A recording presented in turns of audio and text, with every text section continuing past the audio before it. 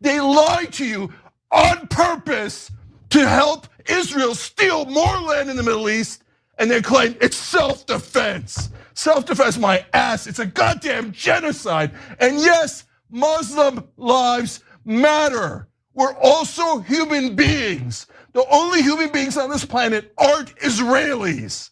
They're not some special benighted superhumans. Oh my God, if they die, we all have to say, oh, we bow down to you. But if Muslims die, right? That's what American media does. That's what American politicians do. I'm so sick of our lives not mattering. I'm so sick of it. I'm so sick of everyone has to grovel to Israel. But the minute you ask someone, can you be a decent human being and care about the Palestinians? They go, anti-Semite. No, F you. You're the one who hates Muslims. And American media, you are guilty. You're the ones who got the whole country, my whole life, to hate me, to hate my Muslim family, to hate all Muslims across the world. You're the sick sons of bitches that called us terrorists when it was Israel attacking, when it was Israel taking land, when it was Israel slaughtering and slaughtering. How many times? Every war, Israel kills 100 times the civilians. This time they kill 1,000 times the civilians. Doesn't count, doesn't count. What does the American media say in their infinite racism? They say it's always the Muslims' fault. It's always the Palestinians' fault. It's the homeless left with Matt Weinglass and co-host Craig Pasta Jardula. Episode 117, Stopping World War III is Radical, with special guest Jose Vega, Caleb Maupin, and an all-new top censored news of the week. And here's your host, Matt Weinglass.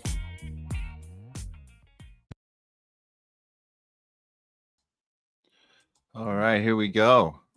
Loving that new StreamYard setup. Always start in the little corner and come out right big for you guys. Here we are. We're ready to go. We're ready to rock and roll today on today's Thursday show, The Homeless Left, a non-tribal approach to news. I'm your host, Matt Weinglass.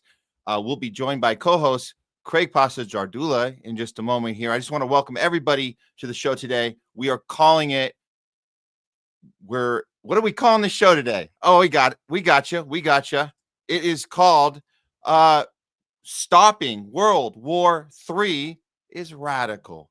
And it seems to be the thing today, that to even say anything about humanity seems to be making you an extremist radical, and specifically an extremist radical lefty communist terrorist supporter. That's all those things. So we're trying to figure out how we can stop World War III without being called those things and just get it done for the sake of humanity. We're going to be joined by special guests Jose Vega, and later in the show, Caleb Maupin as well. So we do have a jam-packed show for you guys today. We're going to get into the New York mayoral Democratic primary win that we saw with Mamdani. We're going to talk about that. We got an all-new top censored news of the week. We also have some Maha updates for you guys.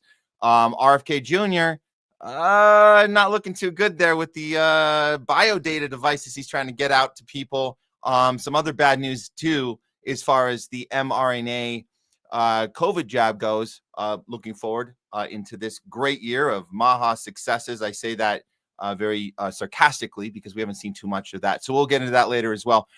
We are now with you guys twice a week, Tuesdays and Thursdays, noon Pacific, 3 o'clock Eastern. We're keeping up 2 shows with you guys because things are happening so fast. So we had to double up the shows. And we do appreciate you guys on all of our platforms. We're on Rumble. That's our main channel. You guys know we appreciate that. And we appreciate Rumble not pulling the plug on us as well. That's important. Even if we're part of the surveillance state and the shadow banning and all that stuff, we have to keep our eye on.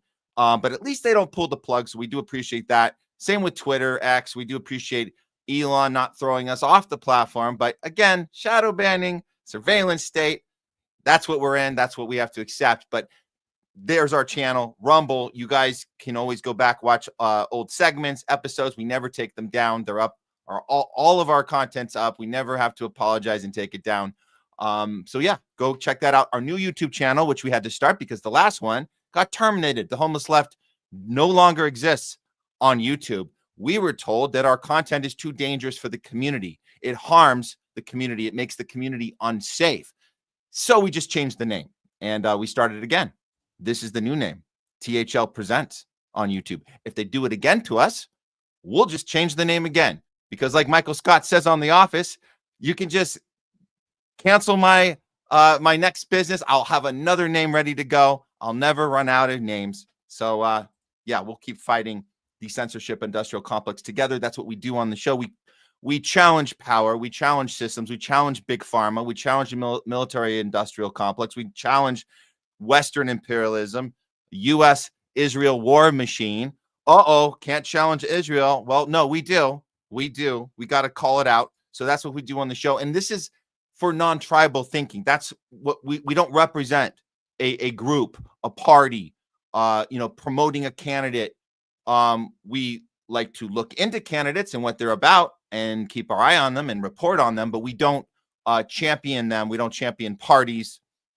We just look at everything from a non-tribal point of view. And we certainly don't champion any mainstream media, that's for sure, because they're all in on it. Propagandists, they're not journalists. They're in the business now of the opposite of journalism. The opposite of journalism is propaganda. You protect the people in power and you punch down at the people. That's what they do. On all the channels, they're all owned by the same people. You guys know that. The same billionaire class owns Fox News, owns MSNBC and CNN, and they just play us on each other. We aren't part of any of that. That's actually why we started this show. It's about being non-tribal and doing real honest journalism. And we can't always know everything the moment it happens, but we look into things, we ask questions, we stay curious. We got to have conviction, of course. We got to have principle. When we don't know something, we take time with it and we let you guys know that we're still looking into it. We'll get back to you. And it's okay to adjust your opinions when you have more information. But the point is you're not protecting power. You're not trying to get your team to win, score a point for our team. Other teams got to lose a point. If you're sick and tired of being told you're not allowed to ask questions anymore, you're not allowed to challenge power, you're not allowed to ask questions to the party or the tribe that you've been part of your whole life. If they're telling you to shut your mouth, get back in line, don't ask any questions, you're helping the other team. If you're tired of that nonsense, well, then the Homeless Left's the place for you. You can be homeless from wherever you are homeless from. We're homeless from the left. You could be from anywhere else on the spectrum. The point is, we're non-tribal. We're open for anybody, anyone, anywhere, anyone that is done playing that game and wants to start using their critical thinking skills again, taking those tribal goggles off and start looking at the world in a better way. Believe me, it takes a lot of weight off those shoulders if you don't have to be representing something very specific all the time, every day. We just represent ourselves, truth, justice, and humanity. That's what we're about. Okay, enough of that. Let's get going with the show. Please welcome back to the show. You guys know him, you love him. Our co-host for today, Craig Pasta Jardula. Here we go. Well, I don't know where the love is coming from, but I definitely know it's not coming from the Republicans because I'm going to put it up on Twitter today. I want to make sure I said it officially here first on the Homeless Left. Thank you for having me on, Matt. The Republicans are retarded. I mean, there are other words to describe them, but the best word to describe them, retarded. Officially, after the Mamdani situation, seeing the way they're acting, seeing the way they're making excuses for Donald Trump bombing Iran, like he's playing some 6-day chess, it's official all the way, retarded. We understand the left is all woke and stupid, but Republican Party, you're retarded. And if you're going to call yourself a Republican, you're retarded. Donald Trump is the head of the Republican Party, so he's the king retard. So do us a favor and stop being retarded, because I don't mean retarded in the medical sense or, you have a very serious problem, medically or diagnosed as retarded. I'm saying in the most condescending way out there, if you're Republican, you're retarded. Stop being retarded right now because our lives are at stake over here. Okay. And I don't want to hear any more about Joe Biden. He's long gone out of office. Stop with the excuses. Stop playing the lesser of two evils argument, because that in itself is retarded. Stop being retarded. Now, not Sorry, all of them but that's the not best all of word to them are describe retarded, them, Matt. right? Apologize. No, but let's be clear. It's not all of them that are retarded. The ones that are asking questions, the ones that are pissed off at the people they vote for aren't doing the thing they voted for, particularly Trump. Those ones, they're not right. That's the point. Is you're supposed No, to. if they're still a Republican, they're retarded. Like if you're still a Democrat, still you're registered, retarded, right? Not a Well- left, not a conservative. You could be conservative. That doesn't mean you're retarded. But if you are a Republican, you call yourself a Republican, you believe in the Republican Party, you believe what they're doing is okay, you are, in fact, now diagnosed from Dr. Jardula, as retarded. Same thing with the Democratic Party. You're dumb, you're stupid, you're woke, you're lame. Both parties, you're delusional. I mean, but you're just retarded across the board. And there's so many retarded things about the Republicans. And the most retarded thing is standing behind Israel's right, they say, to have that land because it was promised to them 4,000 years ago in Scripture. Well, that is retarded. And you're retarded for supporting that. I hear your frustration, Craig, and I'm on board with it. However, I try not to punch down on the show, but I get the frustration. I'm not punching down. I'm trying to wake them up. You're retarded. That's it. I'm sorry. I don't know. I look back on how long I held on as a Democrat. I don't know if it was due to being retarded. I think it was due to I had this hope that Bernie was going to come back with a vengeance in 2020. So I was like, he's got a plan. We were the original 4D chess people before that was a thing, 4D, 5D, 6D. And we thought Bernie was up to that. That's what was happening. That's why he stayed silent. So we hung on. So I don't know that it's being retarded. I think it was that we got tricked, we got captured, and we fell for it. And then we realized there was a moment and then we left, right? Yeah. And then we left. Being retarded. Yeah. We stopped being dumb. Well, maybe they're going through that right now. They're like, time when you got to wake up. Yeah. The Republicans are past that point now. Retarded. Okay. I'm going to double down with you on the part of Zionism. Zionism is freaking retarded. Okay. So that's the thing. There's no exception. There's no way to, you can't justify it to me. You can't reason your way around it. You can't lie your way around it. That is freaking retarded. If you're not that person, if you're not stuck in psychotic Zionist land, you might be going through what we went through with Bernie, and you might be going through the stages of guilt. The stages of grief, right? There's like 7 stages of grief. Everyone goes through them in a different order. Let's leave some space for those people who aren't total psychopaths, who just have to kind of understand that the thing they thought they were part of. And remember, RFK was part of that. A lot of people said, well, he's going to be Health and Human Services. He's not going to do his Zionism. I'm not a Zionist, but I want to go over and vote for Trump because I feel like something in the Maha movement is going to happen.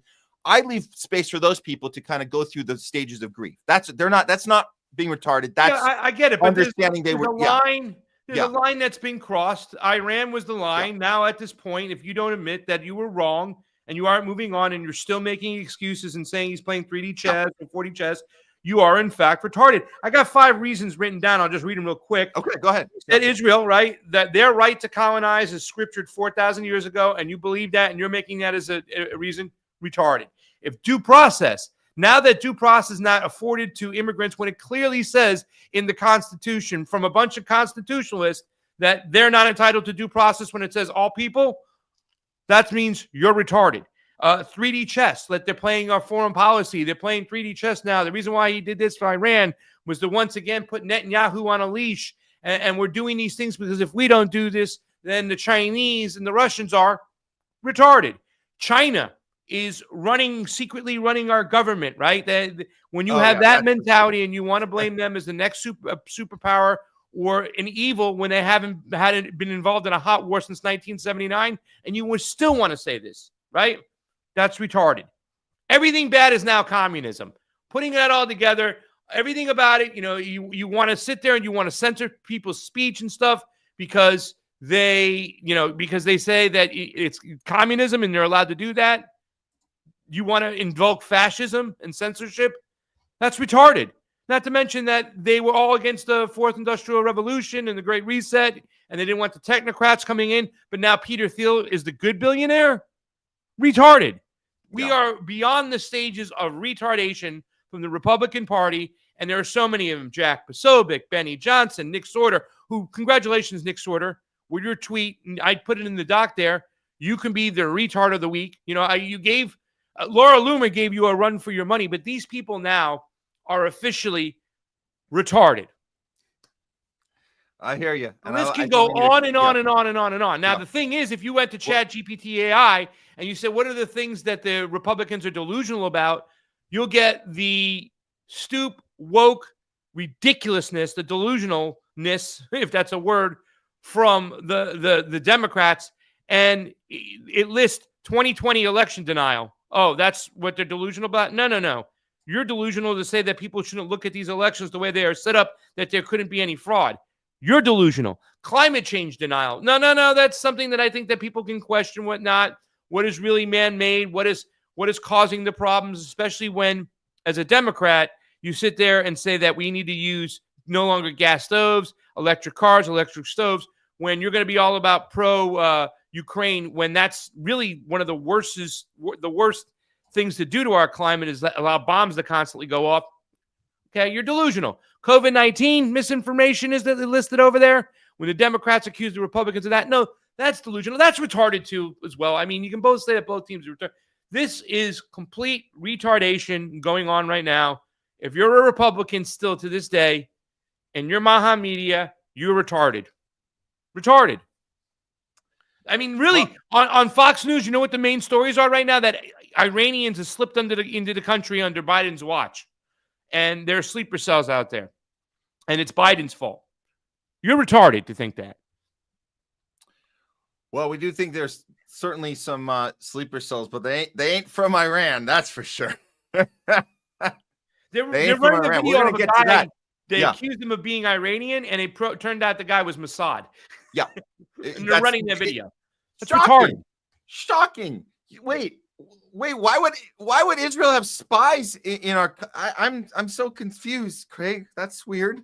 I thought they were our allies. Okay, anyways, let's get to what we like to start the show off on Thursdays with, is top censored news of the week. Let's do it.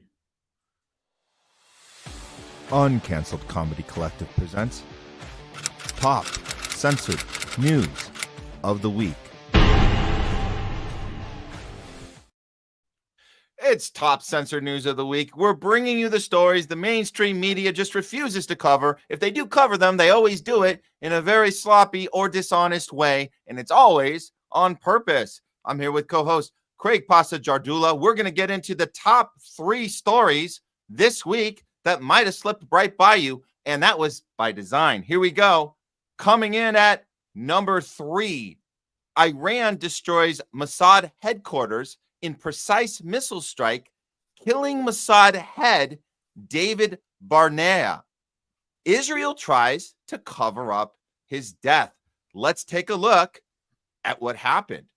Okay, let's see here. We have a little breakdown of the very precise missile attack which occurred. Iran hitting these very specific targets, intelligent targets, one being the Mossad headquarters. Here it is. Done something that was previously unimaginable. In broad daylight, Iran bypassed Israel's air defense systems and carried out hypersonic missile strikes, destroying the headquarters of Israel's intelligence agency, Mossad. I would say this is Iran's biggest achievement so far. The visuals of the destruction that have emerged, just look at them on the screen, and the blast effect was extremely powerful. Watch this video. This very video was initially published by the Israeli media but was later deleted.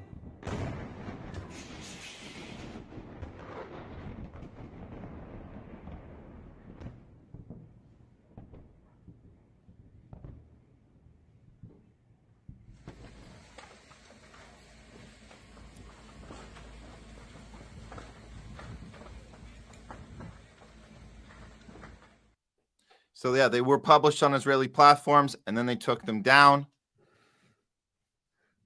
These were all military targets and intelligence targets.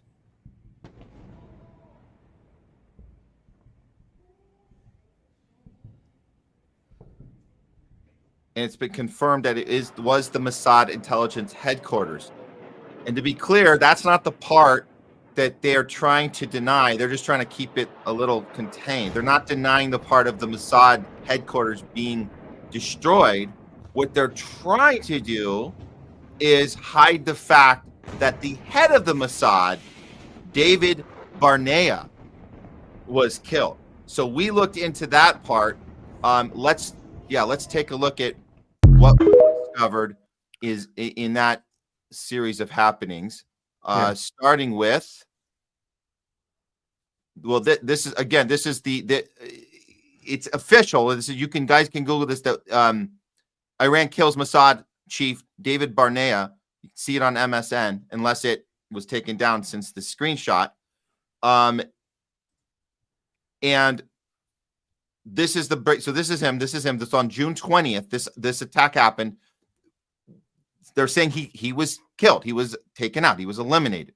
Reportedly killed in this week's Iranian strike on the Mossad headquarters. There's a total media blackout on the story. Iran continues to target Mossad agents and other Israeli terrorists. So what they did as a reaction, we've seen this before. We've seen this little trick before.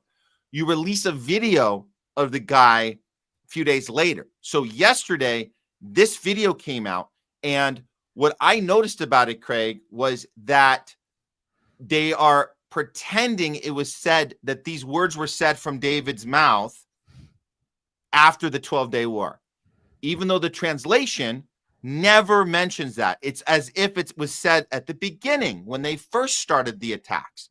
That was my impression. And then there's been many sources that have confirmed that he's actually been killed. So I think it's interesting that they put this video out yesterday and told us he's alive, because otherwise, why would this video exist? And he's talking about the 12-day war. He does not mention 12 days in this. That was before Trump coined it. Here's the translation behind the video. Here you go.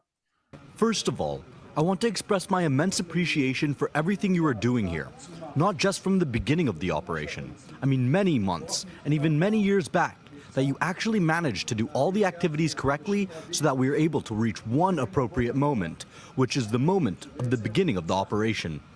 There was not a single person here who was not moved to the depth of his soul, not only because we succeeded, but because we truly understood the magnitude of the hour of the historic moments that we're currently realizing for the security of the State of Israel. I'm sure that none of us will forget these moments. On behalf of all our people, I cherish what you have done. I want to express my appreciation to the Chief of Staff of the IDF, the Military Intelligence Directorate, the Air Force Commander, and the entire force for their partnership with the Mossad in achieving goals that initially seemed imaginary. The State of Israel today feels like a different, safer, and stronger country, thanks to the security establishment. A country that is prepared for the future. I want to express my appreciation and gratitude to our main partner, the CIA, for the joint activity and the operations that were manifested, and also to the head of the CIA who supported the Mossad and conveyed the correct decisions that ultimately made this operation possible. We will continue to keep a close eye on all the projects in Iran that we know in the most in-depth ways. We will be there, and we have been there until now. So this video is circling the internet right now. It's all over Twitter, and you can tell the Zionist account that are tweeting it out are qualifying it and saying he's still alive because he's saying congratulations on the 12-day war. However, this clearly was filmed before that, and the fact that the misleading introduction to this versus with the actual translation, which you guys just heard, say nothing about the end of the 12-day war. So the fact that the reports that he was killed on this Mossad headquarters attack, it was a precise, very precise attack that happened on the 20th. All eyes are pointing to the fact that confirmed by many legitimate outlets that he was actually killed, and they're trying to scramble right now and pretend that he's not. That's our take after doing the investigation. Your thoughts, Craig? Well, I think, why is it important to talk about this or to find the truth when it comes to this particular story? There was I believe it was the Washington Post or the New York Times, I can't remember, but they released a story of a Mossad agent who called an Iranian general threatening to kill him, threatening to kill his whole family. They got supposedly they got the phone call from it, but the Mossad was able to locate a high-ranking Iranian general, and he wanted him to quit publicly. That never happened. But as we know, as this war got started, the IDF, along with the Israeli forces, killed about 60 people just to go after 2 military people, right? And that's been their whole MO.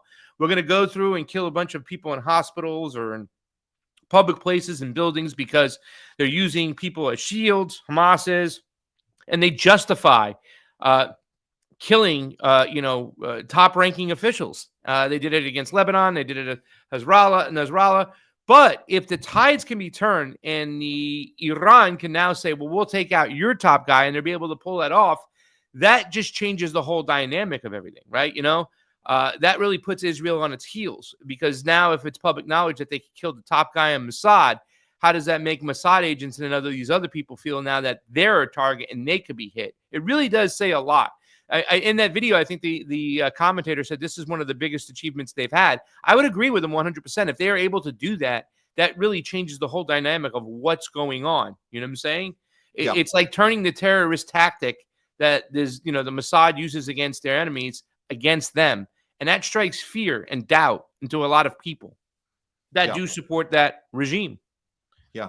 No, and that's the part that I think the Western media machine as a whole does not want that story, that part of the story to get out, that Israel, the US, the West in general has completely underestimated the ability of Iran and the capabilities of Iran. And they did not see this coming. And I think they've had to maneuver through this these last few weeks.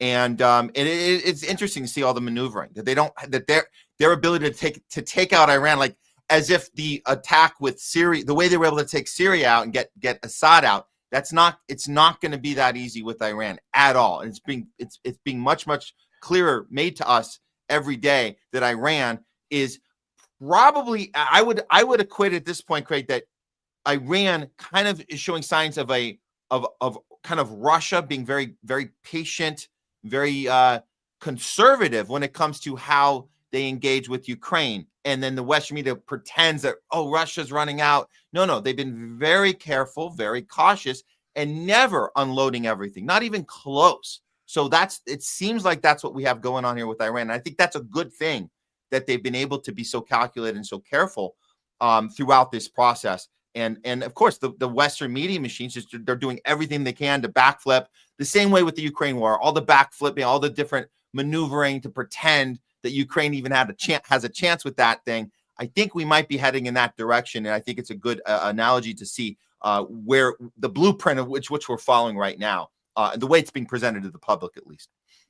So, all right, well, let's get to the number 2 story coming in at number 2. There's a reason why they hit that story too. That could have easily been the number 1 story. That's really big stuff. That's hard to interrupt. Well, yes, no worries. Yeah, all of this. There's so much of it. We go through this stuff, and it's hard to pinpoint what are the most important stuff we can talk to people about in this time frame we have with Top Censored News. But it's a lot of work because the mainstream goes out of their way not to cover these things. So we have to kind of sift through them. So yeah, any one of these could have been number 1, but this one is just as important, and we need to talk about it. Here we go. Coming at number 2, Israeli Zionist tries to kill Iranian baby inside a Moscow airport. Western media hides suspect's identity. Okay. You guys might have seen this video going around Twitter, Instagram, TikTok. It's not fun to watch. It's very, very unsettling. We'll start with some of the initial reports on it, which don't seem to be very exact as far as what is really going on. But again, a report is a report. So let's start with the first report that comes out. The Statesman, a shocking incident at Moscow's international airport. I can't pronounce that one. Left an 18-month-old boy in a coma after a tourist violently slammed him to the ground. The child had just arrived in Russia with his pregnant mother, fleeing conflict in Iran through Afghanistan. Bystanders intervened swiftly and alerted authorities, stopping the attacker. I'm going to play the video for you guys right now. It just warning, it's very disturbing, but it's important you see the extent of the monstrous behavior of this person. We're going to get to who this person is in just a moment. I think we need to just watch this. This is from a airport security camera during the attack. Here we go.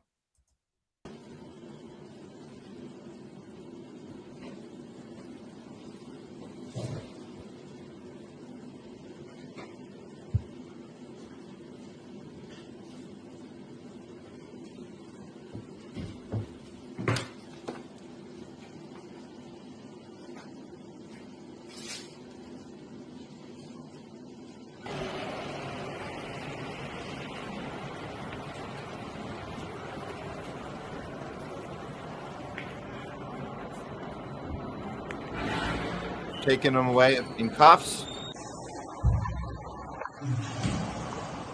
Or he's in the hold. Just slammed a baby into the floor. Body slammed the baby into the floor. Ранее судим. Ошибки совершал. Okay. Присядь. Okay, so what is important here is how the media is portraying this and how people trying to understand what happened, trying to figure out what happened, sharing this around. Again, it's going all over social media right now. It's trying to understand why this happened, what was the cause, what's actually going on. And the problem is that there's too many people trying to pretend that he's not actually Israeli, not actually a Zionist, and trying to blame anybody trying to talk about that part, trying to call them anti-Semitic. And so this is the game they play. But I want to throw this part up here, trying to show you guys what's going on here. So it's a trigger warning. This is from Shani. I'm shaking and feeling sick. The violence with this Zionist, Vladimir Vitkov, picked up that Iranian baby and slammed him down headfirst into the floor of Moscow airport. I can't believe this much of a hate could exist in one person. So he is a dual national, Israeli and Belarusian. Belarus. The newspapers are being cagey by saying either he came from Cyprus or Egypt. So they're not being clear on his dual citizenship. And just of note, Netanyahu is also Belarusian Jewish. Grandfather, and we've covered this, Nathan Milwaukee, figures this man is an IDF sleeper.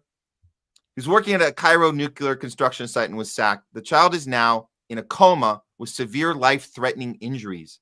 The toddler and his pregnant mom had just arrived in Russia after fleeing the conflict in Iran. So directly related to what we've been seeing unfold over these past several weeks. That's the only reason they're in the airport, fleeing Iran. Vitkov is currently under investigation. So so here let's look at they have this. So Truth World puts this out, or Truth, it's called Truth. I don't know the name. It's in their world section. They put this out. The suspect was identified as Vladimir Vitkov, 31, a citizen of Belarus and Israel. And when he was questioned by the Russian police, he could not explain why he attacked the child. When we look at the people trying to push back on this, like this guy, this is how they do it. They say, oh, no, the baby, the monster at the Moscow airport did not come from Israel. Turned out to be Belarusian, who was fired from his job. And so now you go into the mental part of it. Oh, he was fired. It was a construction plant in Egypt's north coast for drug and alcohol addiction. So that's how they're trying to write this off. And I think what is important, Craig, is that we take an incident like this horrific incident like this, and we see that this is the kind of media spins or withholding of information or talking up one thing and not telling us the other. I feel like they've been doing this thing our entire lives. And maybe now we're more aware of it, because when it comes to, we can't let people know that an Israeli or somebody of Jewish heritage, that they were capable of doing something like that. We have to either play up that it's their other citizenship. What if they're all dual, triple citizenship, or we play up the mental illness or drugs and alcohol. But we don't want people to understand that the way this guy body slammed this kid on the floor, for one thing, it looks like he's done it before. He seemed very conditioned at doing it. So this is why we have to be more suspicious of this type of stuff. And then just somebody posting the truth about his dual citizenship and saying, hey, this guy's clearly a Zionist targeting an Iranian baby.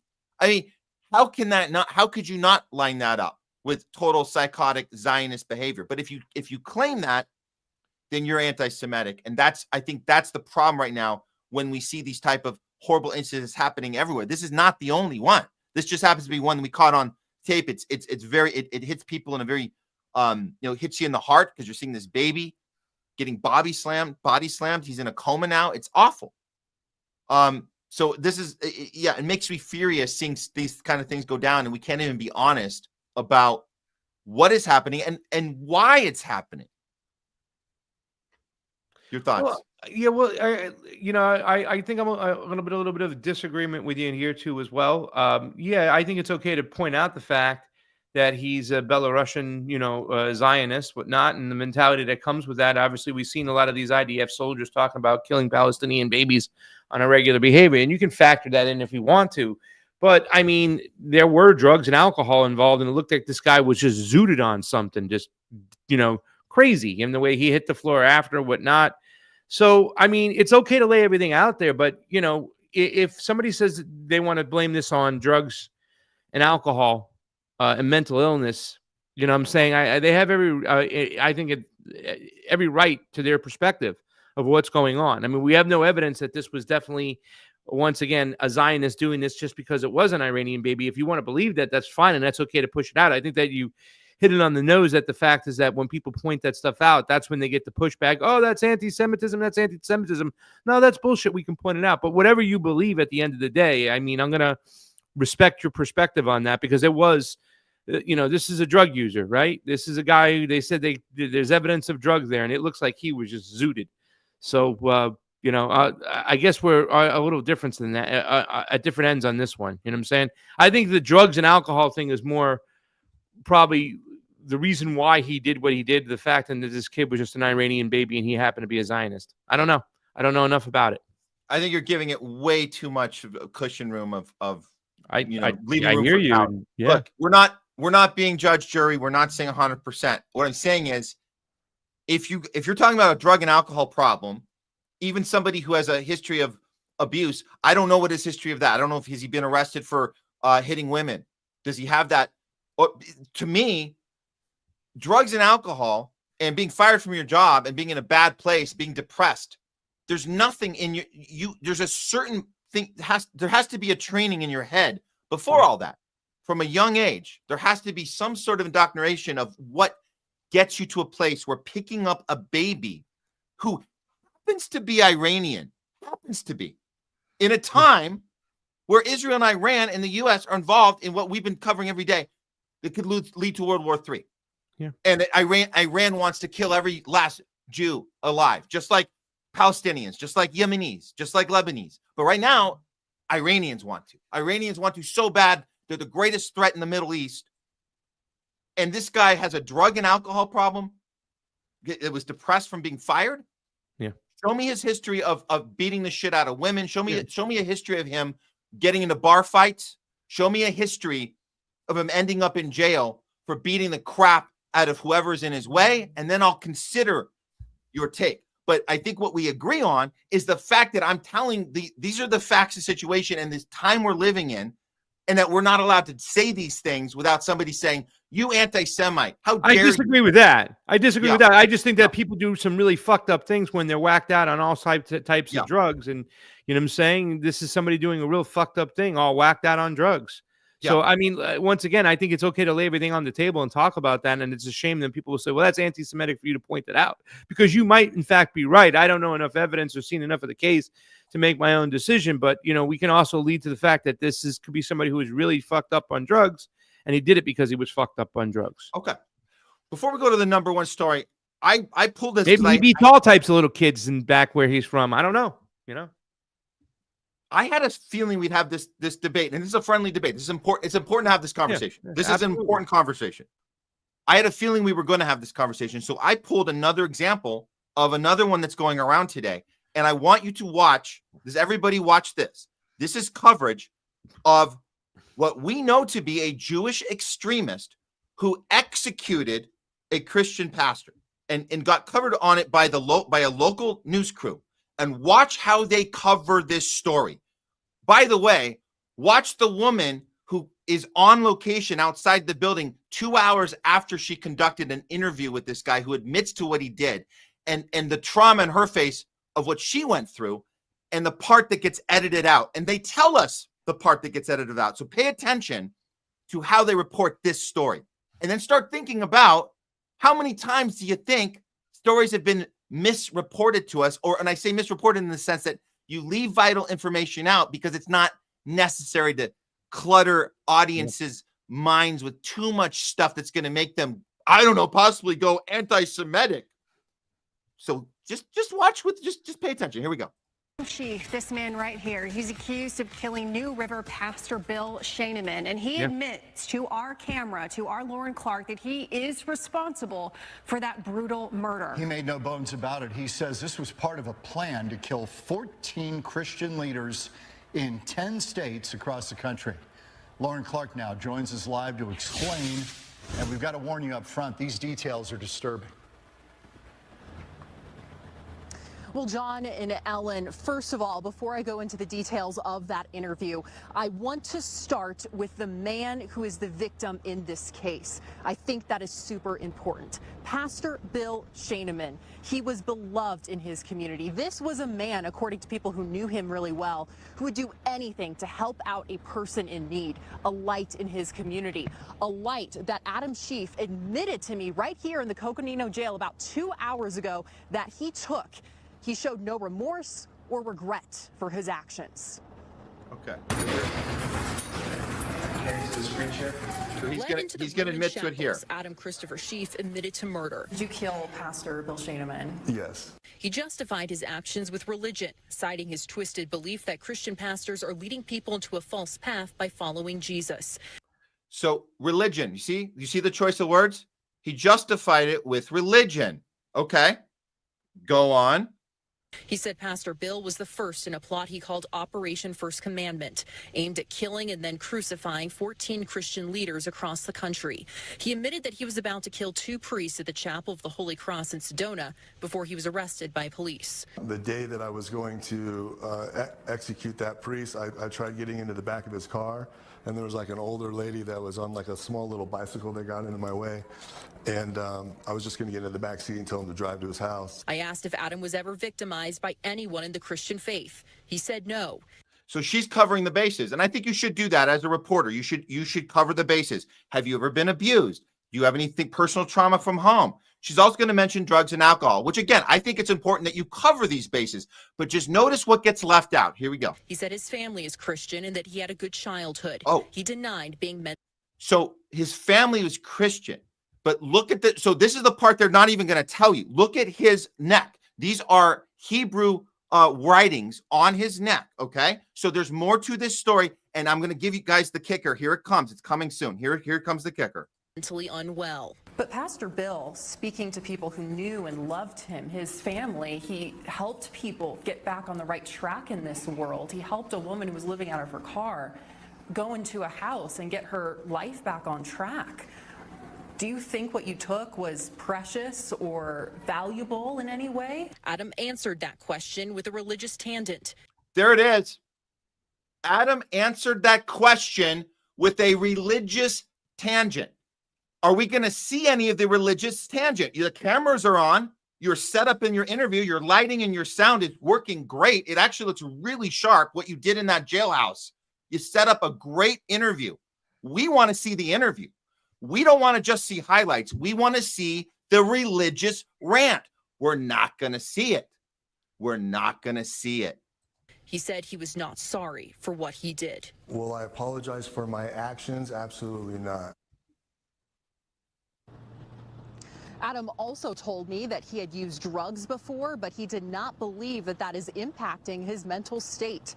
There you go. There's your drug history. But he said, I was not on drugs when I did it. I would do it again. I'm not sorry. I went on a religious rant, but you're not going to air that part. But look at her face. She seems very traumatized. This is 2 hours after the interview. She seems like she needs to take at least 1 or 2 days off of work after this because she's very traumatized. But again, we're not going to see the religious part. She checked every other box. Abuse at home, abused by priests. No. Drug history. Yes. Drugs this day you did it. No. Do you regret it? No.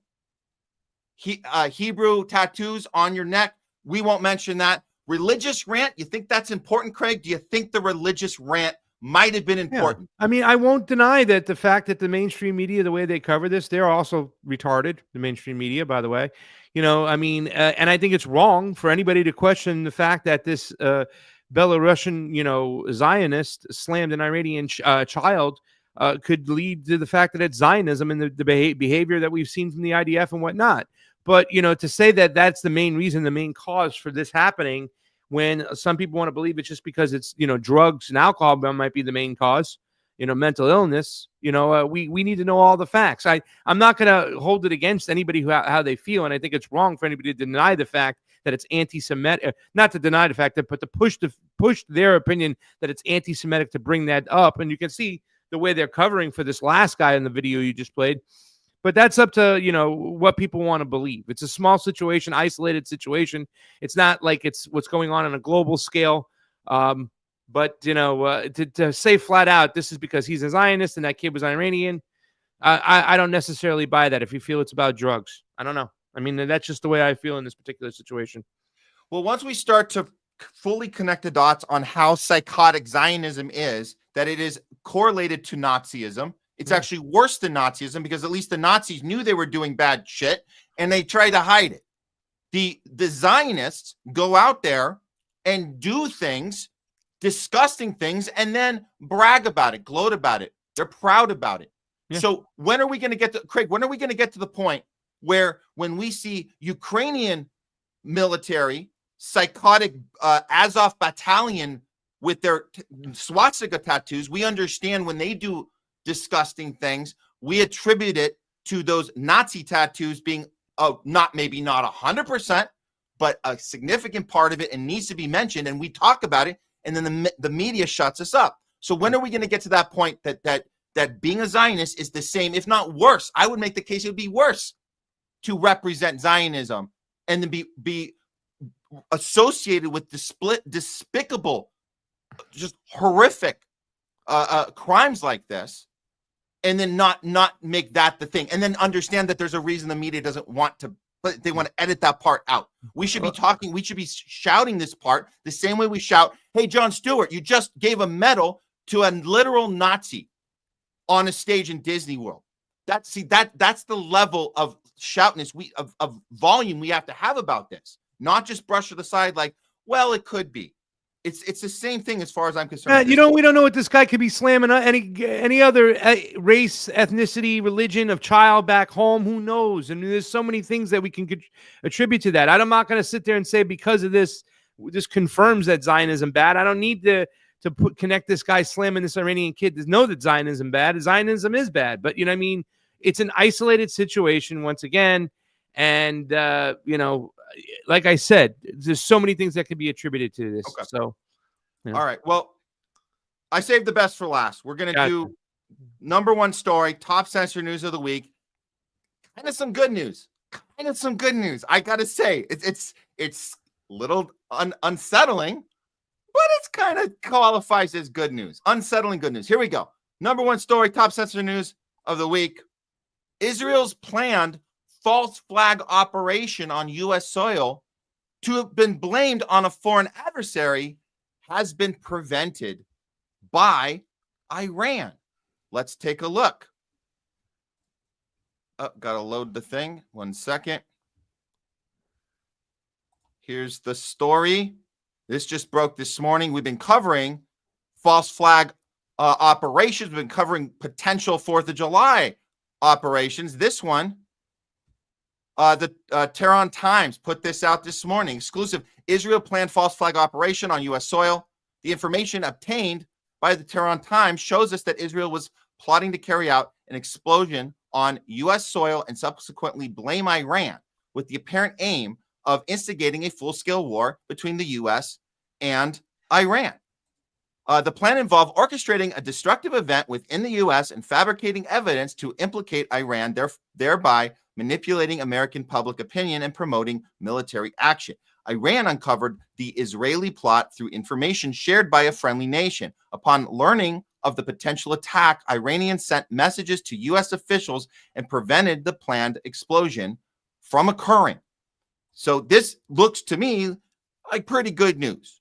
Pretty good news. And we've been covering these false flag operations for several weeks now. We know about the Samson option. We know that, Craig, you know about the Samson option. Israel's last call before they feel they're going to be exterminated. They want to punish their allies on their way out. We know that the 4th of July is coming up, and there's been the Anonymous put out a video saying, be careful. There's going to be something just like this happening. Just keep your eyes open. There's not much we can do, but just be aware that they're going to blame it on Iran. That's what's going to happen. So it might have been averted. That might be good news right now. But people need to know that whether this was going to happen or not happen, these plots and these ideas are out there. And certainly there's been a lot of discussion about 4th of July being a day where something might be planned on this level.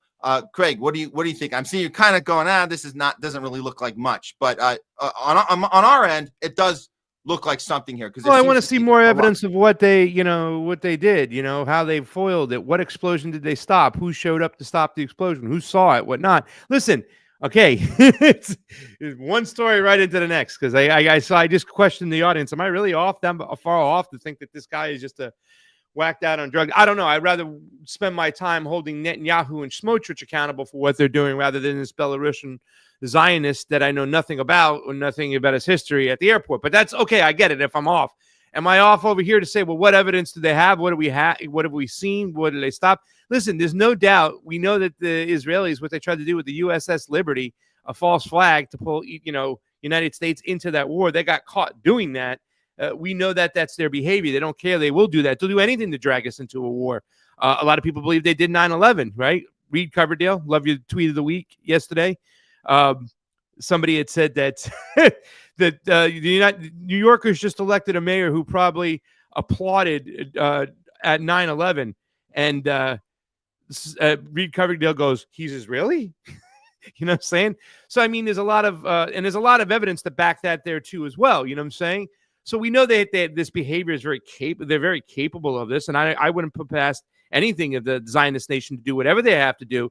Kill Americans, kill Israelis, kill their own people, right? What's the whatchamacallit thing they have where they can kill their own people too as well?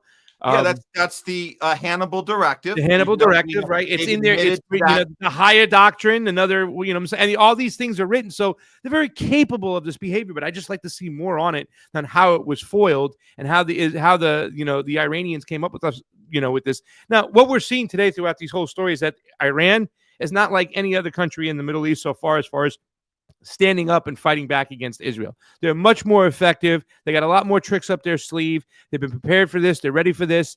You know what I'm saying? They're not going to roll over and just die easy, quickly. So we see that they're foiling things, leaking information, like the story I talked about, the Mossad agent. The way they were able to expose that, they get the Mossad agent and kill the head guy. I mean, there's so much more of a formidable opponent than anybody else in the Middle East because they have that ability. So it wouldn't surprise me, but I just like to see more on this and see what they really foiled and what's going on, to make sure it's just not hot air. So, Okay. We want more info on this as well. I agree with you. This just broke this morning. There hasn't been more than those 2 paragraphs that were shared. But there has been a lot of reliable sources that are sharing out the same thing we just shared with you guys. I think that to end this segment, we'll do people a favor that maybe haven't heard of the Samson option, just to at least understand that our greatest ally, quote unquote, greatest ally, has in their doctrine, along with what you mentioned, the Hannibal Directive, which they did implement on October 7th. It's for the greater good mentality. We are very familiar with that here. What does that mean for the greater good? Sacrificing what's right for something that's more important, right? Sacrificing your morals for what's more important. Sacrificing your own citizens for what's more important. That's the greater good mentality. We do it for COVID. We did it for rig your own election to stop Trump. And then brag about it, like the New York Times and the Washington Post do. You brag about, we did what we had to do. Netanyahu brags about the Hannibal Directive. We do what we have to do. How else are we going to get? We got to take out these terrorists. How do you do that? Well, sometimes you got to lose a few. Sometimes you have to take out your own allies. So that people need to know Samson option exists. I'm going to throw that up here right now, and then we'll call it a day on this. But you're right. We don't have enough details on this right now, but there's been plenty of people looking into, and I'd say specifically about 4th of July. This is the thing that we're counting down to. We're less than a week. We're a week away from 4th of July. And the fact that this broke in the Tehran Times, I think it's something, and it was worth putting at the #1 story, just to let people know that this is the conversation is happening right now, and there's a reason they're happening. Here's some more perspective for you guys. And I'm grabbing it as I'm talking, so let me make sure I get the right file. This is the Samson option. We've known about this. The great Seymour Hersh was the first to uncover this. It was several years ago, but it does come into play right now with all this stuff going on with Iran. Like I said, 4th of July coming up in a week. So this is the Samson option. It's literally in Israel's own doctrine of nuclear doctrine, whatever you want to call it. It's written down. And it's very specific, too, about the 4 cities it's going to annihilate in the U.S. Here, check it out. Have never heard of the Samson option, but it's not a secret. It's on Wikipedia, in Israeli media, and it was first exposed by Jewish-American journalist Seymour Hersh, the same Pulitzer Prize winner who uncovered Abu Ghraib. The Samson option is Israel's last resort nuclear doctrine. If the state faces collapse, it won't just strike its enemies. It plans to strike major world capitals, not just Tehran or Damascus, but Washington, D.C., New York, Paris, Berlin, even cities in the countries that fund it. Recently leaked Israeli documents list these exact targets, confirming what Hersh warned about decades ago. This isn't a defense policy. It's global blackmail. A doomsday doctrine where the entire world becomes collateral if Israel falls. Iran has never threatened to nuke its allies, but Israel has, and still might. So ask yourself, if any other country had a doctrine like this, would we call it a democracy or a threat to civilization? The more you know, the more you know. So, yeah. Okay. Look, And it's we'll written. keep- It's written in their laws, dude. We know how psychotic they are. Right? It's crazy. Yeah. You know, we just once again, you got to see more. We just got to see more evidence of these things to Okay. kind of confirm them. Well, we'll be staying on this. Anything more that develops in this area, especially over the next week leading up to 4th of July. So we'll let you guys know if we find out anything else. But we just wanted a small little victory, even though it's not much to report on. But that should do it for this week's top censored news Of the week. You get the retard of the week. Yeah. Well, you're working on it. Work in We're gonna work progress. on that. Okay. Okay. Well, we're excited for our first guest coming in. While you introduce him, I'm gonna go grab something. Come right back. Oh, go ahead. Go grab. Come back. There I go. Big Matt there. Okay. We'll do this. Okay. I want Craig to be here. You know what? Let me do this. Actually, what the hell? Let's just get him in here. Craig will be back with us. Get into this conversation. We were excited to have this conversation. We finally lined our schedule up to make this happen.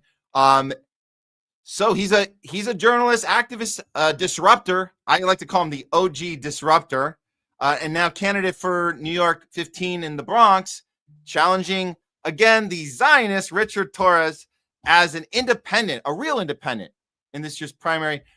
Please welcome back to the show, Jose Vega. Howdy. Jose. Thanks Hi. for being back on the Homeless Stuff, man. I'm happy that you're here right now, especially in these crazy times, and especially what's going on in New York City right now. How is your campaign going? And I want to ask you, we're gonna get into Mamdani first, but I first want to ask you, how is everything going with your campaign against the Zionist Richie Torres right now? Well, we are actually out in the streets giving out leaflets and out with signs, still trying to raise the consciousness about the fact that we have a deranged president right now who's making all kinds of terrible decisions that will probably push us into a nuclear war. That's what we're focused on right now. And also the fact that we're still plunging into this technocratic fascism through elements like Palantir that have taken over just large swaths of our policies that are currently centralizing Americans and non-Americans' data so that they can influence people and make decisions for them. And they want to do that probably starting, within the next 2 years, when they're going to actually start rolling out, how they're going to start influencing people. Not that they aren't already doing it, but we're going to see it on a absolute mass, giant scale. So it's pretty scary times right now, and that's kind of where my campaign is focused on right now. I haven't commented too much on the mayoral race, other than I think, is it a net positive? Yes, although I can't wait for Pasta to come back, because I'm sure he'll tell me all the tea on Zoran being a Disney actor, which I did recently find out. His mom, he quoted himself saying it pays off to be a nepo baby and hardworking. His mom, of course, was the famous director who made Mississippi Masala, and his dad's an academic. And, a lot of people are saying Obama 2.0, AOC 2.0. Quite frankly, I think the fact that he was able to win anyway might be a victory, and it shows that there is a population that is tired of people bending the knee to Israel. But, it's almost kind of comical.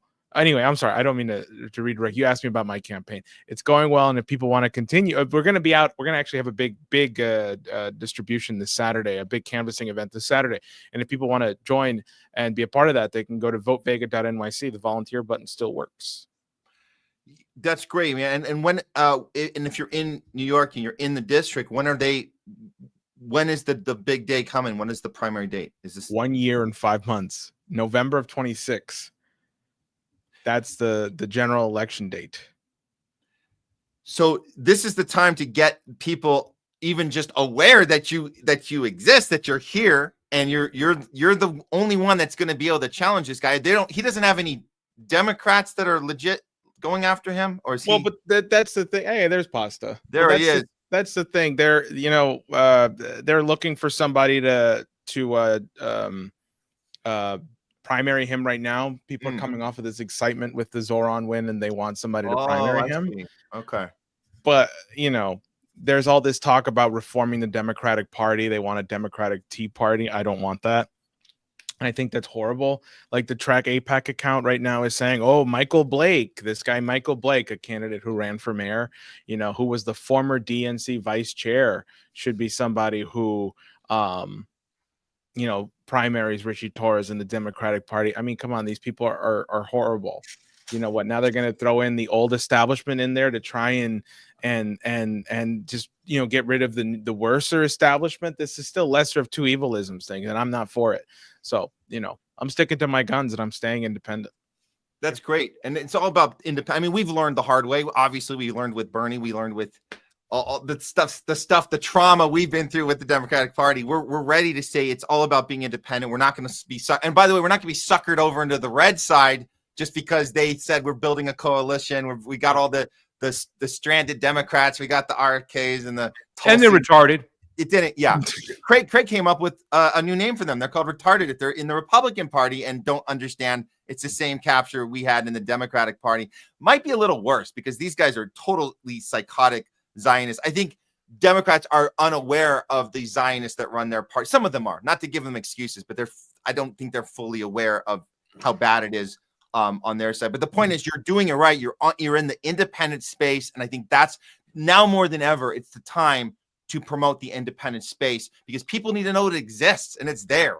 And even just for a state of protest, it's the way to go. You don't protest by going to the other party. You find a way, a voice, the message that's closest to your heart and your beliefs and your needs. You find it in the independent space, and that's why I think it's so important what you're doing, Jose. Let's get to the Mamdani thing, because I think that there is an important conversation to be had here, and I do think Craig's going to bring a good nuanced perspective, because we did speak before the show, and I did appreciate he does actually have a perspective on this. I think it's worth let's look at that. Let's look at this. Okay, so we'll break this down, and then we'll see how this affects the rest of the voting population beyond the local level, national level, and then what comes on from there. But here's the news from AP after he got won the primary here. AP saying Democrats are fret about national fallout after Mamdani stuns in New York City. The stunning success, Mamdani, 33-year-old self-described Democrat socialist in the race for New York City mayor, has exposed the fiery divisions plaguing the Democratic Party as it struggles to repair its brand nearly half a year into Trump's presidency.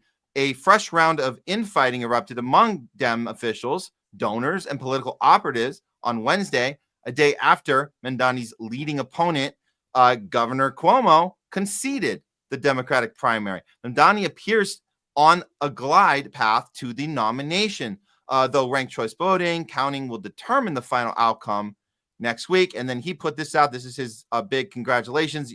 In the words of Nelson Mandela, it always seems impossible until it's done.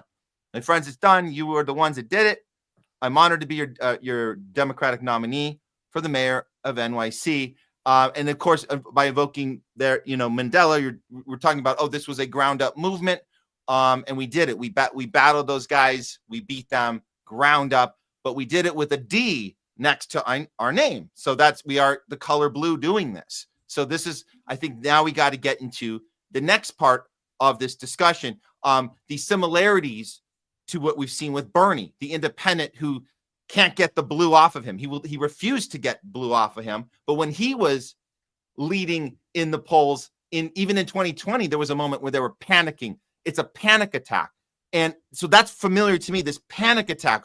What are we going to do? The Democratic Party is going so far left. It's become communist, socialist, and now they are terrorist sympathizers. That's the other part that we add to the mix. That's worse than when we were with the Bernie part, where they were freaking out. Oh my God, we got this guy. He's taking the party hostage, and he's going to go off the left, just completely off the rails. I'm going to play. This is the panic attack we saw right before he got the primary. So you guys understand, like, this is, and some of this could be fake, it could be real, but this is what they're trying to present to the public, that there is panic going on with this radical lefty who is for humanitarian issues, doesn't want a genocide to happen, refuses to bow down to Israel. This is how upset they are about it. About how there is, dare I say, like a little bit of a panic attack happening, I think, in the business community about how close to the wire, down to the wire this is going. I think that the business community was hoping for Cuomo to win, and now this avowed socialist is, at least from Polymarket and Kalshi and some of these other polls and things, either very close or in some case winning. What's going on inside the minds of the CEOs that work with you? Well, I think they've noticed there's a race, and they're not terribly happy with the direction it's going. That would be correct. Is that the polite way to put it? Probably so, but terror would be perhaps more accurate. Terror. So invoking terror. This might be worse than the, oh my God, Bernie is going to destroy the party with his radical lefty ideas. This might be worse, but let me throw it to you, Jose. Is this legitimate panic, and is this a legitimate milestone, a win for real leftism, real humanitarianism, a moment of saying no, we don't bow down to Israel? Is this a real win, or is this theater that might be about keeping people in the Democratic Party, people who are thinking of leaving or people who had left? They're coming back for this. What are your thoughts? First of all, Zoran comes from a Nepo baby background that he doesn't hide. He's a Nepo baby background. You know what that is? You don't know what that is? How old are you? 52. Jesus Christ. Come on. A nepotism baby. Short for nepo, meaning his parents, like his mom is a director, a Hollywood director. Okay. Dad, academician, Zoran, his mom directed some Disney movie where she starred her son in it, or at least put her son in it. He's an actor, and then he became an assemblyman. He's somewhat independently wealthy, I believe. That being said, it's almost kind of comical on retrospect that it's almost like this was handed to him on a platter, that his biggest competition was this guy who groped 13 women and he called them all liars, and this old creepy guy.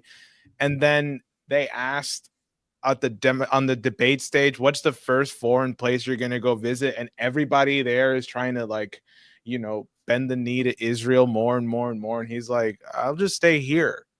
That's like, why, that's just so common sense, of course.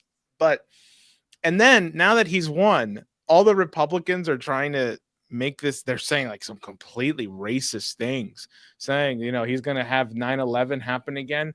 It just seems too perfect. It seems too curated. It seems too good to be true. Conspiracy theorist. Which is like, but at the same time, I want to have hope. He's going to be my mayor. And, if he is my mayor, fine. We will see what happens. First of all, I'm not against public supermarket. I was on Redacted earlier, and I said, I don't disagree with some of his policies. And then they were like, socialism is bad. And I was like, oh, Redacted? Redacted. Of course. What's wrong with Redacted? What is this? Well, no, Clay and his wife, right? That Redacted. Yeah, they're anti-socialist, anti-communist for hardcore. That's the one part. The one thing I don't like about them, and I've been on crosstalk with Clay, and we agreed on almost everything on that show. But I mean, that's another thing that really makes a lot of the Republican Party people, and I think they're more independents, but that's what makes a lot of Republicans retarded, is that they just kind of like everything they think is bad is communism or socialism. And really, we're living in a quasi-socialist environment. We are a capitalist nation, but we have Social Security, public roads. We have a lot of socialism embedded into our, society. And I think that I don't want to get too far off. I want you to finish your thoughts, because you're hitting on so many things that I've talked about. I mean, I made a list of 4 things, and you've already hit pretty much all of them. You know what I'm saying? This is a great opportunity, I think, to talk about socialism versus capitalism, right? The problem is that we have this mentality that you have to go on one side or the other. You have to pick one side, socialism or capitalism. I think we need to get a little bit more in depth, and that's why I'm happy that Caleb's coming on the show today, is because, for instance, they're like, Pastor, are you a socialist? And I say no, but I do believe central planning could work. I do believe we are one species on one planet that's got to play nicely in the sandbox. This is something I love about the LaRouche people and stuff like that, is they believe these certain things can be, can be obtainable. Does that mean you're a full-blown Engels or Marxist socialist? No. None of these kids in the street who call themselves socialists, not many of them, really even know who Engels is and are not ready to swear by the Communist Manifesto. However, they do want to see a society where the corporations aren't robbing everybody and they have a good workforce, a decent standard of living, healthcare, and housing. They want that, and they believe that through central planning and certain governmental programs, that could be obtained. They believe that they're more compassionate. Are they a little naive? This is where the conservatives come in, where they say, okay, they want that too, but to think that too much centralized power is a way of that's happening, it's quite the opposite. That's what they're saying. They have a point, right? So even though they believe in capitalism and free markets and stuff, there's still a lot of these capitalists out here that are on Social Security and getting a check, and they get to enjoy a lot of things that socialism does provide, like a fire department in case their house gets burnt, or cops to show up when it gets robbed. So this conversation right here from Zoran Mamdani winning is important. That's something to interject. It's not the biggest point, which you have pointed out, which is the fact that the anti-Semitism shame game is not going to work anymore. And I mean, it's more than just a feeling that, oh, that's great, that's not going to work again. I believe there's a lot of people out there who have always been silent and quiet and not wanting to get involved in the discussions or let their feelings be known, because it is a Zionist point of view or a Jewish point of view, and they were afraid to push back against that because they would be called an anti-Semite. Well, that has now been watered down tenfold after Zoran, winning. And that's if, in fact, I'm saying, did he really win? Because if they let him win a New York primary and a very controlled election system, and the ballot access issues, the counting mechanisms and stuff. I mean, the last time that Mayor Adams won, they said that like 100,000 test ballots got into the system or were counted. There's so many different flaws there and stuff like that. The two things that we say we can now enjoy, the anti-Semitism shame game getting watered down, the socialism talk versus capitalism talk on the table. Maybe we can have conversations about that because people are talking about that too as well. You saw the news person say a socialist. But, the belief in the Democratic Party is coming back is the point we have to go and say, no. We have to realize who this cat is, who pays him, what not. And him winning, he's already, in my mind, he's made a backdoor deal with Wall Street or whatever to have certain things in play and then never push too far or go too far. So, all right, we're okay. See, we're on the same page because I understand like it is a very nuanced thing with Zoran winning because but that's my fear is that he was allowed to win so that the rest of the country can look at use New York and say, oh, see, look, the deranged leftists are electing a socialist communist and that's why they allowed him to win so he can be the sacrificial lamb. And then I also have to ask myself, but wait a minute, why is Laura Loomer and Charlie Kirk really ramping up? Another 9/11's coming. Another 9/11 because they're retarded. No, but beyond, I might need to swap a battery out, so you may lose my image here in just a sec. But they called out the media for saying that Trump was going to bring in Nazi-like changes and saying that that's what motivated the assassination attempts against him. They're doing the same thing right now to Zoran by saying he's going to cause another 9/11. These people are deranged as hell. Yes. For saying that shit. That's the fourth point, by the way. That's the most shocking point is that they have been openly, you want to change your battery? You can do that. They've been openly racist to the nines. That much over the top, ridiculous, calling him a jihadist, Nick Sorter saying some crazy stuff, Benny Johnson, Jack Posobiec, Laura Loomer. All these people, they've exposed exactly who they are.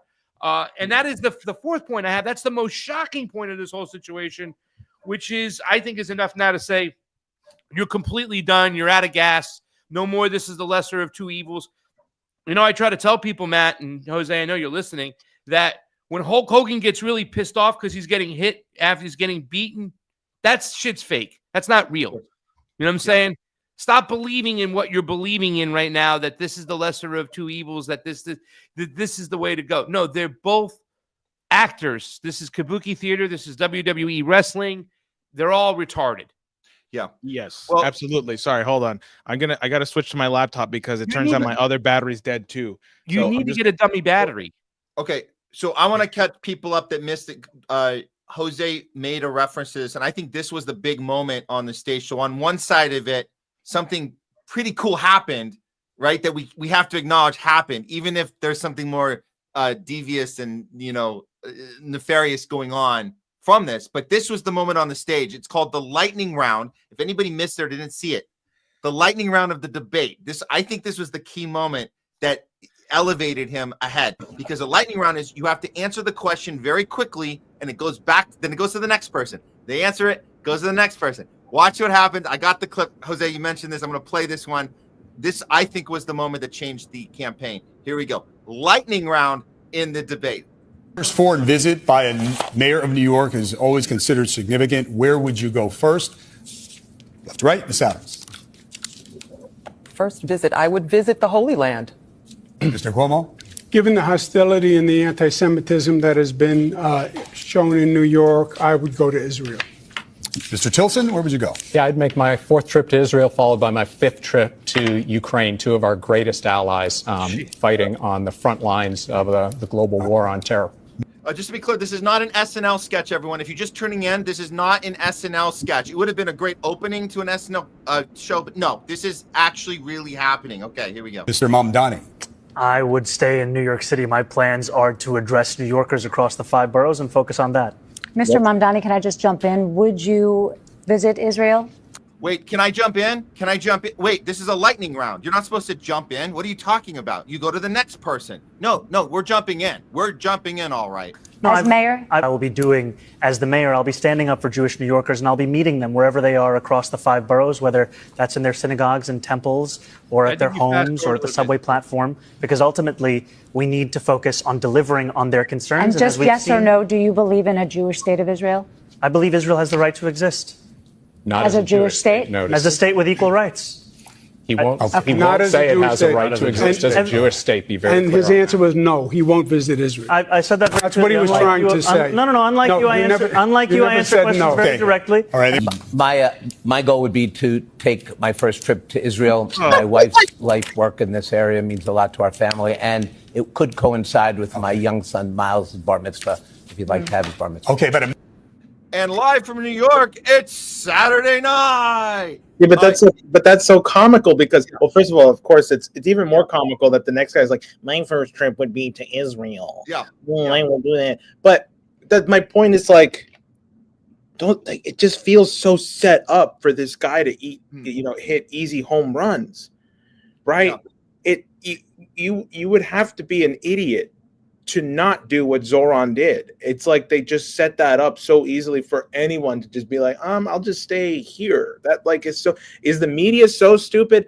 I don't know. That they would just give him this easy win. I just don't know if I can trust Zoran. No, you can't. You can't. They're going to set him up to be the first Muslim American head of the ticket to run for president of the Democratic Party. That's what this guy is being set up for. He understands the political environment. He knows how to navigate it well. Even that answer, I believe it has a right to exist as a state with equal rights, because a lot of people in the movement are done with this conversation and this argument about a two-state solution. The majority of people who are fighting for the Palestinian movement don't want a two-state solution. That's what they feel that they have somewhat right now, and it's just going to be the oppression of the Israelis against the Palestinians. They want a one-state solution. I mean, I know a lot of people on the left want right of return, and they want to give the land back over and stuff.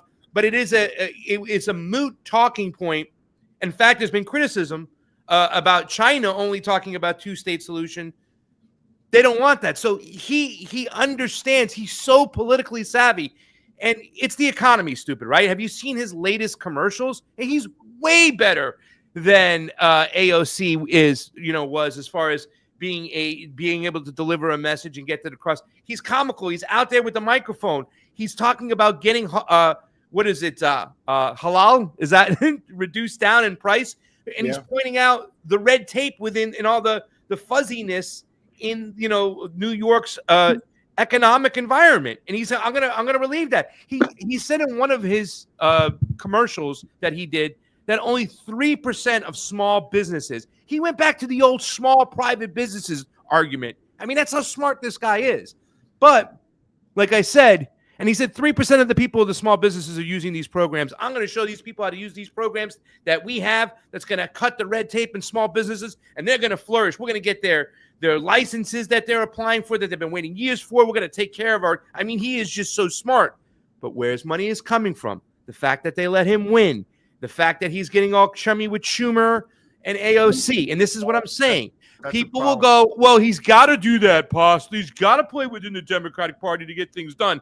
Like the game is 3D chess, that he'll say these things. He'll appease Chuck Schumer. He'll give the thumbs up and say AOC is great. He'll go on Jen Psaki and stuff like that. But when he gets in office, he's going to be a free roller, freelancing. Look what we have with Tulsi Gabbard and RFK. The way they were in their hearings is how they're behaving now. There was no 3D chess. When they show you your true colors, that's who they are. He's still a Democrat establishment lackey, and they're setting this guy up to go far. He's even better than Obama right now at his stage where he's at than where Obama was when he was a junior senator in Illinois. This guy is on par. He knows how to market. But don't be fooled. Who's giving him his money? Where's he coming from? And we haven't even cracked the surface of his COVID stance. And we'll get to that soon, too, as well as we see a lot of that stuff coming out. I think they're trying to hide a lot of that stuff, and he's staying silent about it. but that's going to be something really out there. From what I understand, and I haven't gotten a source, is that he doesn't want to reinstate those New York workers who lost their job because they refused to get a shot and not give them the compensation. I don't know if it's true. I'm looking for a source, but from what I hear is that he is not going to do that, and that's a big no-no. So before we get to, and I want, Jose, your response on this, but we don't need actually a crystal ball to look ahead and predict what he's going to do. It seems like he's already doing these things now before he gets in. And so Craig, your co-host, friend of the show, Fee, she tweeted this out. This is breaking, color me shocked. Zoran Mamdani, who managed to get people finished with the Uniparty back cheering for Dems because he didn't bow down to Zionists, is now proposing an 800% increase in funding for hate crime prevention programs for the fearful Jewish folk and anti-Semitism. Here is it right out of his own mouth. New Yorkers, like Jewish Americans, are fearful in this moment of anti-Semitism. They're fearful, especially after the horrific attacks that we saw in Washington, D.C. and in Boulder, Colorado. And they're fearful also in conversations that I have heard myself about life in this city. I spoke to a Jewish man in Williamsburg not too many weeks ago who told me about the fact that he now locks the door that he used to close, that he used to keep open for years because of a fear of who may come in. I spoke to a friend of mine after October 7th who told me about going to his synagogue for Shabbat services and hearing the door open behind him and turning around with a tremor going up his back, not knowing who was walking in and what they wished for them. Just to be clear, he gives two examples of people's feelings and fears, but not actual incidences. Just, I feel like, and this is, by the way, this is the justification for the genocide in Gaza. It's, we have to kill them before they want to kill us. Well, you actually are killing them. You're murdering them. You're destroying families. You're destroying everything. They're tearing limbs off of children.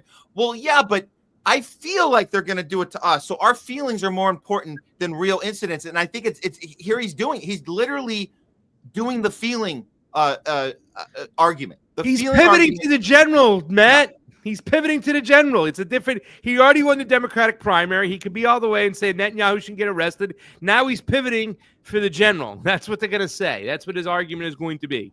So this isn't good. So he won't go visit Israel, but he'll do all of the policies that New York needs to push up this 800% increase in whatever this hate crime funding is, which is to support the Jewish population. Obviously, it's the largest population other than Israel, and we know. But with that said, his policies are gonna reflect the thing that he was fighting against anyway. So what are we even talking about? And like you guys said, the cozying up to Schumer and the cozying up to AOC. What is even going on here? What are we even talking about anymore? I don't know. It was sad for me to see that transpire early when he hasn't even gotten in yet, and he's already doing. We got to help out this Jew hate. That's the number one problem in the city is Jew hate. Well, I don't know. To be fair, he might have been cornered in that interview. I mean, he's going to get a lot of that right now. Okay. Because I do think there is an old guard Democrat establishment that is going to try and gasp and say, forget this. I mean, they're going to try some play with Eric Adams here. I mean, the way I see it, he's running for mayor. I mean, it's a municipal government at the end of the day, not federal policy. And I think there's a bigger kind of issue here. You guys won't disagree with me when I say that Palantir is currently running a lot of our policy and surveillance state right now, and COVID was a big excuse to allow for the intrusion of surveillance state tactics to monitor people's medical records, because Palantir, I believe, was collecting a lot of this data and sorting it out now. So we are descending deep into a fascist state right now that's being run by our Silicon Valley overlords. All right. Zoran and people who are running for state and local government like to say, we need to make childcare more affordable. We need to bring public supermarkets. I'm not against that stuff. But that's like saying, let's make the boxcars to Auschwitz more comfortable, but it's like, well, wait a minute. Whoa. Where are we going? Where's this train heading? That's the thing I'm worried about right now. Where is this train heading to? And you should be worried about that. But this is like, listen, as a journalist, they say, okay, Pasta, you really shouldn't be endorsing any candidates and stuff like that. And I know what people are talking about, like the fact that I'm endorsing you or I support you or I'm behind you. And And well, not openly. Everybody knows that. I mean, because you're my friend, because I believe in what you stand for, right? No, because I believe in what you stand for, and I believe that you are the best candidate, and I believe that you understand. You know what I'm saying? Come on, make it official, Look, Craig. You're doing it outside the two-party duopoly, and that what has to be understood. No matter what Mr. Mamdani says at this point, nothing can be accomplished within the two-party duopoly. They'll not let you win. They control the election systems. They wouldn't let you win unless they knew you were going to play ball. So, like I said, they're setting this guy up to be the first Muslim American, top of the ticket to run for president of the Democratic Party. That's what they're setting this guy up for. I don't know if they'll let him win, but if he is completely, I mean, the crazy thing is he's the only one who took the anti-Zionist stands and said he would have Netanyahu arrested. He did that during the primary, but every single other candidate on that stage was all about kissing Israel's butt, right? So it left the door open for him to win. But now, at this point right now, what they're trying to say is that he's pivoting. But like I said, these elections are already kind of captured, and it's not going to be that different than a Republican. They're going to give you different window dressing, but we also understand who also runs New York. It's Wall Street, and it's Wall Street and the military-industrial complex and all the big businesses and big pharma. They control New York. Nobody does anything in New York without their say-so. So it's just smoke and mirrors, and we got to be prepared for this whole let's sheep herding people back into the Democratic Party, because I think they found their guy. Yeah, there's a Twitter account. There's a Twitter account called the Democratic Tea Party, and they just followed me, And so right now, like I already can tell there's going to be a lot of pressure for me to try to drop out or be a Democrat in this race, because they want to get Richie Torres out so much. I'm making a declaration. I'm here to stay. I'm not going anywhere, first of all, and secondly, people should help me in my campaign. That I think if people actually want to see a real independent win for the anniversary of the founding of our country, 250 years next year, they should get involved with my campaign.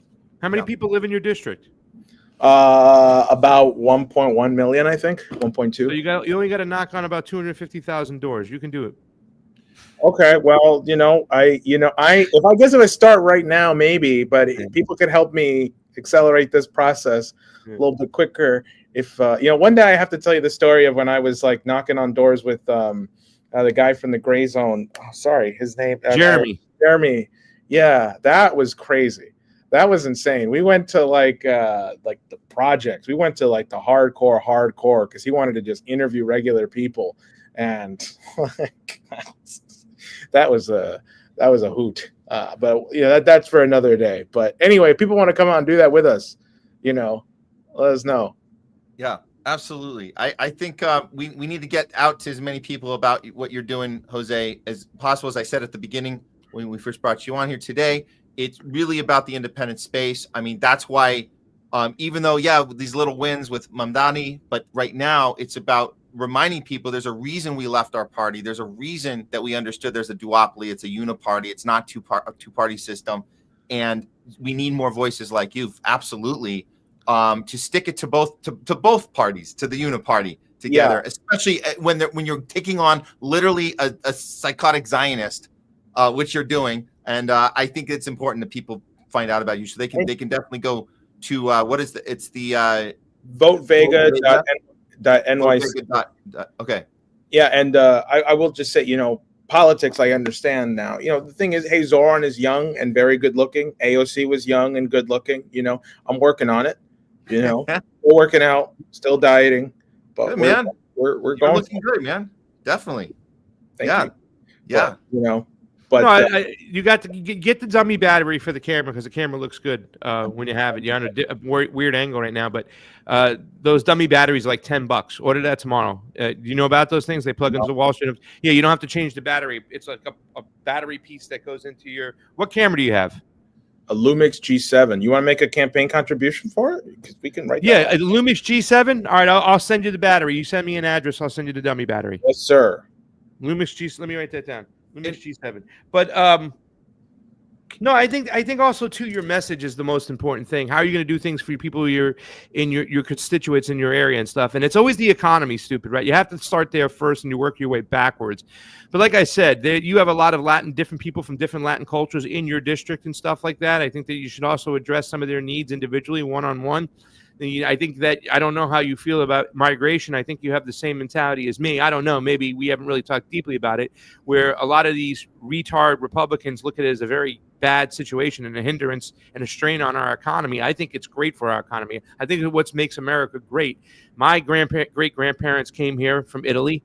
You know what I'm saying? That's what makes this country amazing. So, I mean, there's a lot of things you can do. Your message is solid. But, I mean, did you see Zoran's last couple of videos, too, as well, when he's inside the delis now and the small businesses? This guy is like, he's hitting it on the nose. He understands what's getting people's attention. Now, will he do these things? No, I think it will be all hot air because the Democratic Party and their donors won't allow these things to happen. But he knows exactly what to say. The difference between him and you is that you can say those same things if you believe in them, but you can actually try to fight for them whether you're in office or not. He's just going to give us hot air. And that's the beautiful thing about Jose Vega's campaign, is that if he believes in these things, you see his grit and his grime. He'll go out there and get in people's faces. So he'll go and fight for these things. And that's the benefit, whether you believe it or not. When everybody tells you it's the problem that you're not running in the Democratic Party. No, that's the power that you possess because you are running as an independent. What a great spokesperson you are, boss. You're like, I told you, man, I'd like to be your campaign manager in a lot of ways. It's like, you know what I'm saying? It's like, I want to continue to do this, and that it's just it's a what's the word? A contradiction of sorts if I were to go be your spokesperson. But I mean, everything that I agree with a lot of things that you are, you know what I'm saying, that you stand for. I wish you'd have a better stance on marijuana, but other than that, we could, I almost made a joke that my campaign. As long as you don't hold it against me as a constitutional right to do that, then I'm fine. You could do with that. That's okay. You have a legal right to go and make yourself high. So yeah. Before you get going, Jose, I wanted, because you brought this up twice today, and I just want to see, ask you if this has been part of any of your campaigning as far as your, what's in your platform. Not that you could do much about it, but as far as educating people about Palantir. That seems to be so important right now, and might be, and in my opinion, it seems to be a connector for people who are stuck on either the Democrat Republican side, if they understand that both parties are 100% on board for this, because it is a Zionist company, and it's being implemented in every aspect of what we're doing. I pulled this. I want to bring this up. People don't know. We talk about Palantir all the time on the show, but this is, and that's Alex Karp there at the top right here, and it's mass surveillance under Palantir, the tech company. It has the direct ties with the U.S. military, ICE, and the IDF. So whether you're a Democrat, Republican, you have certain concerns. The Democrats generally are in this battle against ICE right now. They don't understand this is the same AI technology they're using to target immigrants right now. That's all the raids that happen in LA. It's because of Palantir. The attack on Iran is Palantir. So that it's happening domestically. It's happening in our foreign policy. So it's everywhere. And if anybody's heard this guy speak, he's all he talks about is punishing your enemy. And the enemy is on the homeland. It's here. The enemy is anybody protesting in the street. So this is both parties. And with that said, we heard that, here's a reveal that Rolling Stone did. It's that Stephen Miller has financial stake in this company with the ICE deportations. Do you think this is something that could maybe get a conversation going? Have you been talking about this? Does it get people that have been 100% in the street with the people being targeted by ICE? Let them know that this is the thing that they're all behind. Not to mention our war agenda and how we target people. The IDF uses it too. We use it for all of our attacks. It's this stuff is on both sides of the aisle completely. Have you been talking about it? Yeah. So, well, of course, we actually have a leaflet that this Saturday we're going to be going out, and if people want to join us, votevega.nyc. But this Saturday, we're giving out a leaflet titled, "Will There Be Thermonuclear Fireworks by the 4th of July?" And it talks about how this Operation Mosaic, was it, right, that fed this intel to from Palantir to the IAEA, right, saying like, oh, we have, intelligence that Iran definitely is building a nuclear weapon, and they're just hours away. They're almost done. And it turns out it was all fake. That was all Palantir run and led, and that's in our leaflet. And that's like a big part of what we're trying to do. One of the statements I put out after Mamdani's win was, okay, great. Are people now awake enough and ready to deal with the descent into fascism through Palantir, controlling and centralizing all of your information, non-Americans and Americans alike, into influencing how you think over the next 2 years? So absolutely, it is something that is a conversation starter and something that we are absolutely trying to bring to the Can you do me a favor, Jose? Can you say, you said it, descend into fascism, right? Okay, we're in fascism? No, techno-fascism, please. You can say techno-feudalism, but say techno-fascism because it is big techno. Say techno-fascism consistently because that's what it is. You hit it on the nose when you talked about the COVID situation, the way they can get all this data mining through your health records now, and that's what they did to a lot of people in the Democratic Party on the left. Well, on the right, they're going to try to do it through immigration, right? You have to get a real ID and stuff like that because immigrants are stealing our elections, so get your real IDs, get on the grid that way. But it's techno-fascism. And really, to tell you the truth, I think if you put that techno in front of it, it really will hit home because you've hit it on the nose so hard, you know? I mean, you did. And the whole thing is that I think that way that Mamdani speaks about these things, like he said, yeah, I believe that Israel has a right to exist as a state with equal rights. Those things are important. So if you add those little caveats, techno-fascism, because that's what it is. Some people will say it's techno-feudalism. I think that's down the road. But right now it is techno-fascism. And one of the fascists, the corporations controlling the state, one of those techno-corporations, Palantir, right? Yup, that's exactly right. And Alex Karp, I mean, what Max Blumenthal did in confronting them at the AI Expo was just brilliant. Yeah. It was brilliant. That and then he goes and then he writes about them. Like, that's what a journalist should do. That's like good, hard-hitting stuff there. By the way, are you on the ballot or is it a write-in? No, well, the period to get me on the ballot doesn't start until April of next year. Remember, we had to collect 10,000 signatures last time. So this election is next year? Yeah, till November. November 2026? Perfect. Yeah, so, that's good. You have a long time to run. You're going to need all that time. You know what I'm saying? And maybe you catch fire between here and there. I definitely think your conversations are headed in the right place. You know what I'm saying? You know, we broke bread many a times. We broke tortillas together in New York. Yeah, come back. There's a nice lot of great conversation. So you know, there's a good Mexican place here called La Morada. You should check it out. It's in the South Bronx, 140th and Willis Ave. Very good place. What do they specialize in? Mole? Yeah, their mole is really good. Mole is really good. I love mole. Anyway, thank y'all, gentlemen, for having me on. It was truly a pleasure, and I guess I'll see you whenever you ask me to come back on again. Absolutely. Just remember that I'm going to go out to a event that you have, and I'm going to get the whole crowd going, Jose, Jose, Jose, Jose, Jose, Jose. That's what they did for Jose Reyes back in the days, baby. It's New York. It's there. It's catchy. They're going to know. Those things are important, man. Remember who's voting, right? It's the average voter is not. I hate to use the term low-informed voter, but it's because a lot of people are just they're concentrating on putting a roof over their head, paying their bills, getting their children fed, and they don't have a lot of time to go down the rabbit holes and know the things we know. But that's also the great thing. They go to your rally, they're going to get educated because Jose knows how to educate people on the facts and on the issues. Vote Vega 26. We'll see you there at the polls. Damn right. Damn straight. Thank you, gentlemen. Thank you, Jose. We'll see you next time. All right. Maybe I was coaching a little bit too much there. I was giving my I want to, be the campaign manager for Jose. I really do. Because I believe I know where his head's at and he's on the right track. I think you know what? I do think you might be in the running now. That was your little audition for the job. So I might have to look for a new co-host here. No, I'm just kidding. No, it's not actually. I don't even consider it a conflict of interest. I think that what we do here, if there's a cause like Jose, get out there. It doesn't matter. You're doing it. We're in a non-tribal space, but independent candidate. I mean, come on, like that's a perfect. Like you should. I will campaign to have you do that job, campaign manager. You'd be great, man. You'd be great. Oh, I have so many ideas. I've already told him some of the ideas I have for him over there too, as well. Yeah. But the whole thing is that it's just beating your head against the wall. And what I believe is an unfair election system. Like, the first thing they're going to do, the first way they're going to rig it is going to try to keep him off the ballot. He's going to get the signatures he needs. they're already in play. They already know the ground game, the LaRouche people, the Diane Sayre people. Their ground game is solid. And that's another candidate. I love Diane Sayre, right? We're just so agree on so many things, except I was really harsh on them for kind of, having somewhat of a blind eye towards Tulsi.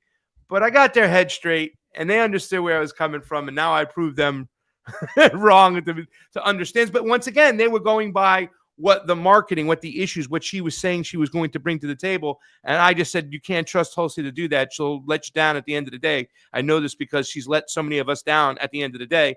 But, the first thing they're going to do, I digress, is they're going to try to keep him off the ballot.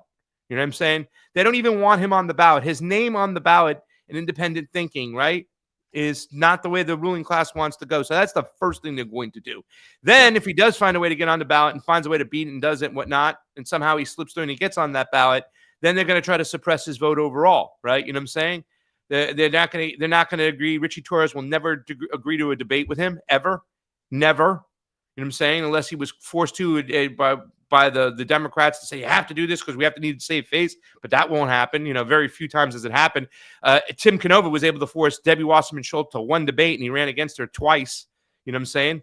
So they're going to try to push him back. And that's why I'd be like banging my head against the wall, because we know it's a rigged system we're playing into. Yeah, definitely. All right, man. We'll keep the conversation going here. And if you guys are just joining us, we have more show coming up for you guys. Let's go ahead and do a 2-minute bathroom water break. And we'll be right back momentarily with our next guest, Caleb Maupin. So don't go anywhere, guys, or go grab a drink, but come right back. We'll see you guys in just a few minutes.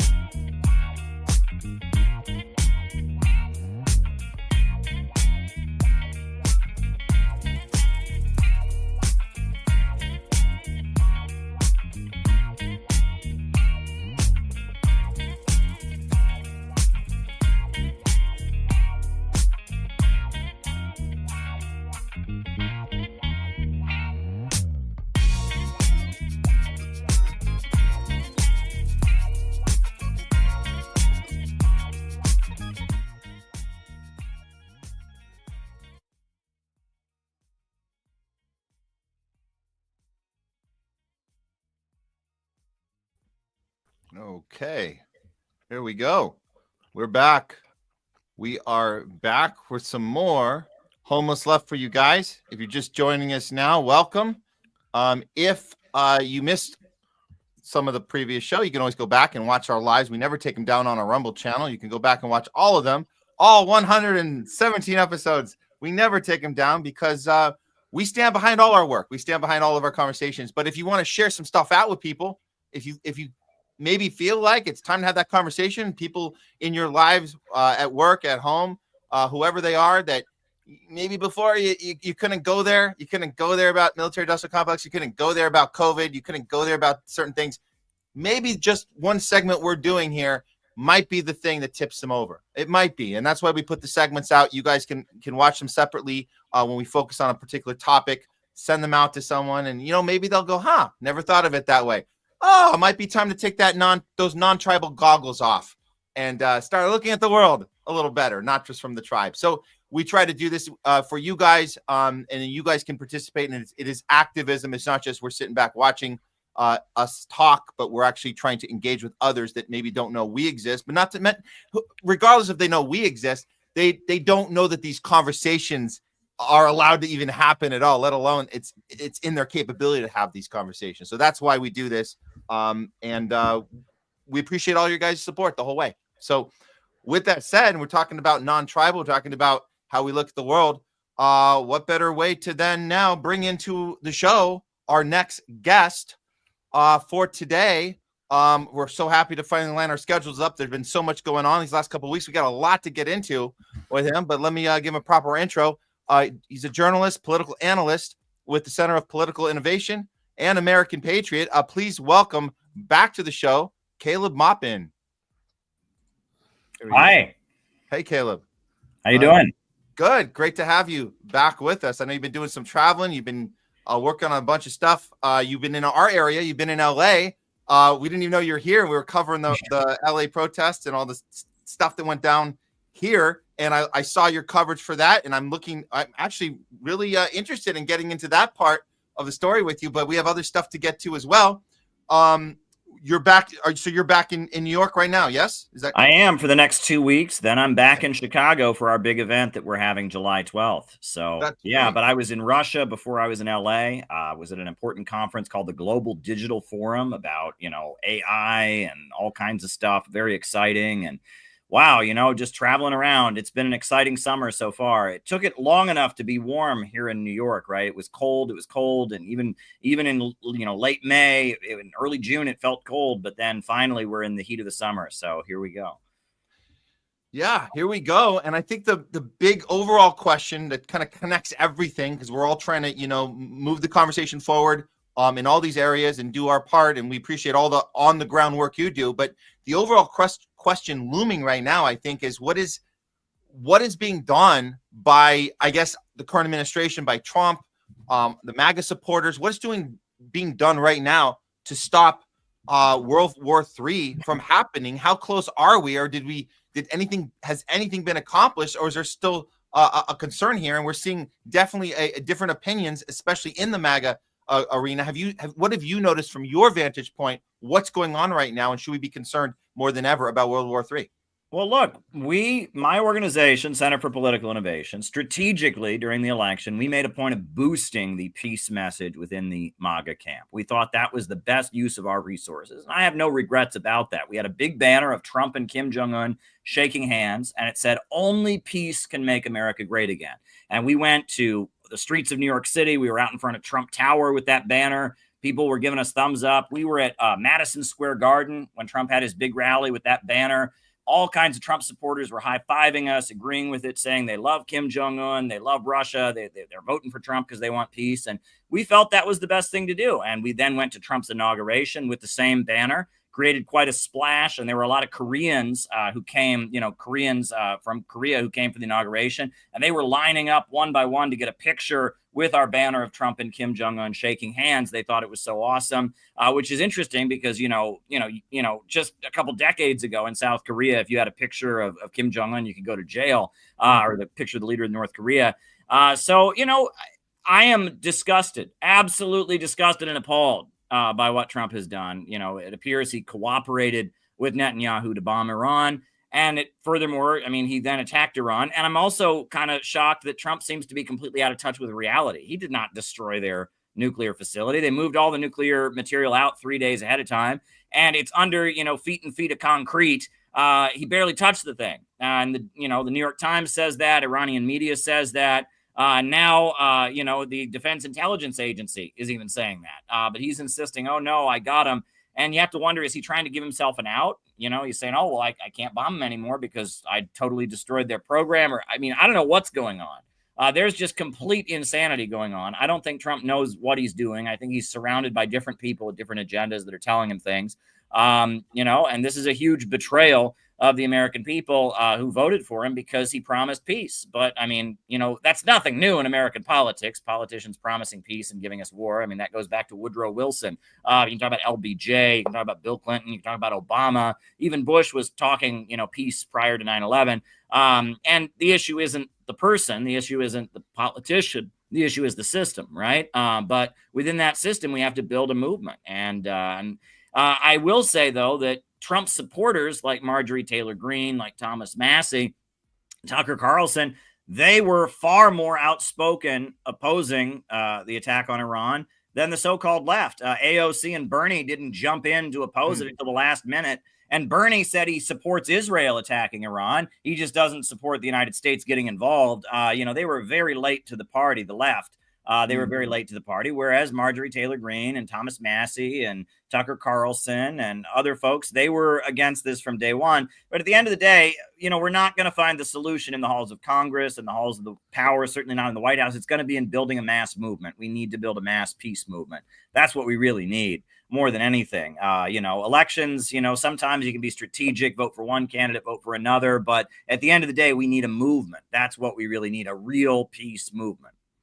So does Trump posting something like this help the movement or hurt it? This was, I will have it on mute, but you guys, you probably know the tune that's being played behind this. It's the little, the bomb Iran. Sickening. It's disgusting. Him putting this up there, like, I mean, look, we can try and figure out what's going on in his head. How does he go back and forth from we have a deal to Israel better stop effing with us to let's bomb Iran? It seems like I'm hearing some people assess it, and I know they're trying to give him a little cover here, but they're saying it might be a mental breakdown he's in the middle of. Why would you do this? On the other hand, does him posting like this maybe move some of the MAGAs that weren't so quick to say something's wrong here and wanted to believe that he had some 560 chest move going? This might put him into the category you're talking about, Caleb. Like, let's build a real movement and say this is not okay. This is insane. Why the hell are you making like making a TV series? Like, this is a reality show. Like, it's not. This is real life. This is people's lives. This is people's like their entire like world. You're destroying them with little mockeries. And then again, the back and forthness of it. Like, you could go from, hey, everything's good, we did it, to let's get the bombs out again. And to be clear, this was posted after he said, it's over, we're good, we got peace. Why are we waking up to this crap?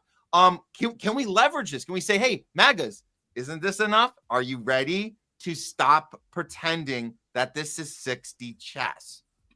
Yeah. I mean, it's absolutely sickening. And I honestly, I try to get people to not think about this in terms of personalities, right? Is Trump a good guy or a bad guy in his heart? What does he really want? I don't know, and I don't really care at the end of the day. That doesn't really matter. What matters is what actually happens.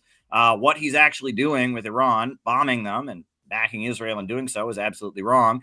And what we urgently need is a peace movement, a real peace movement that includes Democrats, Republicans, libertarians, socialists, independents. That's what we urgently need. We need a real peace movement to oppose this and boost a message of opposing war within any camp. And that's what we need. And that's what I'm for. And that's what my organization, the Center for Political Innovation, is committed to building. We were in the streets of Chicago distributing at the peace rally that happened there. We have this book about the Houthi movement. who are the Houthis? What are they fighting for? We distributed over 400 copies at the peace rally in Chicago. People were scooping it up to learn all about this revolutionary movement in Yemen, that was created, and has a poster on the back for our event coming up on July 12th. It's going to be really awesome. Scott Ritter and Angela McCurdle and all kinds of people are going to be in Chicago. We're going to have important Iranian American commentators like Syed Husseini. And I mean, it's going to be a really, really great event that we're putting together to kind of try and build the nucleus of building a real peace movement. But yeah, I mean, that's what we need. I will say that that one of the biggest problems is that, that the majority of Americans that are against bombing Iran, that are against, supporting Israel militarily, are on the right or are libertarian. And that is just a fact. However, the street protest movement is only leftist groups, and that's a problem. And that is largely because of the PSL, the Party for Socialism and Liberation. They control the protest cage, right? They reserve all the permits and all of that. And they are determined that if you're not saying your pronouns before you speak, and if you're not, absolutely in favor of abortion under all circumstances, you can't be part of their anti-war coalition. And they may say otherwise, but they're essentially running cover for the Democrats by kind of repeating, it's one thing to oppose Trump. I mean, I can understand being very angry. A lot of people that I know are posting F Trump, things like that. I understand their anger. But the Trump derangement syndrome is not coming from a good place. It's coming from the fact that, the establishment fears he might actually make peace with Russia or with anybody else. And, but yet, if you're not on board with Trump derangement syndrome and this kind of liberal cancel culture, you can't be part of the anti-war movement. That's a big problem. I think that anti-war perspectives should be welcome, and you have to build a real coalition. And a coalition means everyone doesn't agree on everything. And we need to break the anti-war movement out of kind of being this fringe wing of the Democrats that is anti-war, and it should be welcome to people of all perspectives who don't want World War III. Yeah. It's woke and delusional, their message. I mean, whether you believe it or not, you have to understand that if you try to tie Palestinians' right to exist to transgender rights, you're just not going to build a coalition across the board. You're going to actually scare more people away. And that's stuff that the PSL and the Answer Coalition and a lot of these groups, unfortunately, they capitulate towards these culture war issues. I mean, that's why I think that it was so important in the very beginning for the first Rage Against the War Machine, before they allowed people like Nick Brana to continue to run, who was supporting RFK while he was running the whole, event. The second one. Check to Netanyahu. It's ridiculous. You can't be anti-war and be pro-Israel, and that's why it was so ridiculous. But the first one, when we were able to build a movement of people, we saw each other later that day at your event. We came over. I brought some, libertarians. I said, I'm bringing you guys to a communist event. You only get one cheeseburger, one hamburger each, because that's the way it is with the communists. And it's funny because they would make jokes as we're going over. Like, we'd stop at a light before you cross and like, hey, these communists, they're going to try to kill us. And I was like, don't try to do that. It's stupid libertarian mindset BS. That's not true. You got to understand what communism's all about. And I'm not telling you to go and kind of capitulate towards communism. But I do think that there are things within socialism and communism. And we've had these discussions before too, as well. Caleb, off camera. There are certain things I do like about socialism that I think are very important. For one, I think that central planning can work. If the Chinese can find a way to build great roads and high-speed rail all over the place and do that, that's good. Don't you think with Mamdani winning, before we get into him, that there was a big positive, that discussion of the differences between communism, socialism, and capitalism, the similarities and the differences and how it worked? Don't you think it was good for him at least to get that talking point back on the table? Yeah, and I did a whole video on this recently, a whole stream and all of that. And you know what? I want to keep a positive attitude. My belief is we should give everyone their chance. I gave Trump a chance. I gave AOC a chance. She, went down in flames. But, I want to give this guy a chance. There are some things that don't make sense to me about him winning. I'll just tell you that much, right? There are some things that it's a little odd, right? Like, why is Chuck Schumer and Bill Clinton and all kinds of people that are generally, opposed to anyone who's at all anti-establishment, kind of just giving him the approval, and what's really going on here? But you know what? At the end of the day, who cares, right? And just the fact that he won the Democratic primary shows that enough people voted for him. On the record, there's enough people that are in favor of a socialist who's critical of Israel. So that's a good thing. I want him to do well. My attitude is we should want people to get into office and do good things. But, based on what we've had, what we've seen with AOC, what we've seen with Trump and with Bernie, we don't always get the results. And so, I don't want to give people false hope. But at the same time, I want to give them a chance. That's my attitude. Can I say this much? I'm giving him no chance because he's in the Democratic Party. I'm just happy. Okay. No, I mean, that's the way it is. The same reason I gave Trump no chance, because he's in the Republican Party, the two-party duopoly, and we knew he did end up here. But if it brings conversation to the public square that needs to be had moving forward, that's great. We don't necessarily need Mamdani to have those conversations, but if he sparked those conversations, because, I'm here in Boca Raton, Highland Beach, and there were people who were like, Zionist neighbors of mine who was like, that's it. We're selling our place in New York. This guy won. We're done. He's done. You know what I'm saying? And I asked another person, hey, so did you guys survive the mayoral race the other day? And they're like, oh, yeah, socialist won. I said, well, it's really not socialist. I mean, most people who consider themselves socialists that are in the street, Caleb, they're not like you. They don't know about the differences between Engels and Marx. They just want to see an area where the corporations aren't robbing people. They have a decent standard of living. They want to maybe get some central planning done to build things for the people to move around. I think those conversations are so important. But once again, we don't need Mamdani to have those conversations, but happy that he's sparking those conversations. Well, yeah, and I think that there's a layer of people in like the mainstream of New York City politics. They're really mad at Trump and his supporters, and they're really mad at in particular kind of the wealthy real estate owners that are often directly tied in with Israel. Like there's real estate companies in New York that are like incorporated in Israel, and they support Trump and they support Israel. And, they live, you talk about those neighborhoods like up near Central Park in Manhattan, and this guy, Zoran Mamdani, he doesn't have to do anything. He just has to exist, right? He's a brown guy. He's a literal Muslim. He calls himself a socialist. I was joking. You could go into one of those apartment buildings near Central Park West with a picture of him and hold it up, and it would be like, the cross for Dracula. In the old movies, they hold up the cross and Dracula goes, it'd be like that. I mean, you just hold it up. He makes them shit their pants. And I feel like there's some people in the Democratic Party that are just so mad at Trump and that, that layer of people. They're just having fun. They're just, oh, look, we got a socialist. They're just kind of sitting back and laughing at the kind of the right-wing lower levels of capital in New York City. Yeah. Will they let, this guy take office? And if he takes office, will he actually do anything good? I hope both of those things happen. I hope he takes office and does good things, but we'll see. We'll see. Andrew Cuomo hasn't ruled out running against him, in the general election. And Andrew Cuomo is the guy the New York City machine is largely behind. And, even DSA itself is a CIA creation. I mean, that's just fact. You look at Michael Harrington and Max Shachtman, who created DSA. It was in the late 70s when a lot of communists were kind of mellowing out, when China shifted its politics and the Soviet Union was heading toward the collapse. And, DSA was kind of created almost as a deprogramming operation for communists. It was, people used to joke that DSA was like the ex-communist support group in the early 80s. It was, Michael Harrington and Gloria Steinem, who's been brags about being a CIA creation in her autobiography. They set up this group that said, okay, communism's not so good, but you can join the Democratic Party. And that's always what DSA has been. And I don't feel like DSA is just going to morph into some kind of real revolutionary organization.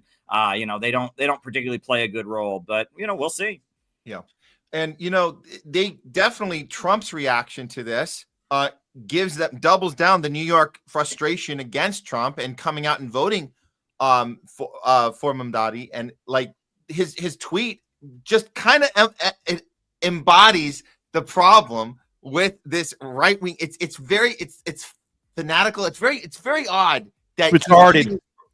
I mean, listen to this. It's finally happened. The Democrats have crossed the line. Zoran Mamdani is 100% communist lunatic. It's just won the Dem primary. Is on his way to becoming mayor. We've had radical lefties before, but this is getting a little ridiculous. He looks terrible. His voice is grating. He's not very smart. He's got AOC +3. dummies all backing him, and even our great Palestinian senator, crying Chuck Schumer, is groveling over him. Yes, this is a big moment in the history of our country. I mean, this lunacy take. I mean, it's very theatrical, obviously, but doesn't he's doubling down on this notion that when you challenge Israel to the point of I don't want to make it a place I visit when I first get in office. I want to actually stay in New York and work for on behalf of the people who voted for me. That's considered radical, crazy, commie, and even invoking this like terrorist supporting type of lunacy that he's talking about. And there's a lot of people on the right that hear that and they go, oh, he's right. And they're going to look at New York as a place that look how far radical they've gone, where we know the real problem isn't whether he's going to go too far radical left. The problem is how far center right is he going to end up? That's really the biggest concern, because we see that with everyone else, with Bernie, with AOC. So why would they? I don't know how people can hold on to that narrative, but maybe he's tweeting this out because he knows there's enough of his base that will buy it. Do you think he actually put the Nick Sorter tweet up, by the way? Put that up because it goes hand in hand for what Trump's saying, because you got the MAGA media following this up. Sorry to interrupt, Matt, but no, that's exactly what this is going to prove exactly what you're saying. Jamie, do you have the Nick Sorto? It's from the previous. It's in the doc.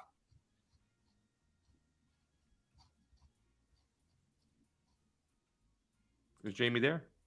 Do you see it? I can't see Jamie.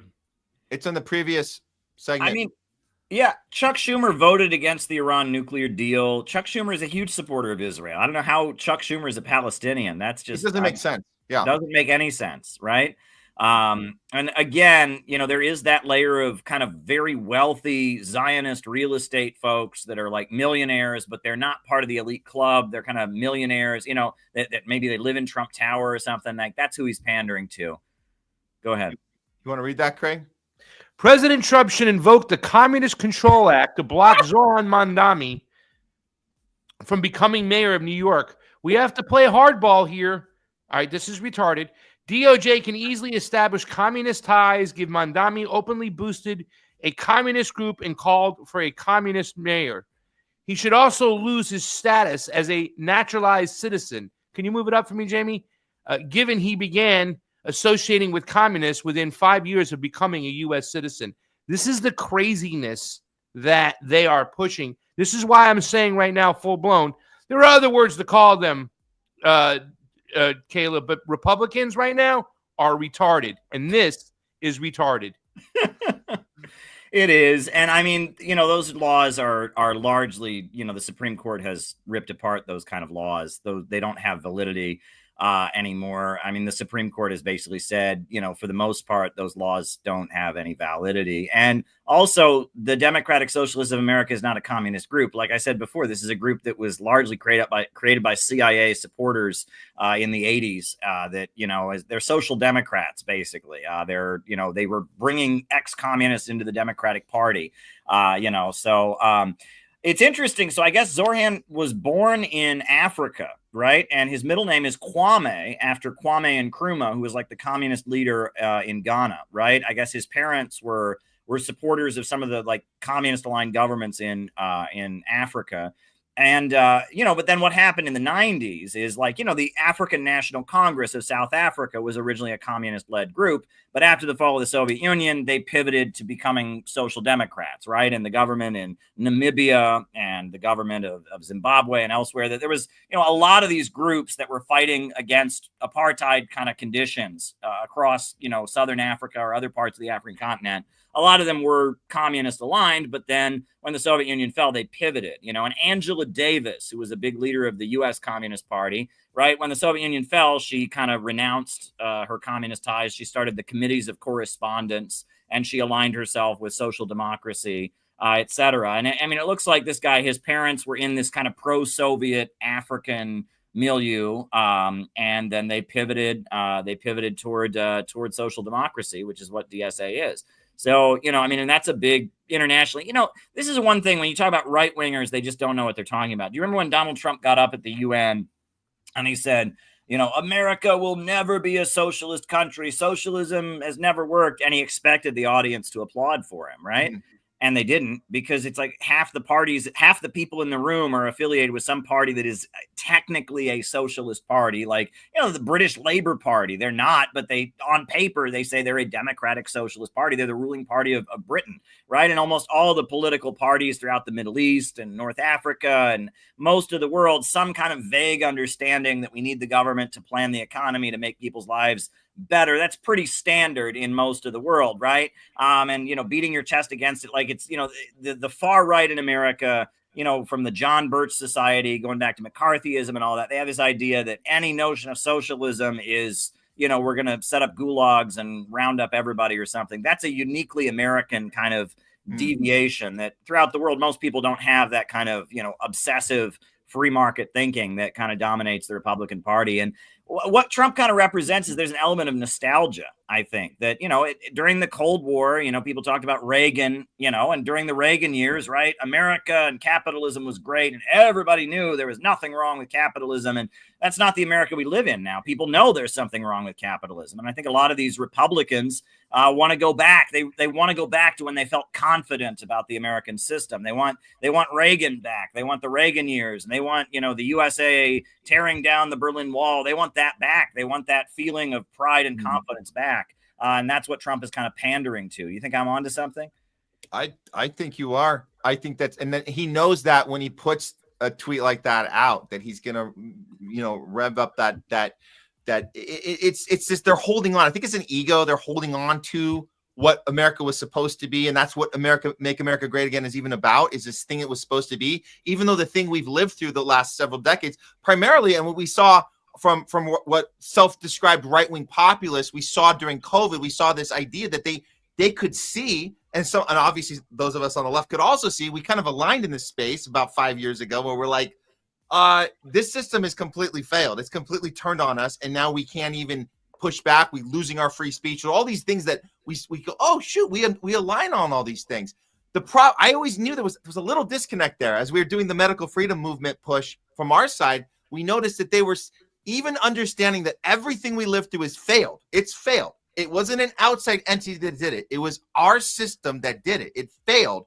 And they still want to hold on to this idea that we got to get back to American exceptionalism and capitalism fails because of socialism. And you're like, wait a minute.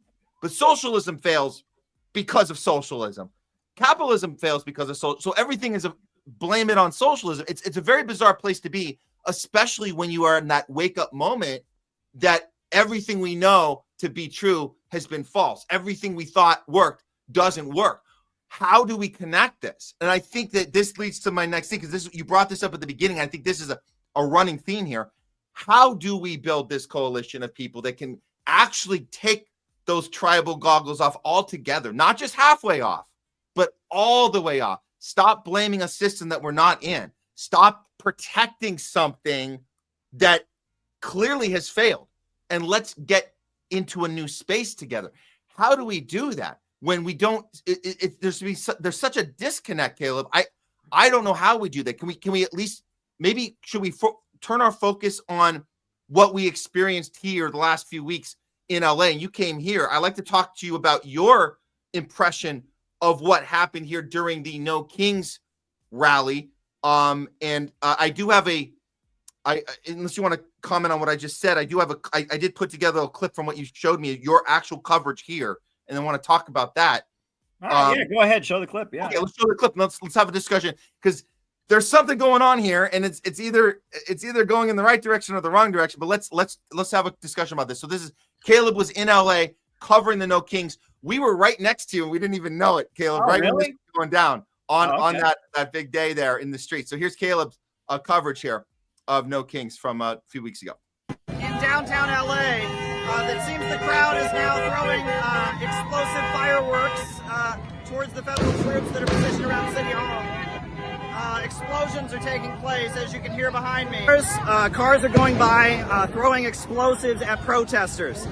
It's not clear who is in the cars, but they are throwing explosives at the protesters.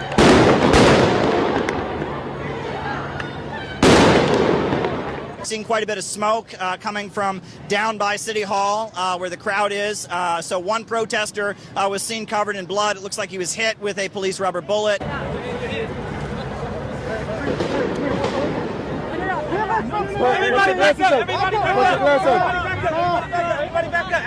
He's a medic! He's a medic! He's a medic! Get back! Get back! Get back! Get back! Everybody get back here! Okay, you guys on. Yeah, I like you guys. You're good. You're good. You're good. You're good. This is a fucking photo. You're good. I know. Now, we all just received notice on our phones that an unlawful assembly has been declared. The phone notice urges people to avoid the downtown area, and that basically announces that the federal troops or local law enforcement have declared the assembly of people, the thousands of people gathered here, to be unlawful. Okay.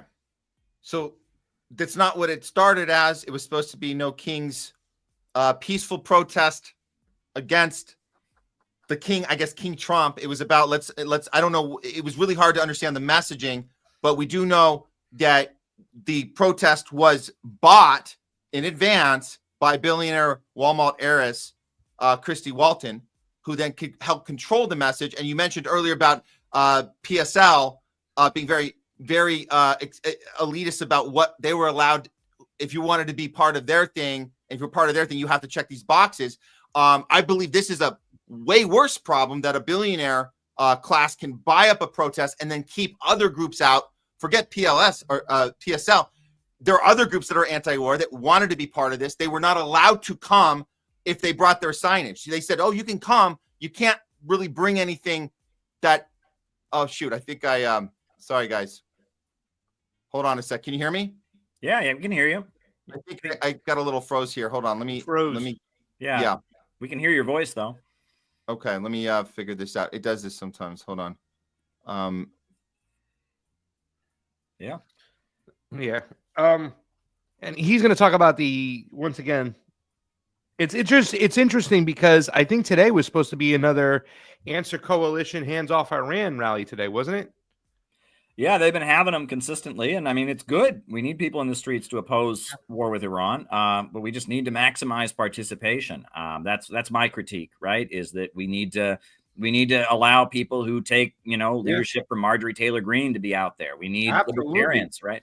But yeah, I mean, I guess the LA protests were a little more intense than the No Kings rallies around the country, because the issue was that there were the ICE raids in LA. Right. And that there were, some intense protests against ICE. And so Trump had sent federal troops to LA, and he did that without the permission of the governor. Honestly, I agree with the critique of ICE. I'm not fully where a lot of the far left are, where they just say, open borders, and, I'm not for that.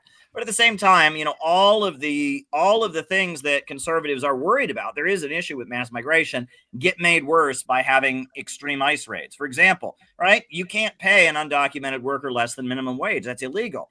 But there's a reason they get paid less than minimum wage, is none of them will come forward because, they're afraid of getting deported. So if you terrorize immigrant communities, they're going to work for even less pay. Right. And, if you build a giant wall on the border, people are still going to try to get in the country. How are they going to get in the country? Well, they're going to have to go to groups like, Tren de Aragua and the MS-13 to smuggle them across the border. And those gangs are going to flourish when immigrant communities are afraid to call the police because they're afraid they'll get deported. And, terrorizing immigrant communities, forcing immigrant families into the shadows, etc., making kids afraid that their parents won't be there when they get home from school. None of this is addressing the issue. There is an issue. People shouldn't have to flee their homes en masse and come to the United States, and they find dead bodies every day along the Mexican border. That's not good. There's a problem, but you're not going to solve the problem by just enacting a police state. And the police state is going to come down on all of us. It's not just going to come down on undocumented workers. And so I agree with the protesters that what Trump is doing with ICE, that's not following due process, deporting people without just cause, he's got a tattoo, he must be in a gang. That's terrifying, right? And whatever happened to the rule of law, whatever happened to habeas corpus. And so, I agree with the protesters. I don't agree with some of what they were saying about, some of the stuff, it's not really defensible, right? Even if we had complete open borders, right, and we let everyone into the country, we'd still have customs that would check their passports and stamp them before they come in. I mean, the idea that we just don't have a border because that's racist or something. I mean, that's where the left kind of loses people. I don't think that was the message of getting in the streets, though. I think that was the breaking point was the week. So let me be clear on the timeline. The week before No Kings happened, there was an actual on the ground protest against the raids that were happening. Primarily, we went out there to cover the first round, which was that it was after it was that Friday before that weekend. The raids just went tenfold on they were ICE raids were happening in elementary schools, they're happening at graduations, just tearing up. It was insane. Restaurants, Home Depots. It was absolutely insane. So the first protest, they positioned it right outside the ICE office down in Compton at Paramount, right across from the Home Depot, that they were told that was their next target, and they wanted to stop it. So that was a real moment. And when we got there, I did notice it was very bizarre that there were all of a sudden there were these weapons available.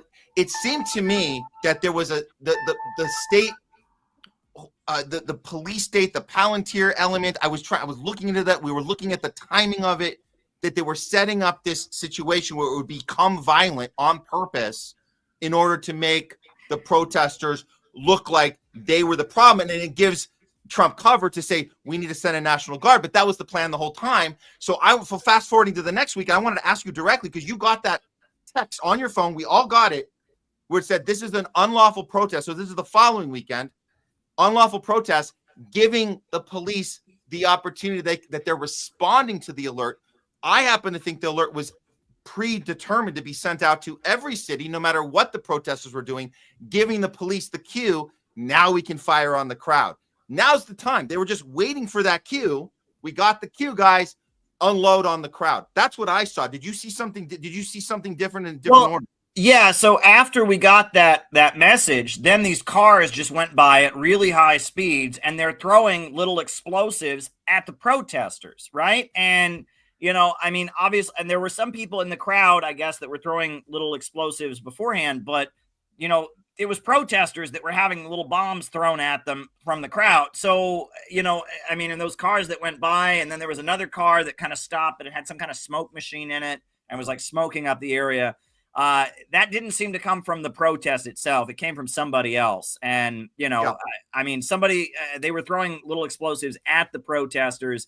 And it was right after we got that notice. That looked to me like some kind of, police effort to clear the area. But I mean, who knows what was really happening? I mean, there were protesters who were shot with rubber bullets, and I mean, it was pretty intense, and they didn't want that crowd down by City Hall, right? They had the federal, troops, I guess Marines or whatever, that were kind of guarding the City Hall, guarding the federal facilities near LA City Hall, and they didn't want those protests to continue being there. And I guess if you were trapped in the area, that's a lot of people got arrested because they were kind of trapped in the area, and there was tear gas, and it was pretty intense. I got to say that I think that to add to the fact that I've been calling Republicans retarded this whole show, another thing that makes this whole situation really retarded with Donald Trump sending the ICE agents to California, then sending the guard after, right, is the fact is that, number one, you're supposed to be about all states issues, right? Conservative thinking is all about states' rights, and this is a red Republican president sending in federal troops into a blue state that didn't even ask for that. Didn't even ask, didn't ask for ICE to come, didn't ask for federal agents to come, didn't ask for the guard. As a person who's lived in Los Angeles and in Angelino, we love our immigrant community over there, and we do not want ICE raids. For them to go and justify that too, and Queen retard, like people like Laura Loomer, to then justify Palantir to go follow up with what's been going on with the data mining, to say we should send them to Palantir to California to fix the whole immigrant problem over there. I mean, these people are just delusional at this point. Everything they stood for against the Fourth Industrial Revolution, the World Economic Forum, the Great Reset, they're ushering it in because it's their guy. It's their billionaire, Peter Thiel, with J.D. Vance, that's doing this stuff. It's a completely retarded situation, and they've showed their true colors. But it's more than that, though. It's not just that they're retarded, therefore this is happening.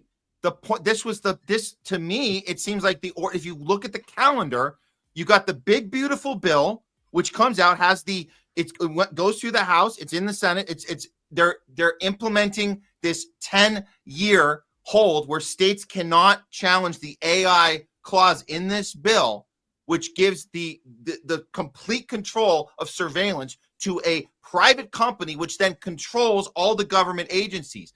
the Palantir and ICE are already working together. All of these raids are through Palantir, targeting these people to create this chaos. And as Caleb mentioned, even on that last day, they have to get the protesters. And I'm telling you guys, this is not just, Republicans being stupid and Democrats going a little too far because they got a little too close to City Hall. This was the plan the whole time. You antagonize the protesters with these provocateurs that are in the crowd. They're there on purpose to rile the crowd up. You send out this predetermined message across the country, by the way. Everyone got that message. So every single protest that day happened to go a little too close to City Hall. No, it was by design. And then you're going to get your lower loomers. That's the plan.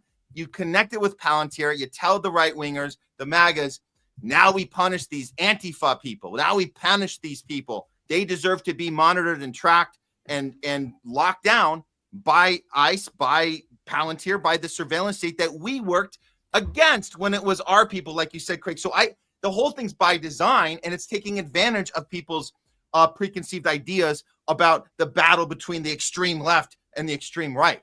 That's what we're at. And by the way, the left does it too. They say, arrest those January 6th protesters. They don't deserve due process. They're the extreme versions of us. They're not us. They're not trying to, have their First Amendment right, like show up for a protest. Like that's a normal thing you should be able to do. No, they're extremists. Let's teach them a lesson. So they're both doing it. This is all by design. And I think we need to send this message. And again, back to Caleb's initial thing you came in here with, what your champion is building a coalition. How the hell do we do that when they have all these psyops in place to trick us all? And as Craig says, get the retarded people doing the wrong thing. What the hell do we do about this, Caleb? How do we get the message out that we're all being duped here? Well, I increasingly find myself seeing that there's almost a spiritual question here. And I try to focus more on what I'm for rather than what I'm against. I am for building. I am for constructing. And I feel like, there is a lot of negativity. The internet in particular is just oozing with negativity. And that's because people are atomized. They're alone on their computer. And that, people have kind of monetized, what they talk about scare porn, right? You watch every channel and the world is going to hell. And, you watch a left channel and Donald Trump is Hitler and he's coming to get you. You watch a right channel, the left, Antifa is coming to get you. And it's not about actually putting forward a program to actually fix things. Yeah. It's instead about, who can, scare people the most and who can trigger people the most. And, everyone's saying, well, you don't understand my pain. Yeah, well, you don't understand my pain. I'm suffering. Well, I'm suffering. And it becomes this negative spiral. Whereas, we at CPI, we have a 4-point economic plan to save the country. And we emphasize that the only future America is going to have is joining the BRICS and joining the new economy that's rising in the world. We talk about great African leaders like Ibrahim Traore, who's enabling all kinds of Africans to become farmers, open up their own farms, and build the country. We talk about economic development projects. We propose the Peace Bridge, connecting the United States, Alaska with Russia, building a bridge over the Bering Sea. We talk about the way to stop drug gangs and such is to have a development corridor, an economic development corridor from, the United States all the way down to Nicaragua. Fusion energy being the solution to climate change. We got to get higher than fossil fuels, right? Rather than trying to reduce consumption and reduce electrical output, we need to get a better energy source like fusion energy. And that's why Russia and China are teaming up to, speed ahead with fusion. We need to get America in on that. So when fusion energy comes, it doesn't become one country's property. It belongs to all the world, right? That we want to put forward real practical solutions and not anger. I've had various people say to me, well, Caleb, if you're a revolutionary, why do you want to save the country? Why do you want to save America? Don't you want to destroy it? And it's like, if I don't advocate making life better in my country, I have no right to talk about politics. No one's going to vote to destroy their own country. No one's going to vote to make their life worse. If you're serious about politics, you should be putting forward solutions that will improve people's lives. you know, and the question of, of a revolution. I would prefer a peaceful transition to the kind of society that we want. Right now, if that's not possible, if our leaders, take away our right to peacefully organize and set up some kind of fascist state, people have the right to defend the republic and to defend their country. Right. That's in the Constitution. You have the right to protect democracy, but we should advocate a peaceful transition. Right. And that we need to speak about this in a responsible, sensible way and not just kind of feed into people's cathartic anger, their anger at the other side, their desire to get their anger out. That's not helpful. There's a lot of negative emotions out there. We need to be trying to appeal to people's positive emotions, people's desire to build, to construct, people's connections with other people, promoting love and community as we put forward real solutions. Matt, while we got Caleb here, before he gets out of here, can we ask him a couple questions about Russia? Because I think that's something that's being forgotten real quick. Or did you have something because I'd like to put up, Jamie, if you could put up the Putin, the other tweet I put up over there. A couple hours ago, I saw some RT and a couple other outlets that Putin was really disgusted that the West is still continuing to seize Russia's gold, I believe, right? And won't relinquish a lot of the finances. You can see here, I said theft of our gold and foreign exchange reserves. Theft is secret theft of property, and this is open. It is robbery, Putin says, and he complains about it. Sanctions are an act of war. Seizing gold from another country, a sovereign nation's country, is an act of war. That's it. You can get rid of those things. This situation where Donald Trump said he was going to end this war in 24 hours, he was going to build a bridge with Russia that's supposed to be over. RT is supposed to be back in America. All this Sputnik's supposed to be back on the air. We're all supposed to be back to work full time, doing the things we used to do. Not happening. Not getting closer. In fact, we're moving away from it. And now with the ICE raids and the No Kings and the Iran thing, we don't even hear what's going on with Russia, Ukraine, unless you actively seek it out. It's definitely not being talked about the mainstream media. With hearing from this from Putin today, are we moving further away from any type of peace deal in Russia? And what does that mean for the future of Russia, Ukraine? Because I can't see a world existing where the Russians would allow this regime to still exist in Kiev. They are either going to get to a position where they're going to have to take them out, and that's what it seems like the West is doing, antagonizing Putin and the Russian Federation to take Kiev. What are your thoughts on everything that's going on in Russia, Ukraine, and the future that is in place for that region over there? Well, there's a couple things. I mean, when you talk about the theft of their gold, that's speeding up a process that Trump said he was concerned about on the campaign trail. I guess he forgot about it, which is that, part of the way the USA stays at the center of the world economy is every country in the world keeps its money in American banks or British banks, right? Well, now countries are seeing, if something goes wrong and they get mad at us, then they just take our money and they freeze it. Mm-hmm. So they're going to stop putting their money in American banks. They're going to stop trading in the US dollar. And the dollar is going to lose its value. And we're going to, see inflation like we've never seen. And that's going to hurt us in the long term, right? And I mean, that's not good, right? I mean, countries should be able to put their gold or their money in American banks and understand that even if our president or our leaders get mad at them, they can still withdraw it. But if that's not the case, then they're going to stop doing that. And they're going to put their money in banks of countries they trust. And we're going to get poorer as a result. Our currency is going to become less valuable. Now, as far as a solution to this, I'm hearing kind of the opposite, in some of the circles that I'm running in, because Zelensky is suddenly not popular anymore. Everyone's talking about Iran. Everyone's talking about Israel. And Zelensky is suddenly like, hey, I'm here too. I'm supposed to be the big fighter for the West against whatever. And, and also there's a number of European countries that don't seem to be really on board with what Trump is doing in the Middle East. France was very critical of Trump's decision there.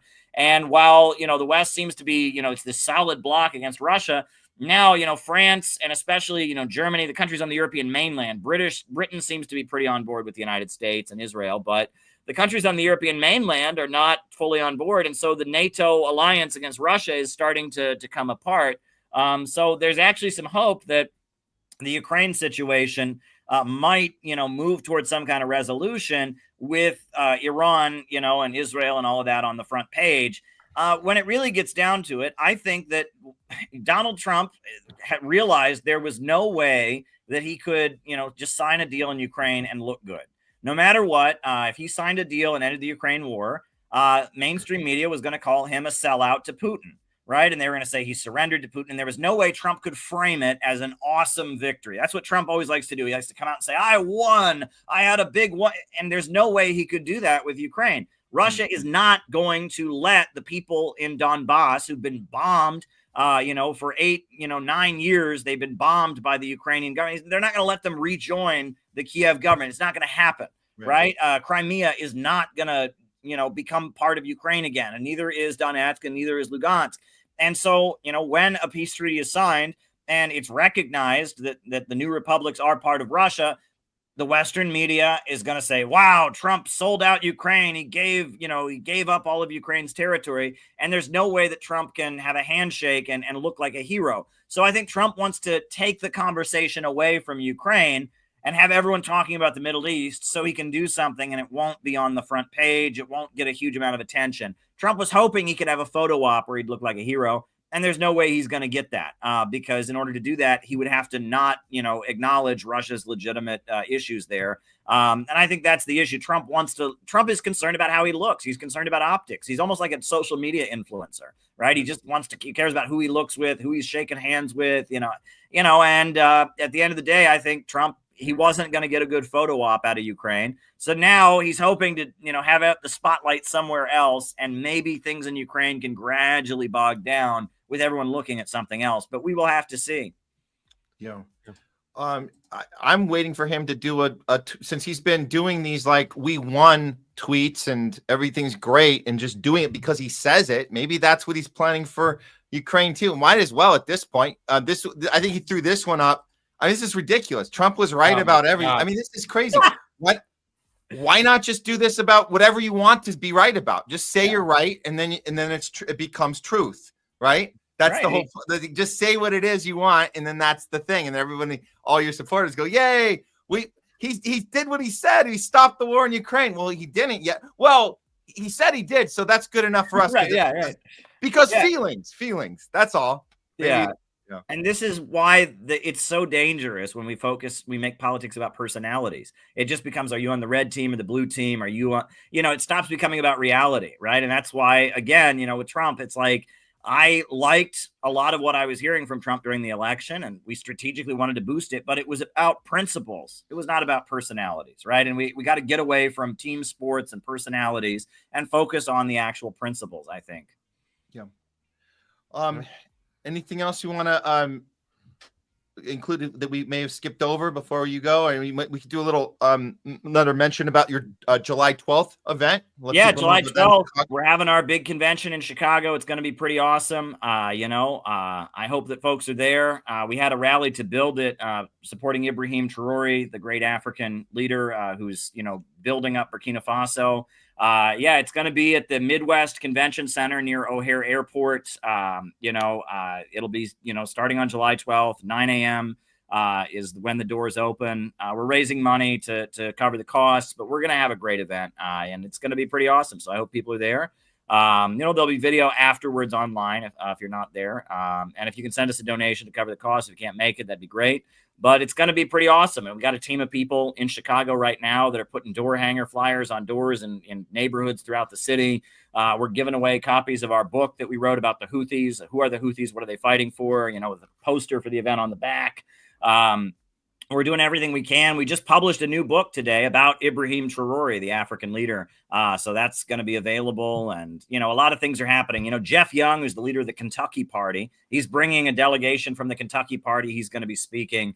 We got all kinds of people. Keith Preston from attackthesystem.org is going to be there. Don DeBar. I mean, it's like the amount of people that are coming. It'll be just kind of a reunion for the whole, alternative media crowd. So come and shake hands and get selfies with your favorite people and meet a crowd of like-minded people. We're going to have at least a few hundred people there. We're very confident of that. And if you're in the Chicago area and you need to carpool with somebody, we got transportation. If you register, we can figure out someone to pick you up. I know, not everyone has a vehicle, so we are providing transportation on the day. So there you go. Yeah. And it'll be a great opportunity for Angela McArdle and Scott Ritter to apologize for their supporting of Donald Trump and say how wrong and stupid they were for doing so. Well, there you go. I think it's going to be a great event. I think it'll be awesome. And I'm just looking to talk with other people about how we can build the peace movement we urgently need. So, yeah. Definitely, buddy. You're doing a great job of that. I've been at a symposium with this gentleman before, and I can tell you, it was a lot of people from North Korea and South Korea, and they weren't pro-Trump, they weren't pro-Republican, they weren't pro-Democrat. They were just pro-peace. And I've said this before. Yeah, maybe Caleb might have, what's that whole thing when they say, when Burgess Meredith says, man, I wish this would be, we can find peace. Well, you can wish in one hand and crap in the other and see which one gets filled first. I'm still not going to fault you for trying to push for any type of peace solution.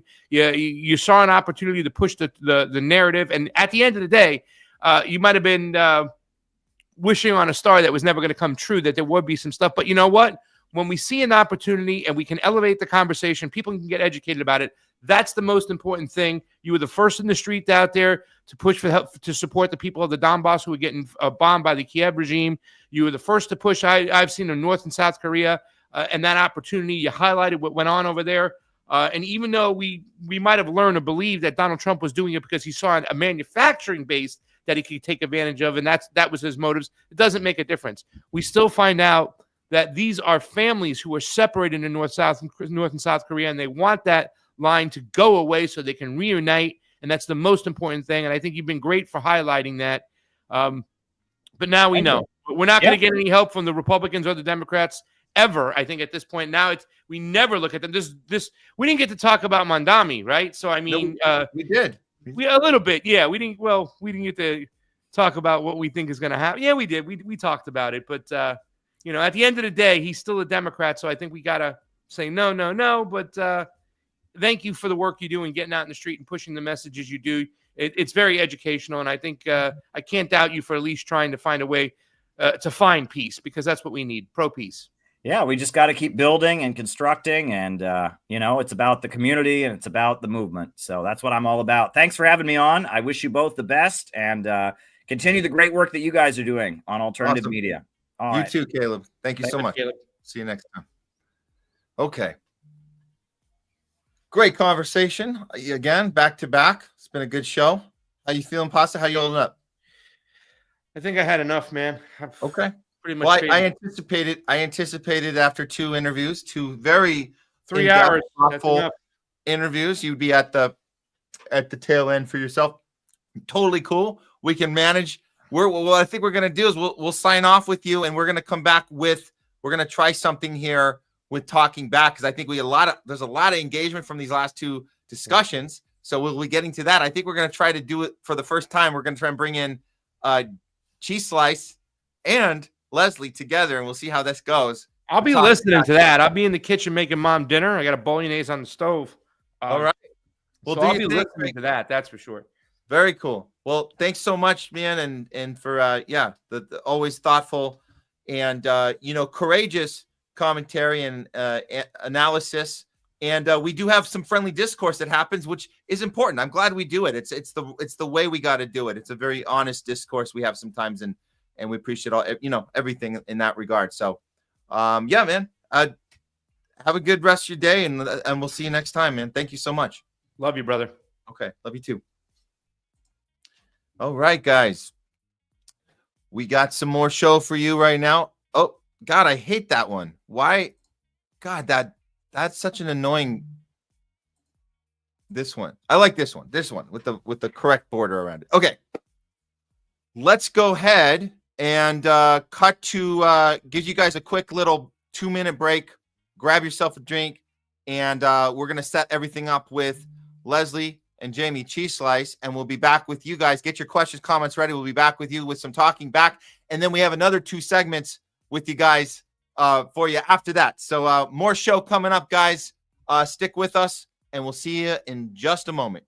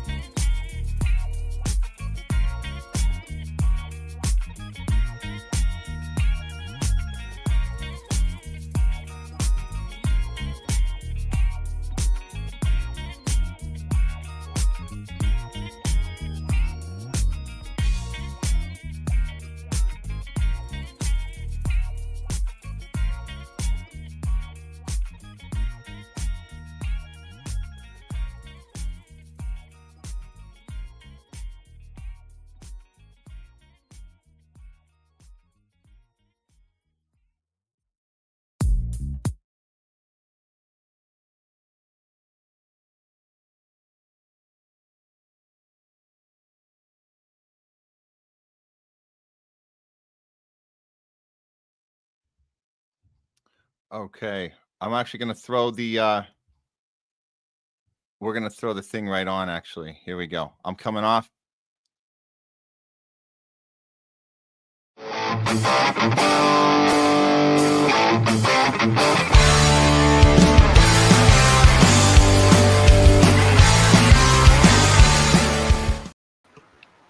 Do we have all three? Here we go. There we go.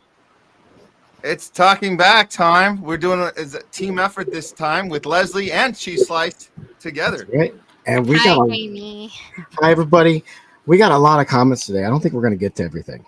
So here's how we're going to do it. I'm going to be a little less engaged, and let's just all just try and we'll go through the ones that are important to say, but let's try to do a little.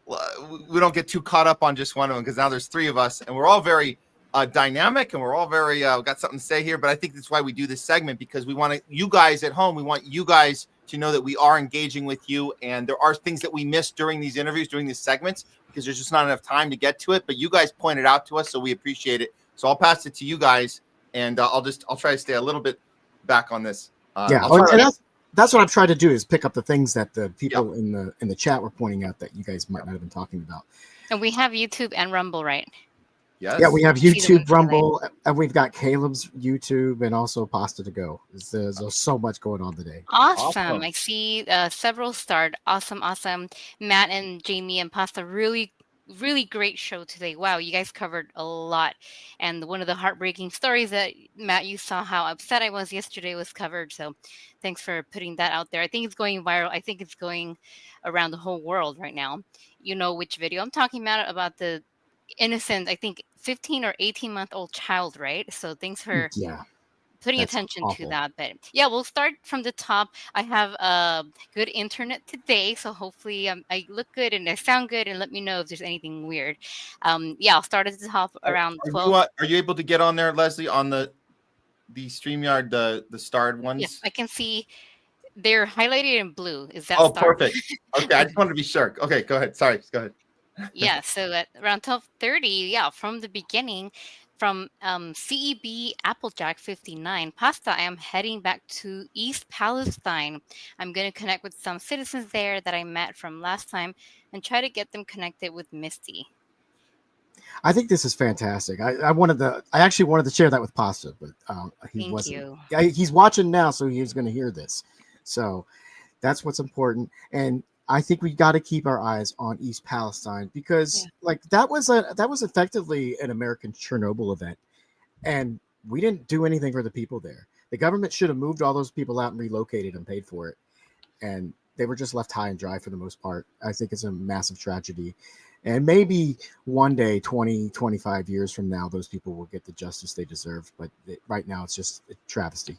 Yeah, and I don't think it was this was a Biden was too demented to do anything situation. I know that people want to play tribal politics on it, but I think this was one of those things that was definitely known in advance, planned in advance, deliberately kept the people there. And there was a Netflix movie ready to come out immediately about it, like within weeks. I thought that was strange. If I recall the timeline on that. But this is good. We got to keep talking about this, because we didn't do sufficient enough coverage on the homeless left when this went down, and I wish we had. So I'm glad that we're still talking about it.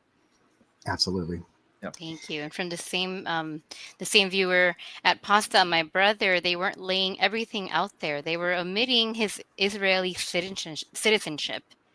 Yeah, I think he was talking about the guy right in Moscow with the, I think with the so child. That's what he's talking about. That was around that time, yeah. Right. So I was trying to group them together on the different topics so we could run. I know that Pasta was being let's give him the benefit of the doubt kind of situation, but it was deliberately not telling people about his Israeli citizenship, and of course. And so that needed to be said, and that's why we made that the number 2 story. It was very important, not just because of the empathy we have to have for an innocent baby and how hard it is to even watch that video, but it's about the manipulation of the media. And that's why we showed the other story about the killer who admitted to literally executing a pastor, and how that is reported. It's very important. And we need to be furious about this. And it goes back to this idea that anti-Semitism is the most biggest problem. So it's anti-Semitic for us to point this out and to say, no, you guys, this part's important. It's so important. A guy's gonna drugs and alcohol and he's depressed. No, it's an Iranian baby. You're an Israeli citizen with dual, triple, whatever the hell, however many damn passports you have, you mother effer. You did this to an Iranian kid.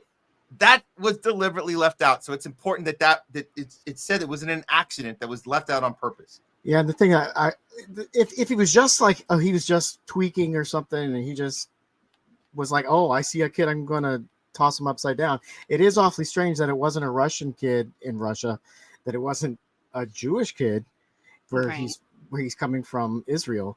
So I mean, this was an Iranian kid. What are the chances? I mean, super coincidental. Let's see. We got comments on this though. I definitely started some for this. So I saw this circulating on social media, and I was literally crying. We were talking about it in the hospital, and we were all enraged. That's from Nurses United. Yeah, and this is someone I know, and I think this happened. Did it happen yesterday? It happened yesterday, right? It was either yesterday or the day before. It happened in the last 1 to 2 days, and even in my hospital, I think I was one of the first ones to talk about it, to bring it up, and to show a few people that I trust there. But we, as healthcare people, people that want to heal other people, we were enraged by this. Like there are no words, and unfortunately, this happens every day in Gaza. Not this exact body slamming, horrendous thing that we saw, but the same thing or worse happens every day in Palestine. But this was very graphic to see. This was not a bullet or whatever else they do over there. This was a deliberate, I'm going to pick up this child and hurt him. It is disgusting. I cannot believe this happened, and thankfully it was caught on film. Thankfully, yeah, and he did get arrested. Following up with what you just said, all sentient being says, sickening, disgusting. I'm appalled someone would do this, but it happens every day in Gaza, and that's what we can't forget. While this whole thing has been going on with Iran, they have been continuing to starve the Palestinians in Gaza. And not only that, when they show up for the aid deliveries, they're just taking pot shots at them and killing dozens of them. Some days they've killed over 100 Palestinians who are just starving Palestinians who are just showing up to get food. And they're doing it openly, and they are posting it on social media. It's insane. Yeah. And we're not allowed to talk about it. It's in our media won't cover it, but we've got to remind people that this is going on every day. It's still happening every day. Yeah. And the other point that I think I was mentioning in the chat is what this guy did. I think is indicative of like the mentality of a lot of people who have been indoctrinated by serving in the IDF. I mean, they're so desensitized to the brutality that they cause to the Palestinians in particular. And now they're fleeing Israel, and they're going to be integrated back into our societies with that same sickness in their mind. They're going to be like here in America. They're going to be in Europe. They're going to be in Russia, and the populations there are just supposed to welcome them back in. And they're not. They're still going to be thinking in the same way they were while they were living in Israel from all that propaganda and indoctrination they've gone through. And it's not something that they're going to just stop believing overnight. And I mean, I think that's going to start causing problems all over the world where they're fleeing to. So I think it's really scary and very dangerous. Sorry, go ahead. I would like to follow up on this. So we're exposing this more than we ever. We didn't do this before, and I don't mean just because we didn't have our show, more than 2 years ago and whatever. I'm saying that we didn't look at news stories this way. I think if something like this happened, 3 years ago, and then of course the murderer, the guy who hunted down the executed the pastor. Like we wouldn't look at this so critically because we didn't know we were being hijacked by the media this whole time. So what I suspect is Zionism has always been a problem. They've just been able to maneuver around it and let the public think that it's just this guy had drug problem or this guy was just a crazy Christian because his parents were Christians. So he couldn't have been. It's always protect the Jewish narrative. Always protect what is the religious banter? What is the thing? Where is this coming from? What is the thing? Well, now we see it. And now, because we see it, I think that it's gonna continue. I think you're right, Jamie. It's gonna continue to be a problem. Even if Israel falls, you still have this indoctrination of this mindset. It's totally psychotic. And as long as they're pushing anti-Semitism is the worst thing ever, and we can't talk about this, it's going to continue to. We're going to see it more and more every day. So this isn't sustainable. At some point, the public's going to wake up and say, "Holy shit! This entire time we've had psychopaths living among us, and we didn't even know it. These guys are effing nuts, and something needs to be done about the mindset, not just the military problem and Netanyahu and all the attacking and all the pillaging and Greater Israel crap. The mindset is insane, and something needs to be done about that. And I don't know what to do about it other than scream about it every time, and not like, I know Craig, again, benefit of the doubt, Craig was giving, but I'm saying we got to call that shit out. That's all I can think of to do is just yell about it every time. Yeah, absolutely. And you keep mentioning the other guy, the Christian. Yeah, the guy is killing the pastors. I started this comment I made because I wanted to remind you of this. You should reach out to the reporter. You're never going to talk to the guy, but you could talk to the reporter and see, like, if she could tell you what she saw in the interview that she couldn't report on the news, if she'll be willing to talk to you, of course. But that's a great idea. That might be something worth doing. What was the religious rant? Because she said that on air. She goes, he went on to talk about a religious rant. And then I asked him another question. We'll cut to that part. And you're like, well, what is the religious rant? What is that? Will you be willing to tell us? I would love to know. I mean, we're trying to educate ourselves. We want to know what these rants are. We want to know what leads to this type of behavior. We want to know, by the way, we want to know what leads to any type of psycho behavior. Don't just teach us about Hitler killed all the Jews. I want to know, what did he say to the crowd? What was this? Stop cutting off the effing feed. Stop telling us that, it was crazy. You don't want to hear it. We want to know because we want to educate ourselves of what led to the thing. So tell us what the thing is. That's important. It's exactly the same as them censoring Osama bin Laden's letter explaining why he wanted 9/11 to happen. And once everybody started reading it and they got on TikTok and said, "Hey, this is what he said it was," they were telling us they hated us for our freedoms. But no, they hate us for our foreign policy. And then they couldn't let us read it anymore. It's the same thing. He never took credit for it. Just so you know, yeah. Let's be clear. It was a Osama bin Laden imposter that they put in some like backlit, overweight dude that wasn't him, and that's the video. But he never ever said that he did 9/11 ever. That didn't happen. He said other things about our American empire. He said other things about Israel, Western Empire.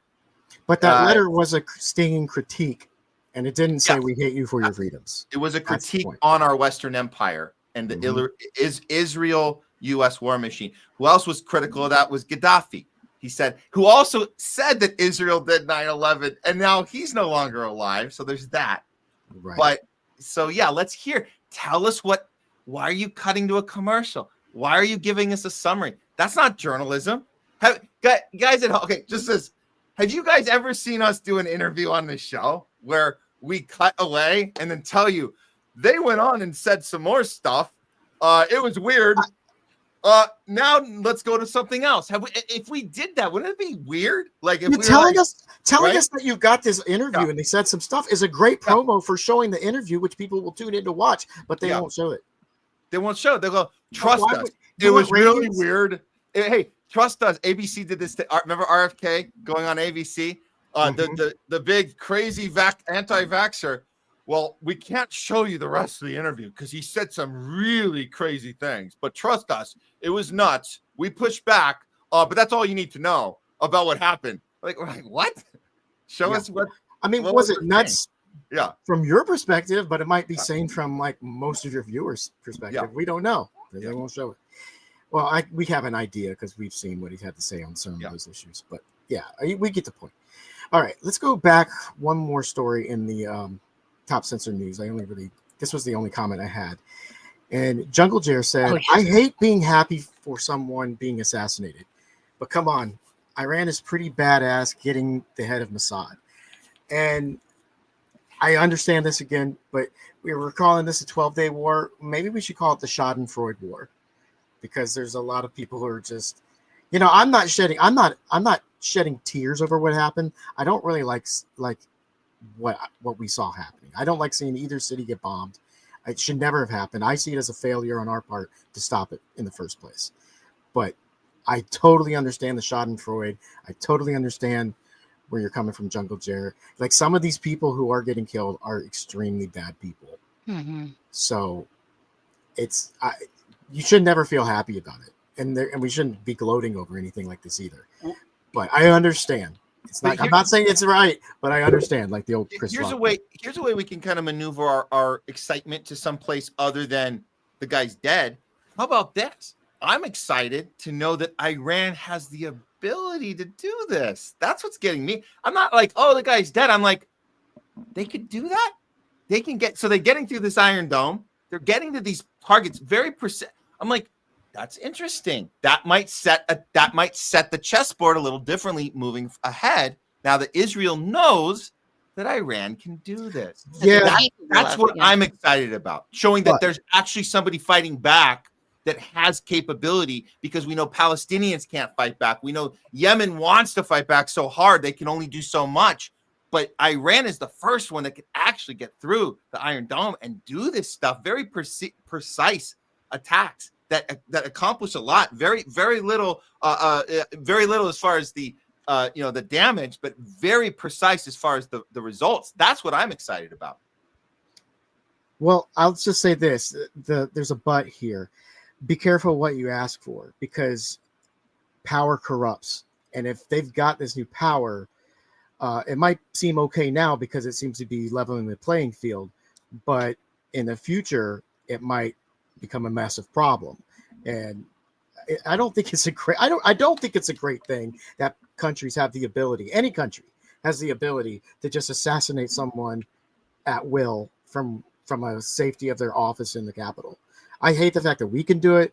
I don't like the fact that Israel can do it, and I don't really like the fact that any other country is capable of doing it. That's a terrible world to live in, and I wish it wasn't a thing. Just like I wish nuclear weapons were a thing. Yeah. So just be careful what you ask for. For now, it seems like it's something to level the playing field, but I don't think in the long run it's really going to be a good thing. Hopefully I'm wrong. I wish people would be accountable for the war crimes they commit, but who's holding them accountable? That's a problem. And everybody talks about international law, but international law doesn't matter if you're not going to enforce it against everybody. And the biggest problem is the United States is the enforcer of international law. So it doesn't apply to the United States. It doesn't apply to Israel. And hell, they're not going to apply it to anybody in Europe either. So what good is it if the people who enforce it will never enforce it upon themselves? I want to throw this one up. This just came in because I think we should go. Oh, I was going to read that one. Yeah. I think he joined late because I think didn't know that we had covered this in Top Censored News, but he's not apparently alive. From what we know, those were misreports. They've been sharing a video. We covered it earlier in the show. We'll throw Top Censored News up there first thing tomorrow morning, and you guys can see it again or watch the replay here. But this is a deliberate a misrepresentation of this guy speaking about the success of a 12-day war. He doesn't speak of that. That's what people are heading it. This, I believe, and I think we're 95, 96% sure that this was recorded before he was killed on June 20th. That's so unless something else resurfaces, that seems like a little fake out. So we looked at that and we covered it, but up until now, we don't have exact proof that he's alive, and there's many places reporting he's dead. And I think we're going with the dead right now until proven otherwise. I'm saying 96% sure he's gone. Yeah. Just to add to that real quick, Molly Littlebird, Israel did not anticipate that Iran could kick ass fighting back. Thank you. That was one of the new ones too. I got it. Very cool. Yeah. Thank you. Thank you. I think for the sake of time, we should move on. I want to go to the next, the other story, the top story, where Iran reported that they helped stop a false flag attack in the United States. So I like the story. I actually do believe that that's something Iran would do. But let's get to the comments. Will mainstream media be filled with stories about how Iran stopped an Israeli terrorist attack against Americans? No. You're absolutely right, Mouse FS. Which is why it's the #1 story on Top Censored News today. Exactly. They won't cover it. Jungle Jer says, it's okay to feel happy about an almost good story. It means that the probability of a catastrophe goes down at least slightly. This in turn should lower our collective anxiety. Go with it, peeps. Good. Now, I think he's kind of responding to my comments where I'm like, and Pasta too, I'm a little bit skeptical of this. I do believe it's something that Iran would do, but the source is coming from Iran, and really all we have to go on is just trust me, bro. So unless we can get corroboration of the story from a non-biased source, it's hard for me to trust that it's true. That doesn't mean it's not true. I want confirmation. Okay, you guys saw the anonymous video we shared last week, right? Yes. Yes. Okay. Anonymous was saying the same thing. Was saying, we're telling you that our greatest ally is planning something on our soil, and they're going to blame it on Iran to get us into war. What can we do about it? Not much. We figured we'd just share with you guys. If at the least, take precautions, tell people. Not much we can do. However, when they do it, you'll have the information and you won't fall for the trick. Can we at least say that this report, even as vague as the report is, can we at least say it did something like that anonymous video did, where at least told us if it was going to happen, we know what they were going to do. They're going to blame it on Iran. Just know that it's not Iran. I think that's something, at least getting the mind going, even though we don't have we don't have details to report on it, but it's good that we're talking about it. That's all. But also remember, this show, a lot of shows that we're affiliated with, people that we collaborate with, we were all saying the same things too, but we weren't saying it based on any evidence that it was going to happen.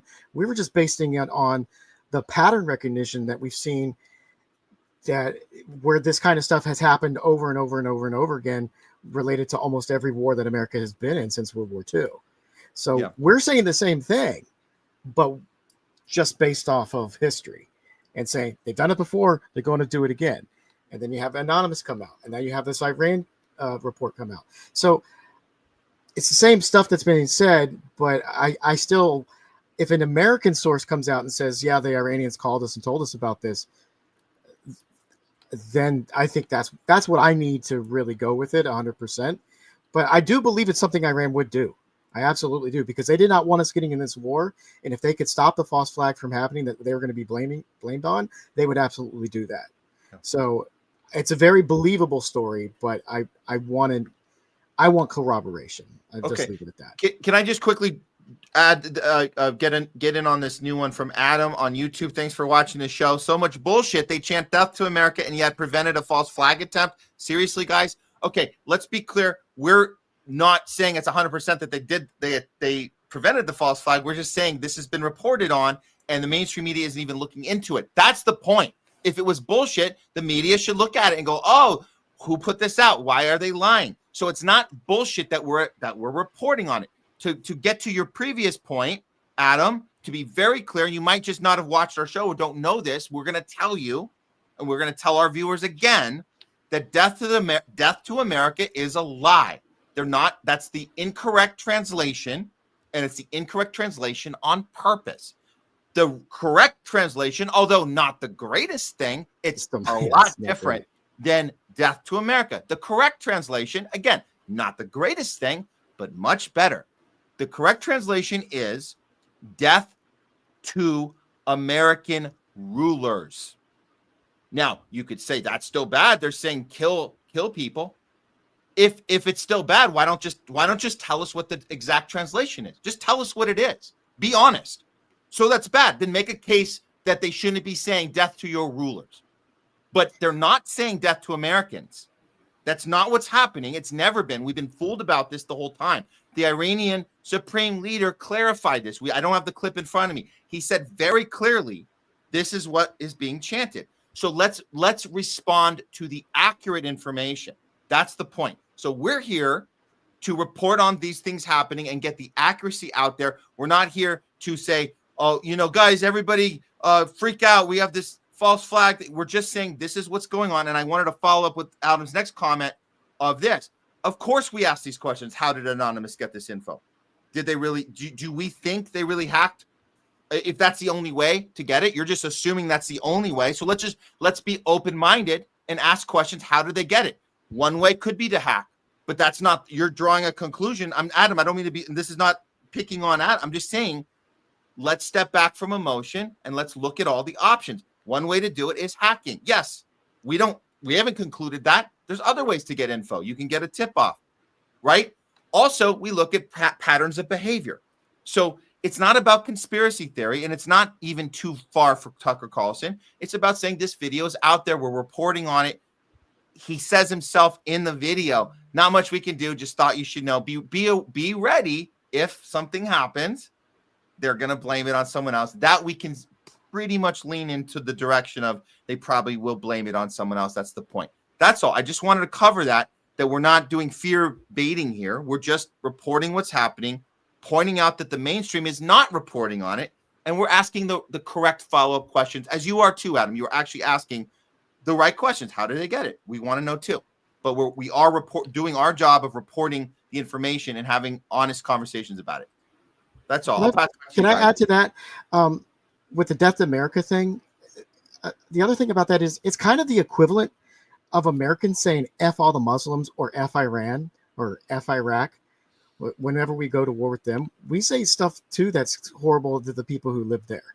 And we actually back it up when we say F Iran, F Afghanistan. We go in there and we do kill the people. Iran doesn't do that.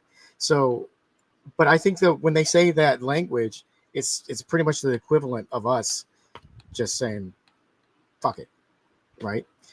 Yeah, but do you have anything to add, Leslie? The chant is being misinterpreted. Do you understand the Yeah. translation? Well, I post a lot about this on my social medias, and I've had a lot of people that agree with me and support the cause for, Palestinians and everything really that I post about. But particularly there's two people that the same two people always tend to kind of want to challenge me. And, this time around was, how could you still be defending Iranians and Palestinians and people from the Middle East? They chant death to America. And I was like, yeah, but first of all, there's a reason why they're mad at us. Not me specifically. I'm not the one pushing buttons to send missiles and bombs to kill people. They're mad at the people with power, the people way above me. They're mad at those people. Same as when I'm really pissed off at Israel. Do I hate the people that live there and a lot of innocent people that live there probably? No, I'm mad at what Israel is doing. So it goes both ways. And I don't know. I appreciate, Adam and other people that write comments or questions and they challenge us respectfully. We appreciate all comments and questions. But yeah, we thank you, Matt and Jamie, for clarifying that as well. All right, I want to move on to some of the let's go comments for it. we had about Mamdani. Okay, so let's go ahead and move on. So one of the things from Tickled to Death said Mamdani said he would arrest Bibi if he comes to New York City. I think I heard this. I'm not 100% sure that's true. He did say it. Yes. I don't think he would do that though. I honestly don't believe he would. I only wish. Yeah, it's if Bibi did go to New York while he's mayor, it's not going to happen. But I appreciate the sentiment, though. I'll just leave it at that. Well, him saying it is the call for his arrest, which is great. That's enough. We don't have anybody else doing that. The International Criminal Court has said it. Every other country says, except 4 countries, apparently. 2 of them are Israel and the U.S. that don't believe that he's a criminal at all. Right. So saying it is a big deal. Saying it is a big deal, of course. Yeah, and the amazing thing is he said that and still won the primary. So there you go. Next one. So more about Mamdani. This is just a new guard for the DNC. Nothing will fundamentally change. And I kind of feel that way about Mamdani. But I'll say this. At least he's not Cuomo. I just don't think Cuomo should be allowed to ever win another public election ever again. However, I don't think we've seen the last of him. He's going to run in the general, whether it's as an independent or as a write-in, and they'll find some way to make Cuomo win. I will not be shocked if he wins the general election. Not at all. Yeah. Next one. I think this is from Anna. The neocon neolibs won't give up that easily. The money printer goes Burr. Yes, I think this is, again, they're going to back Cuomo, and they're going to find a way. Because, look, it's just everything about Mamdani is he's a communist, he's a socialist. Equating the two things, he's neither of those, by the way. He's still a Democrat. Don't forget terror supporter. He's a terrorist supporter. So Yeah. there's that. He's a Democrat who still supports the empire. He just wants it to be a little bit less bad for the people living here.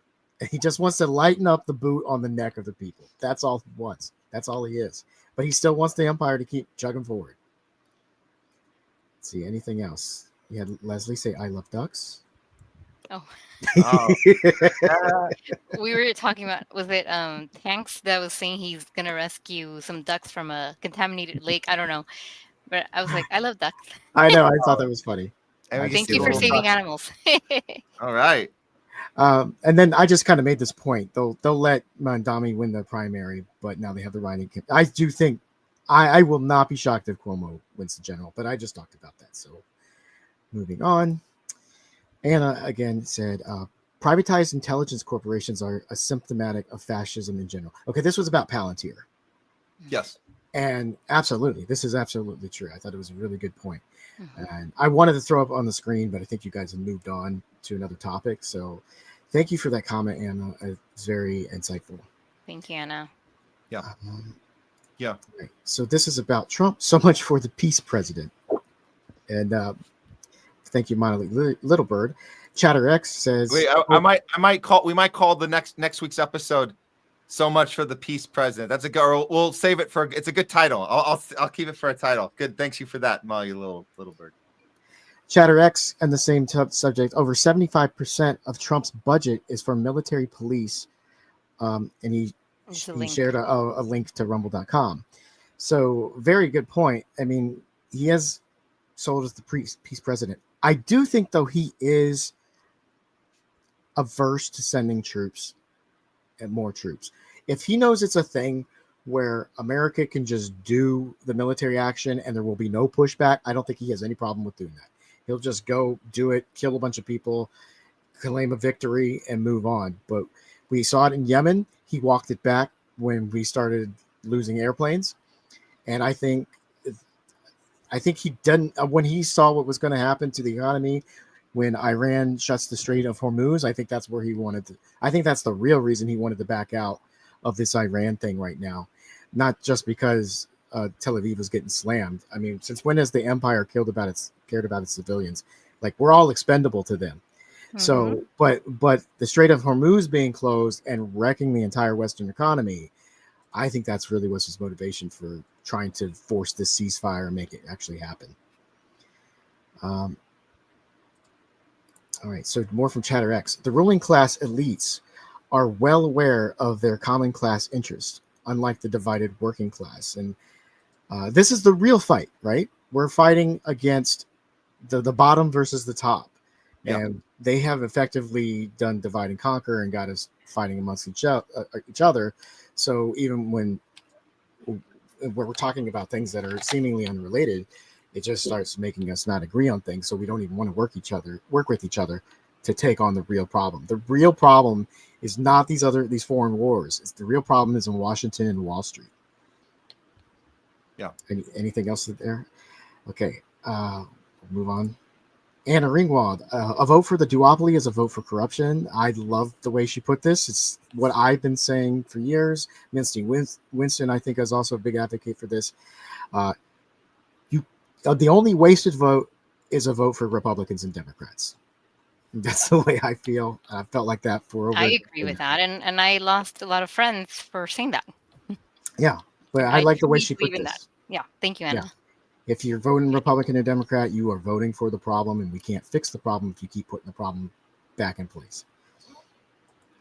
I agree. Okay. War is never the solution. This is from Anyway. But terrorism and religious fundamentalism and nuclear threats cannot be tolerated. Now, this comment, I'm not exactly sure what the context was that this comment was made. And I think he's talking about Iran being the terrorist, religious fundamentalism, and nuclear threats.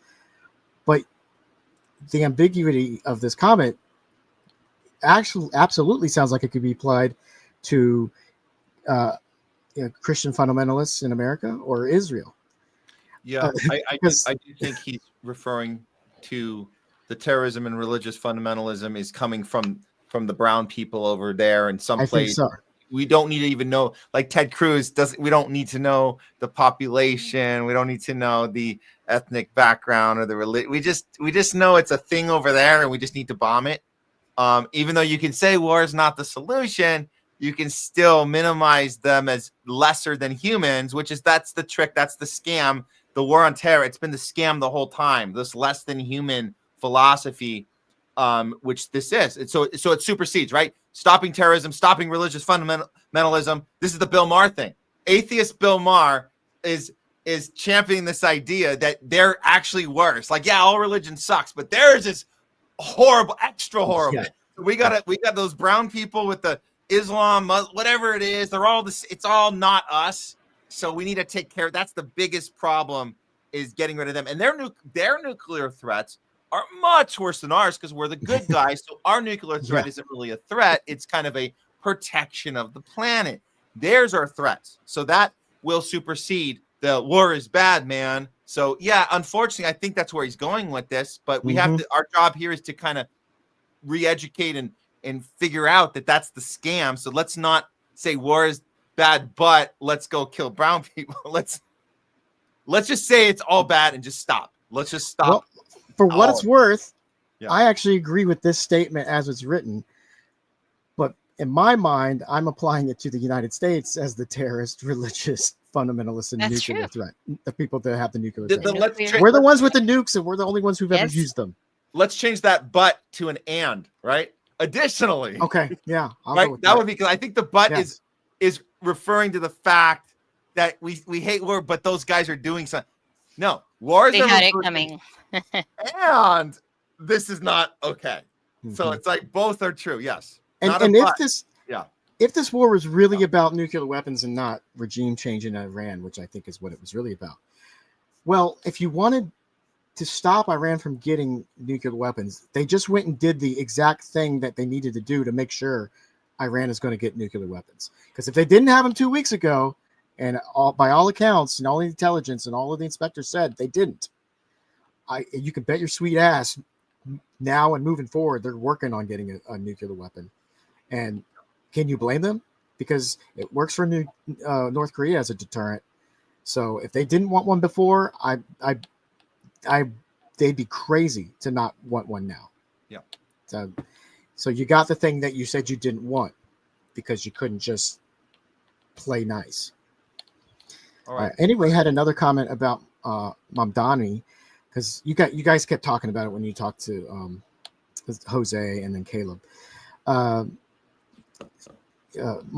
$6.3 million campaign proves he's no different than Cuomo's political machine. And I think we've been kind of trying to make that point. He's still a Democrat, and he's still part of the Democratic machine. So this lunacy saying he's a communist and he just wants to ruin everything, it's just these people jumping off the deep end. And they're blaming him as being a socialist. And when he does things that people don't like, they're going to say, look, socialism's so terrible, and it doesn't work. But he's not doing socialism. That's the big scam. Hey, Leslie, do you have a few on there that you pulled as well? Maybe Comments? Yes. Did you pull any? No, I actually just left the highlighted ones. Okay. Cool. But there's so many. There's so many great ones. I wish I had 3 hours to read them all. Let's at least change the. We've talked about these topics, and we appreciate that engagement. But maybe just a couple more in the later discussion we had with either with Jose or with Caleb, because these still seem to be on all the ones before those two interviews. Yeah, we're still there. Let's okay, this is a shift. This is a different topic. Okay, so I thought this was interesting. Jokers for You said, I think the biggest shift of leftists to becoming rightists was the Obama, and specifically the Obama's anti-war candidacy, switching to being full pro-war and his war crimes in the Middle East. So what he was saying is that by virtue of supporting Obama and not questioning him, a lot of these leftists became further to the right because they went along with everything Obama did, and Obama just pulled the left to the right. Now, the thing that I thought was interesting about this is he says it's the biggest shift of leftists to becoming rightists. And I want to say, was it Obama or was it Bill Clinton? I was going to say it was Bill Clinton who set the foundation for Obama to do this, because Bill Clinton did. We had no idea. I mean, I guess if we had looked closer, but we only had CNN at the time. That's it. We had CNN. There was no other discourse. There's no internet where we could go on and do YouTube and talk to people. Nothing. So we were told, oh, he's doing this. You know, the lefties are progressive. No, everything Bill Clinton did set the table for Obama to be the real war president, which we came to know Obama was the war president. But Clinton's the one who bombed Yugoslavia with NATO. Clinton's the one that did the Telecommunications Act. Clinton's the one that did NAFTA. Clinton's the one that did the crime bill with Biden in the Senate, who basically locked it up, and he did a dunk with it. You know, so these are the things that were all right-wing policies. All of it was right-wing policies. If you guys don't know the Telecommunications Act, that's what got the media down to this monopoly of corporate control, so they can control the narrative through these very few media companies. That was on purpose. That was by design. So yes, Clinton set the table, and Joker's for you, you're right. Obama then became aggressively on a global level the worst pro-war right-wing psychopath president we've had, and nobody saw it. But don't forget the bombing of Yugoslavia that did, which was not okay. Didn't even run it by any. Just did it, and it was this. You're not allowed to go 1 inch to the east, and I don't know how the hell you get away with that without declaring a big world war. But he did. He just did it, and there's no explanation for it other than showing NATO, American, Western dominance. Meanwhile, the rest of us are here watching CNN and have no clue that he's doing this. So, Joker, for you, you're right, but Clinton set the table for sure. And even Obama, at the end of his term, he said, like, when you look at my policies, they were in line with Ronald Reagan. There you go. There's that clip. I wish we had it. We could show it. But yeah, so if you want, when people say that you're crazy when you say the Democrats are a right-wing party, look at their policies objectively. Don't look at the Republican and Democrat thing. Just look at the policies that were done and evaluate, was this something that the right would like or would the left like? And when you look at it like that, without the labels, it's just right-wing policy after right-wing policy after right-wing policy. But when it comes to a left-wing thing, they hem and haw, they got a debate about it. There's always a villain the rotating villain that stops them from doing it. And they never get it done. Yep. I mean, and look at like minimum wage. We haven't raised minimum wage since 2009. They raised it 3 times from between 2000 and 2009. But we haven't done it since then. And how many times has Congress gotten a pay raise since then? Like 3 or 4? Yeah. Oh, they are wealthy people. But back to this point, me and Matt have tried to explain this very point about Obama and the warmongering to many people in real life, in person. And either ignorance is bliss or it just goes over their head. I don't know, Matt, if you remember those conversations. Still in the latest protests that I've been to, there are people still holding up signs that say, "Bring Obama back." And I'm like, you guys, this is exactly what we're fighting against. They have no idea, Jamie. I know. They're living under, I don't know why people, oh my gosh, it's really frustrating. I'm not sure this allegiance to Obama. Why don't people see behind that beautiful face of his? Why I think he made people feel good. He makes people honestly feel good. Yeah. I think I don't think people really felt good about being American like they did under Obama since Reagan. And I know we got a lot of things to say about Reagan, but people Reagan was very popular, and people loved being an American under Reagan. And I think we saw a lot of that similarity under Obama. And this kind of goes along with that comment from Sula Moon. You can't reform a corporation. Don't forget, the Democratic Party is a corporation. And this was posted during Jose Vega's interview. Because he's like, why am I not going to go Democrat? And this is why, because you can't reform it. We got reformists, and then we got people who say you got to leave it. I can't get on board with the reformists because they are a corporation. You can't change them. We gave it a shot. Didn't work. We're not going to fall for it. Yeah, we're not going to fall for it. We did. It was a ton of wasted energy. We wasted an entire term, presidential term. Yeah. Let's just do a couple more. I know it's Yeah, I know. It's so many. We got more guys. We got a few more segments to do for you guys. So we don't want you. We don't want to. We're going. Some of these we could save for the end. So let's Okay. go ahead and share this one from Bob Marley. It's a good quote from Wish Ago. You will never find justice in a world where the criminals make the rules. Bob Marley. And absolutely, our ruling class are criminals. They're fascists and/or criminals, and that's what we're having to live with. So. Absolutely, Wish Ago. I'm glad you shared that quote with us. Thanks for that quote. And I do love him too. Bob Marley. Well, I love you too. Don't forget to hit the like button, guys, and subscribe. Thank you for tuning in. Just wanted to say that. Absolutely. Thank you, guys. What do you want? We'll do one more before we. Well, these two go together. Oh, two. Okay. They're both from ChatterX. So exactly, the irony is nowadays the poor also pay for the wars from their taxes. They literally pay to be killed for the benefit of the oligarchy. So this was responding to I think another comment talking about like the poor are the ones who go to fight the wars, is never the warmongers who want to start the wars. And a follow-up to this was, our real enemies are not those living in a distant land whose name or policies we don't understand. The real enemy is the system that wages war when it's profitable. And this was part of a longer quote, but this was probably the most important part of it. These people are just pursuing profits and they don't care about the consequences of their actions. And we're the ones who always pay for it. Yeah. That's the sentiment of what he's trying to get through to people. And that's kind of what I want our audience to take away is like, we got to stop letting ourselves be abused by this ruling class. Yeah. And to be clear, this chatter, and I know ChatterX agrees with this, the real enemy is a system that wages war when it is profitable. It's not just waging war overseas, it's waging war on us right here as they pit us against each other when we go out into the streets. And then the left cheers on locking up all the J6 protesters, and then the right cheers on locking up all the No Kings and ICE protesters, and it makes the enemy right here. They turn us on each other. They psyop these operations. They create Antifa. They put feds in the middle of J6 and say, go into the Capitol. They have these things in place. So we're mad at the wrong thing. So the waging the war is profitable, not just overseas. It's profitable here too. And they get away with it when we don't notice it. So we have to be loud about it, and not to say, look, I was told this by a few viewers that we're discouraging people to get in the streets because we're calling out the psyops. No, we're not discouraging people to get in the streets. We're saying go in the streets. And then when you see that pile of bricks that was set there 4 a.m. the night before, you're like, who set that pile of bricks? Take a picture and share that shit. Show people, hey, I just want you guys to know we showed up to the protest and we saw a pile of bricks set here. Where did those come from?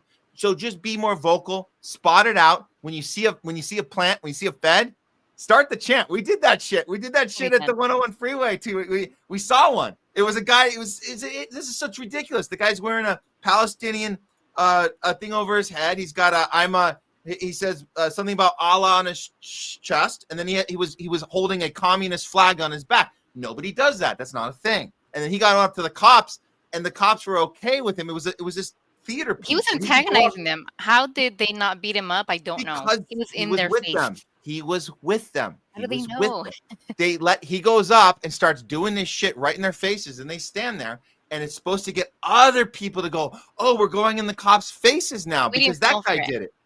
And nobody fell for it. Why didn't they fall for it? Well, because his outfit was so obviously not a thing that anybody does. Yes, exactly. But Like Sula Moon said, very obvious. Yeah. The other reason nobody fell for it was because we started chanting, Fed, Fed, Fed, and everybody joined in. That's a thing. You can do that. You can get people to notice shit. So show up to your protests with the best of intention, and don't dismiss people when they say, hey, did you know your protest is bought and sold by the billionaire class? You told people that said free Palestine to stay at home. Did you know that? Be the person that goes, that's effing bullshit. I'm not going home. I'm still here, but let's tell more people. Did you know the shit? F that. So we're not telling people to go home. We're telling you to get loud about the thing, and then double down, be even louder about why you're there. Yeah. Don't let them misdirect the political energy. Yeah, and because I think I was a little bit wrong about No Kings, and I said, I thought it was going to be like a I thought that was the false flag events. It was going to be something like that, or an excuse to really go hard with implementing Palantir.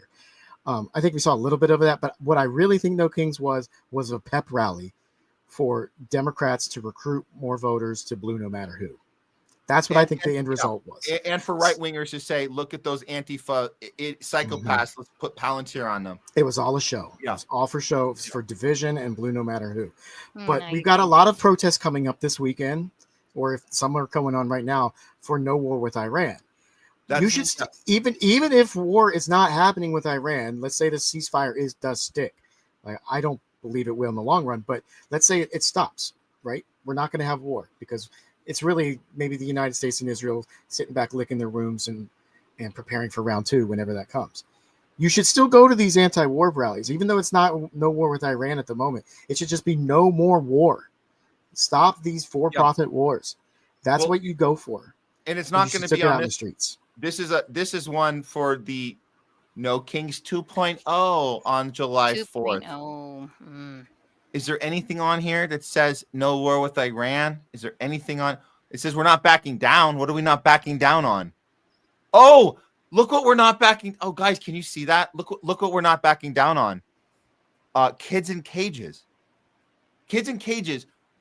We're not backing. So we're showing that we care about people that aren't Americans who are brown skin that are being treated bad. Kids. Why is there no mention of Palestinian kids? Well, that's way over there. That's not. We just care about kind of outside of here so we can look like we care about other people and other kids. And where were these people for the 4 years that Biden was in office? So ask yourself why that's not on this flyer. Good question. Yeah. Why isn't it on this flyer? Why does it say kids in cages is what we're not backing down on, not kids' limbs getting blown off in Gaza?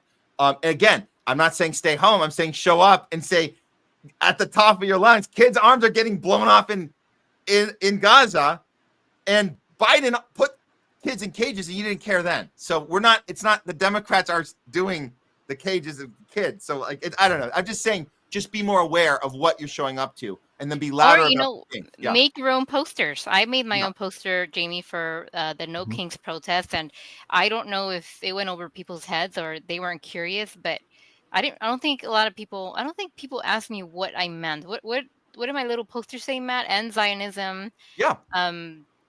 Did you say about security? You said something about the security state, Palantir. I think you said something on there. Yes, down with Palantir. And I had like 5 lines. What else were they? Oh my God. That's great. Hey, make your own protests. And like Matt said, call out people that are obvious that they're infiltrators too, for sure. And I don't know if the National Guard is going to be here in LA or all over the country. I don't know. I assume it's going to be a big protest again, or maybe not. Maybe people are going to be with their families barbecuing. I don't know. But we'll see. Make your own posters. I think that's really helpful because I think there are a lot of people that hand out like the pre-printed posters, right, Matt? The ones that we saw here in LA. And like you guys said, it's basically get Trump out. And like you said, Jamie, it's basically vote blue no matter who kind of protests nowadays. So we can make our own posters, you guys. Yeah. Cool. Well, I think we should wrap it up here, guys, on Talking Back for today. This was cool. A little experiment, getting all 3 of us in here. You guys are great. Yeah, just talking. Great banter. I love it. And we're talking about so many people were tuned in. So many awesome and intelligent comments. We appreciate every single one of you that tuned in and had something to say today. Thank you.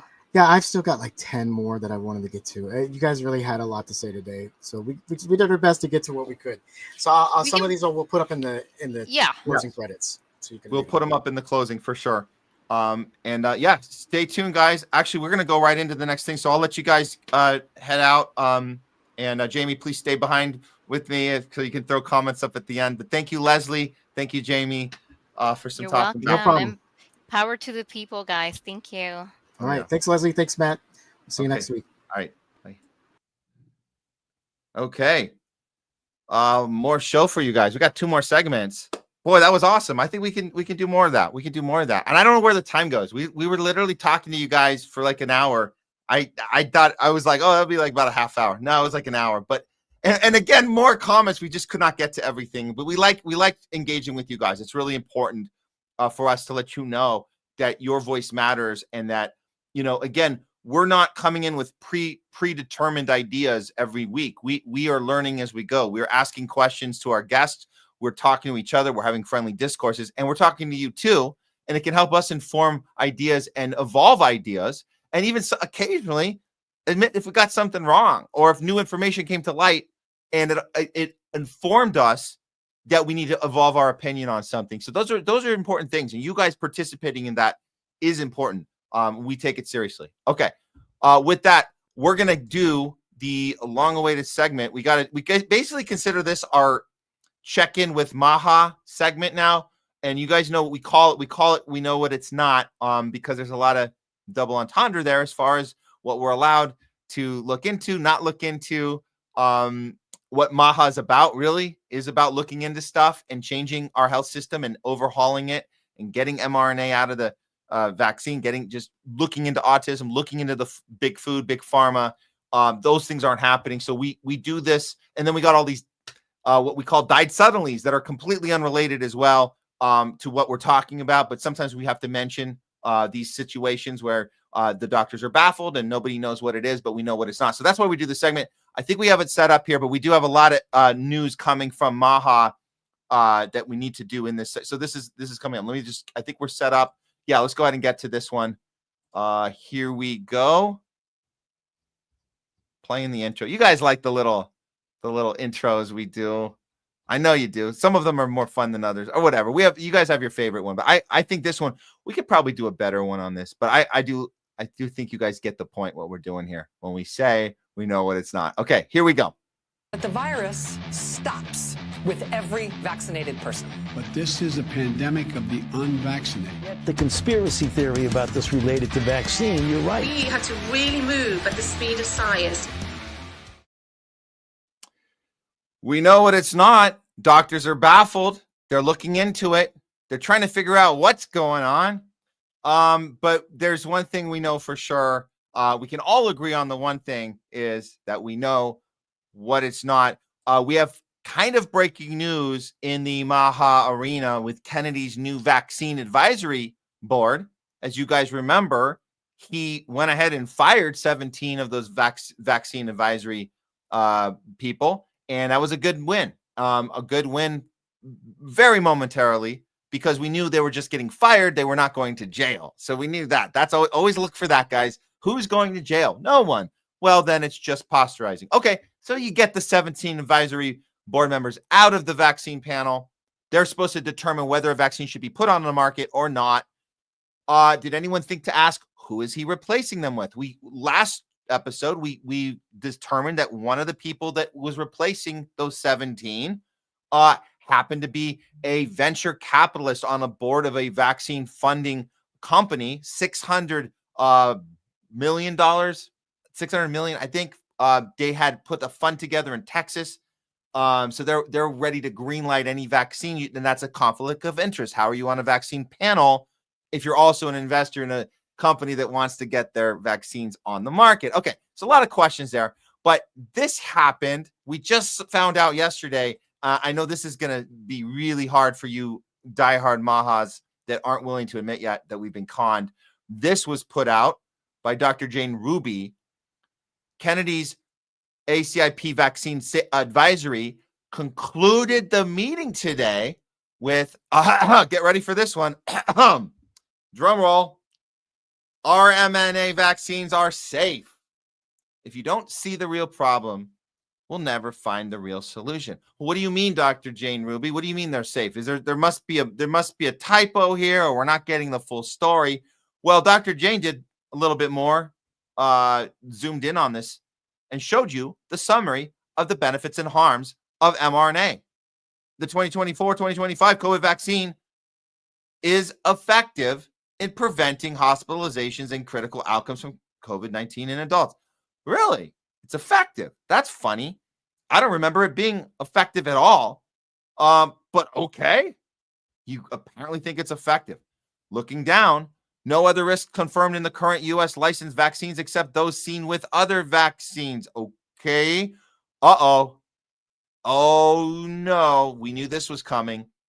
Pregnant women are at an increased risk of what? of severe disease and adverse pregnancy outcomes from what? Oh, from COVID-19. They're not at risk at anything with the thing you're saying is safe and effective. They're at risk from COVID-19 result. Okay, I see.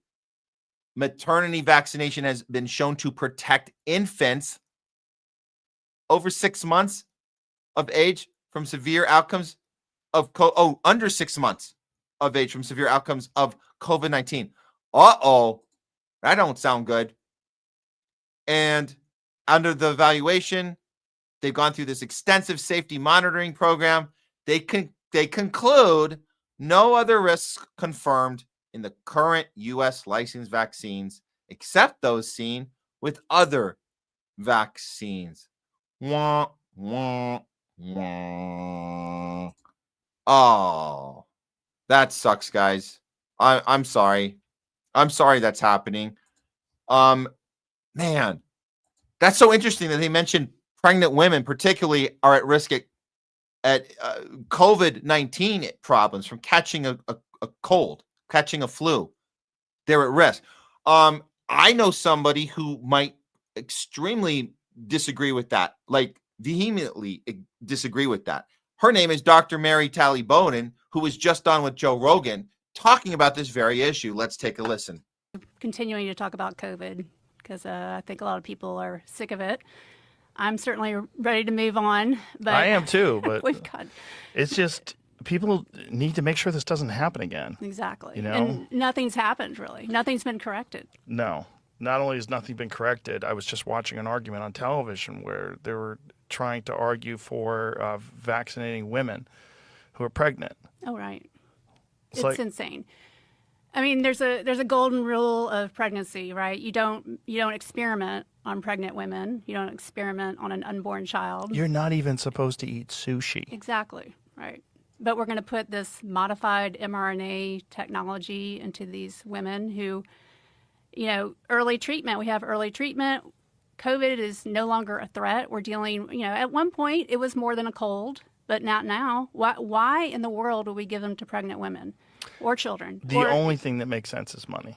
Right. Well, It's the only thing that makes sense. ego and Ego, meaning because they've already recommended it, because they don't want to admit that it's not effective. They don't want to admit their side effects. I mean, we have hard facts showing it should be pulled off the market. I mean, any other product would have been pulled a long time ago. If this Okay. We know that. That's the point. That was the point of Maha, was any other product would have been pulled long ago with these type of problems that we know. And here we go. And Joe Rogan saying that he just saw this discussion on TV. He didn't say who was talking like this, but he said the fact that they're on TV talking about we have to protect pregnant women from getting COVID and long-term COVID problems. We need to give them a vaccine. That's insane. He didn't say who was saying that, but after seeing this report from RFK Jr., it looks to me like those are the same people that are agreeing with him. So what happened to all that? I guess that was all theater. This whole RFK is making us nervous. He's going to go do something. Oh my God, he's crazy. Now they're all saying the same thing. They're all saying we have to protect people that are the most vulnerable. We have to protect infants. We have to protect people. Protect them from COVID, from getting a flu. We have to protect them by putting in gene therapy poison inside them. That protects them, which it doesn't even stop you from getting the thing. It doesn't even stop you from getting the thing that you're trying to stop you from getting, which Pfizer has admitted completely on the record. No, we never tested for transmission. No, we never tested for anything. We had to move at the speed of science, the speed of science. If this isn't enough to convince you that RFK Jr. has been captured, that there's nothing actually going on in the Maha movement. Now, look, you get your little moments. Yeah, he fired some people.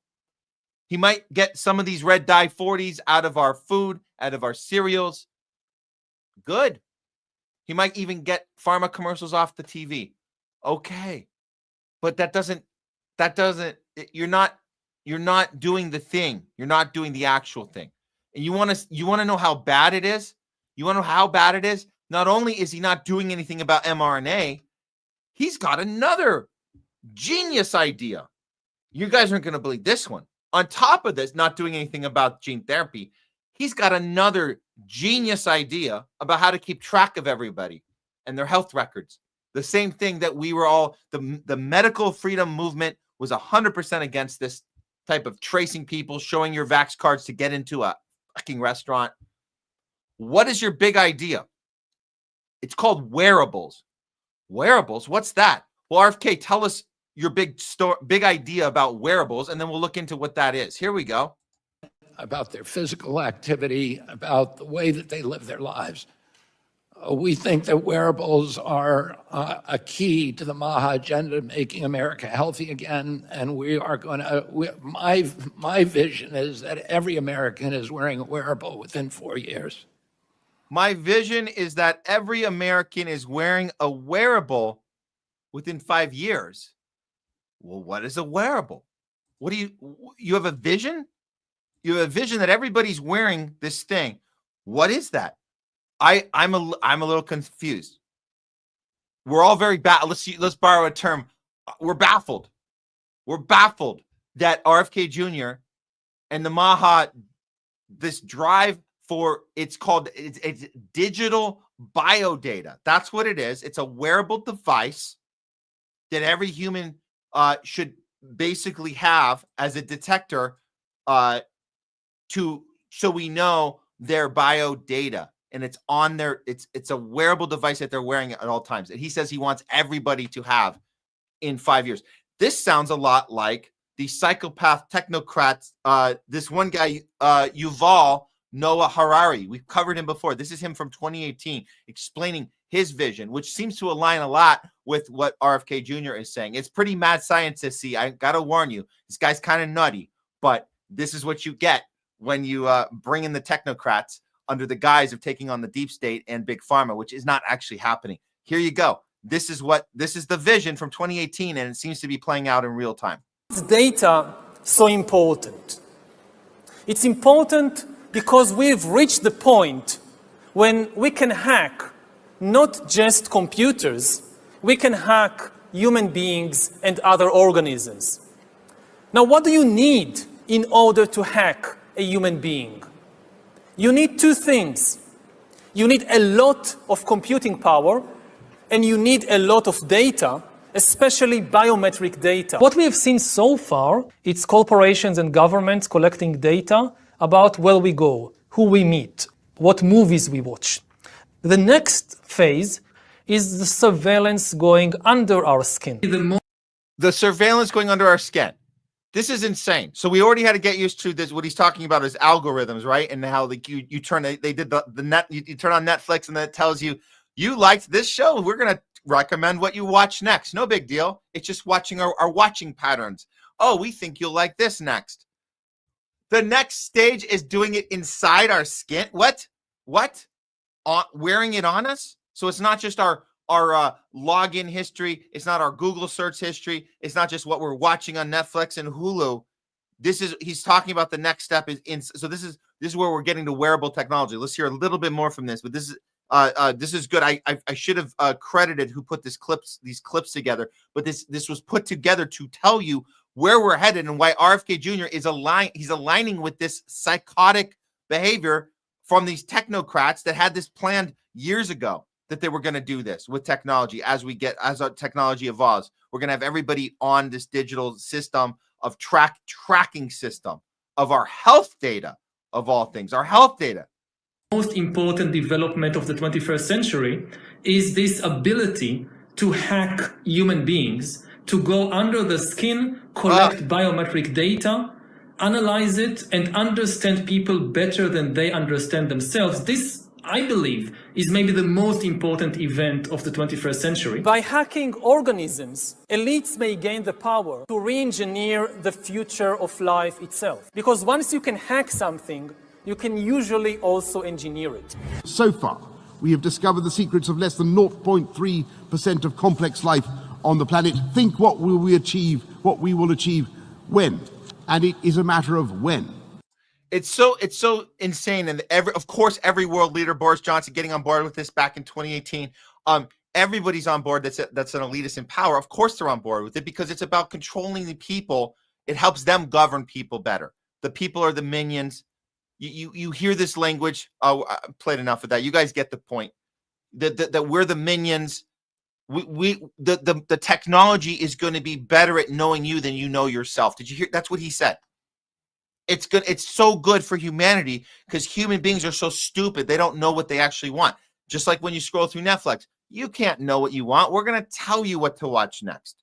We're going to tell you what's going to be on your feed. So we're already living in this world of don't worry, don't think for yourself. AI is all about this.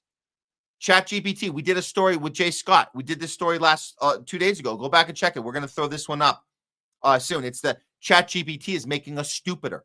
So they're telling us we're stupid. Use this machine because you're too stupid to think for yourself. Now we really will be too stupid once we start using this thing. So look, RFK Jr. would probably argue back and go, no, I don't think it should go that far. I just want everybody to be wearing a wearable. I want us to be able to track what you're doing because we know better than you do. Our technology is going to know better than you know yourself. And then we can tell you what you need to do next. We can tell you your next vaccine. We can tell you, looks like you're pregnant. We're going to know before you know. You don't even have to go get, hey, women, you don't even have to go get a pregnancy test anymore. We're going to know because you'll be wearing a wearable. So not only will you get a signal that you're pregnant, we're then going to tell you where you can go get your COVID vaccine because you're the most vulnerable group, the pregnant women. We think that if you get COVID, it's going to be really bad for you. So we better shoot you up with some mRNA.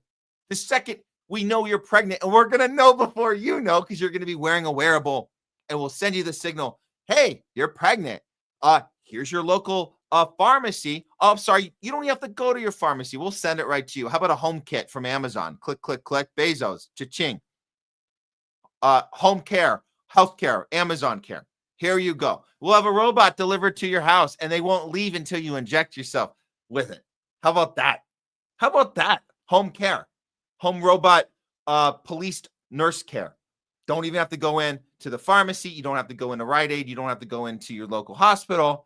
All you got to do is click the button because we will notify Amazon to send you your home health care, vaccine, mRNA, gene therapy, personal delivery service. Inject this into your arm, and then our robot can go back and check in and say that you did the thing that we need you to do because we know you better than you know yourself. Okay. Are you guys angry enough? Are you upset enough? Are you wondering why this is something we're talking about while RFK Jr. is the head of the HHS? Are we upset enough that we're not talking about this a year ago when we were like, let's get Trump in there and to save the day because this shit was happening and we need to stop it?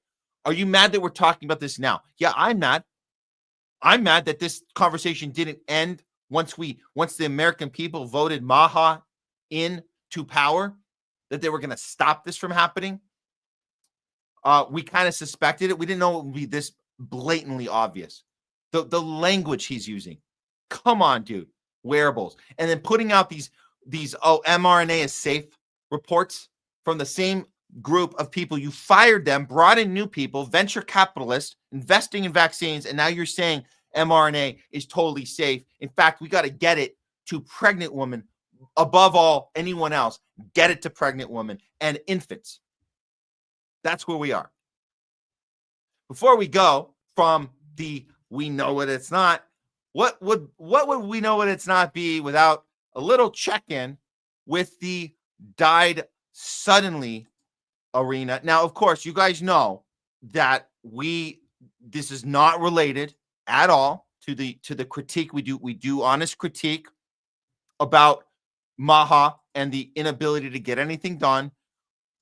Separate from that, we just like to report on some stuff that we can't explain and doctors are baffled about. They're completely separate. I just want to be very clear. They're completely separate. Let's look at this one. Here we go. Football player who played on with stage 4 cancer dies. Here he is. Oh, man, that sucks. A football player from Southern Scotland who played on with stage 4 cancer has died at the age of 20. Charlie Watson from Lochmaben continued playing for Castle Douglas side 3 Rovers despite his skin cancer diagnosis. A campaign in his name had raised tens of thousands of pounds for research. His mom posted on the fundraising page, "We are beyond proud of the journey our Charlie boy has fought." And there he is in action. A 20-year-old boy with a weird skin rapid cancer diagnosis who, I guess that's it. He's done. Over. Doctors are baffled, or maybe they're not baffled anymore. Maybe that's totally perfectly normal. As Adam Carolla once said back in the day, if you guys know the reference, perfectly normal, perfectly healthy. I don't know. I don't know if it's normal. You guys want to do another one? Let's do it. Former Alabama track star Elud Kipsang dies at 28 following what? Cardiac arrest? A 28-year-old has a cardiac arrest. An athlete. Man, I thought only out of shape people and heart problems. Why would you have a heart problem as a track star? When you were around Elud, you couldn't help but be happy because he wouldn't let you stay down. A friend said in a tribute to the runner. And there he is. Sudden death. Doctors are baffled. How could you have a cardiac arrest? I guess he athletic too hard. He died immediately after suffering a heart attack, a cardiac arrest. He was rushed to the hospital, spent days in the ICU. Okay, so he stayed alive in the ICU for days, died on June 10th. There's a GoFundMe, of course. He once had a record in the NCAA for the 1,500 meter. Yeah, that sounds like somebody who would have a sudden heart attack. Very strange, very sad, very effing sad. Let's do one more. I mean, there's so many of these. I honestly, guys, we see these every day, all day long. I just sometimes just choose a few of them just to highlight, because everybody always goes, well, that's just one example. Okay, how long do you got? How about this? We'll do one more. This one's really tragic. Girl 12 died of a rare cancer spotted while brushing her teeth. Oh, no. A 12-year-old girl died from a rare cancer that her parents first noticed while she was brushing her teeth. Oh, my God. 12 years old. Beth Phelps got ready for bed. Her parents spotted a protruding lump on her shoulder, visible under her T-shirt. Tests at Jersey General Hospital revealed that she had a 7-centimeter tumor on her left lung. She was diagnosed with Ewing sarcoma. Sarcoma, a rare and aggressive form of cancer. After undergoing chemo, of course, surgery, of course, radiation treatment, of course, she was given the all clear, only for the cancer to return 9 months later in her right lung. The parents were offered a clinical trial, but chose palliative care to make her, and this is always hard for parents to choose palliative care. You guys know Leslie has worked in palliative care and knows how incredibly hard it is to be in an arena like that where parents have to make these decisions. But they chose palliative care to make her time left, this is the quote, her time left as comfortable as possible. Beth died just 12 days before her 13th birthday.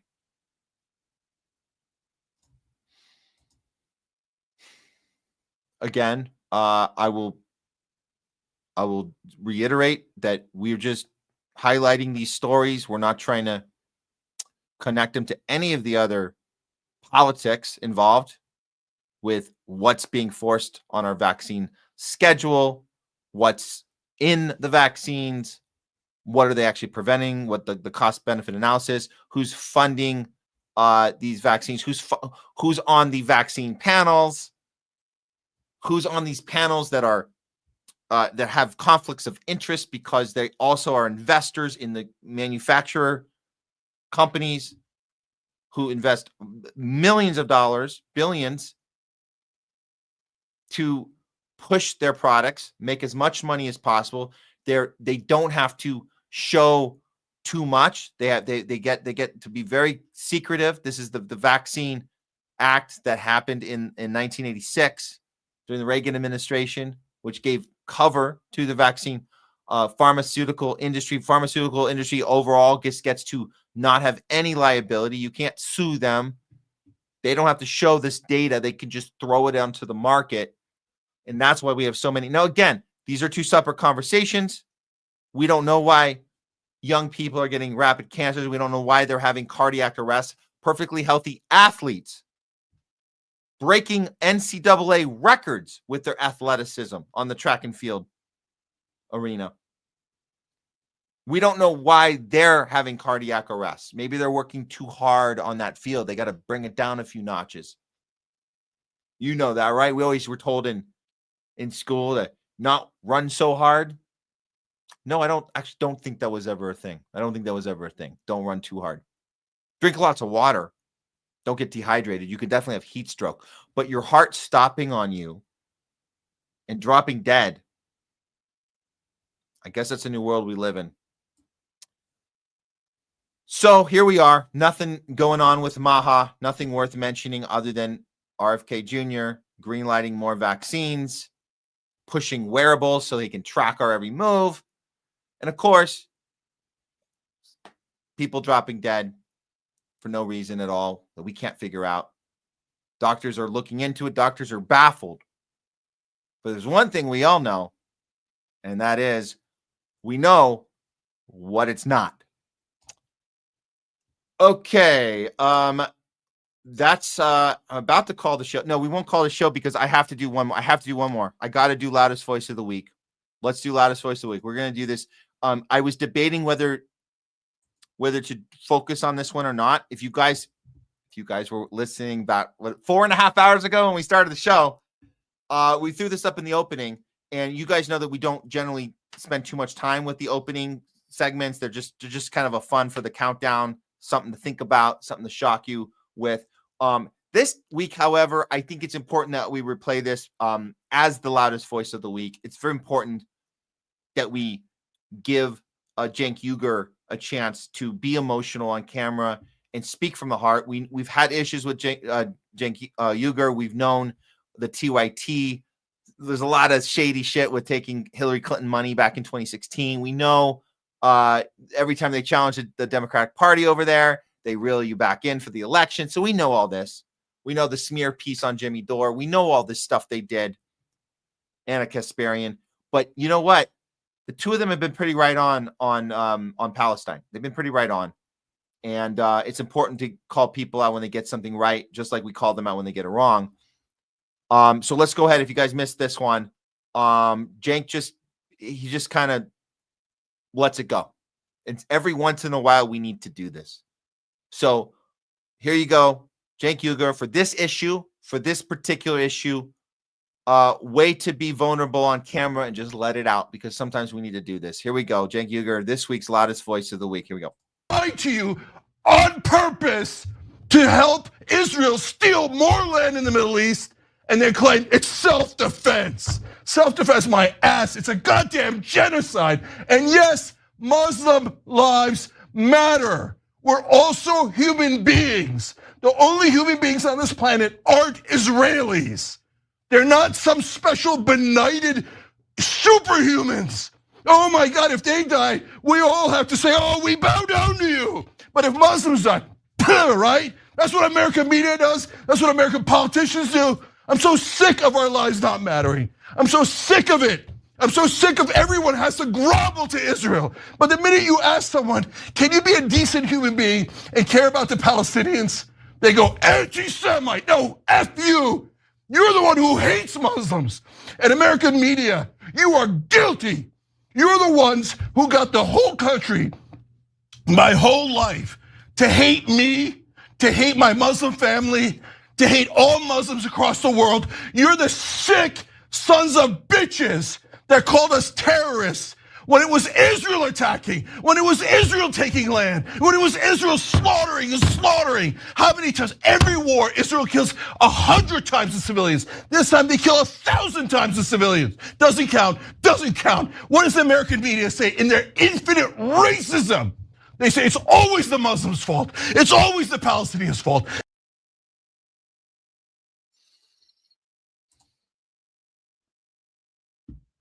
They lied to us our entire lives about this. War on terror. That was a scam. That was done on purpose. That wasn't real fear. That was manufactured fear, manufactured racism. If you guys were around in that time, I first moved to LA in 2001, right after 9/11, and we saw people being targeted, people being sized up. I got into security actually, and the whole system of security in LA was to size people up. You guys remember the first attack we did on Iraq.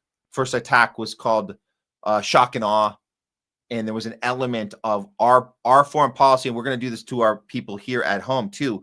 Our policy now is strike first. It's preemptive striking. That became the nature of our foreign policy, which then became the nature of our domestic policy and how we treat each other. It was all a scam. Size people up, anticipate what they're going to do, but do it to them first. Attack first so they don't have a chance to. And this is where we are 25 years later. We've had enough. And it's important to yell about it and understand that, no, the anti-Semitism label is not going to work. If we all keep doing it, saying, no, you can't get away with it. No, I'm not uniquely racist to Jewish people. We're saying you can't get away with it anymore. We're going to call that shit out. We're going to call out Zionism, which is racism. Zionism is Nazism, really. And I have a new term I want to try and throw around. You guys tell me if you think this could work. What Zionism is, we need to call it what it is in relationship to when we talk about white supremacy, and it's not tolerated. White supremacy. Charlottesville. That's why Joe Biden, he saw what happened with those white supremacists in Charlottesville, and I had to run for president. That was my moment. We don't tolerate white supremacy. We don't tolerate white nationalism. If you don't tolerate white supremacy, does that mean you hate white people? Should I be offended? No, you don't hate white people. You hate a mindset because it is supremacy. It is supremacy, which is a chosen mindset. You're not born with it. You learn it and you choose to keep it. And we don't tolerate it. So if we're not going to tolerate white supremacy, why should we tolerate Jewish supremacy? That's what this is. Jewish supremacy is not okay. And I'm white, and I am not offended if you tell me you hate white supremacy. I say, yeah, you should. Well, guess what? We hate Jewish supremacy. That's what we hate. And we have had fucking enough of it. And that's my one F-bomb for the day. We've had enough. Jewish supremacy. You are not special, chosen, God's chosen, and everyone else is scum. That's not okay. That's not okay. And we're effing tired of it. And we'll call it out. And good for Cenk for standing firm on that, for his personal experience. I can't speak for that personal experience, but I was in LA when this shit went down, 9/11, and there was targets on everyone. I was in security. I was trained. You have to anticipate behavior and attack them first. Don't let them do the thing. They're plotting. They hate Americans. They're plotting. We have to get them first. No, not okay. Not okay. And Jewish supremacy is not freaking okay. And that's what we're going to call it. We'll see if that picks up. I don't know. It's just another way we can say it's not the problem of the people calling it out. It's the people doing it. And you can choose to stop anytime. It's your choice. Every day you wake up in the morning, you choose to have that mindset. You don't have to have it anymore. Christian Zionists, you are just as guilty. You're more guilty There's actually more. Did you guys know there's more Christian Zionists than Jewish Zionists? Did you know that? Than Israeli Zionists? Just by population levels. There's more. So we're not, this is a mindset. Zionism, they can hold on to that word. Oh, Zionists are so, oh, we love it. Whatever. We'll still call out Zionism. I'm not going to stop saying that. But what it is, it's supremacy. That's what it is. And it's bullshit.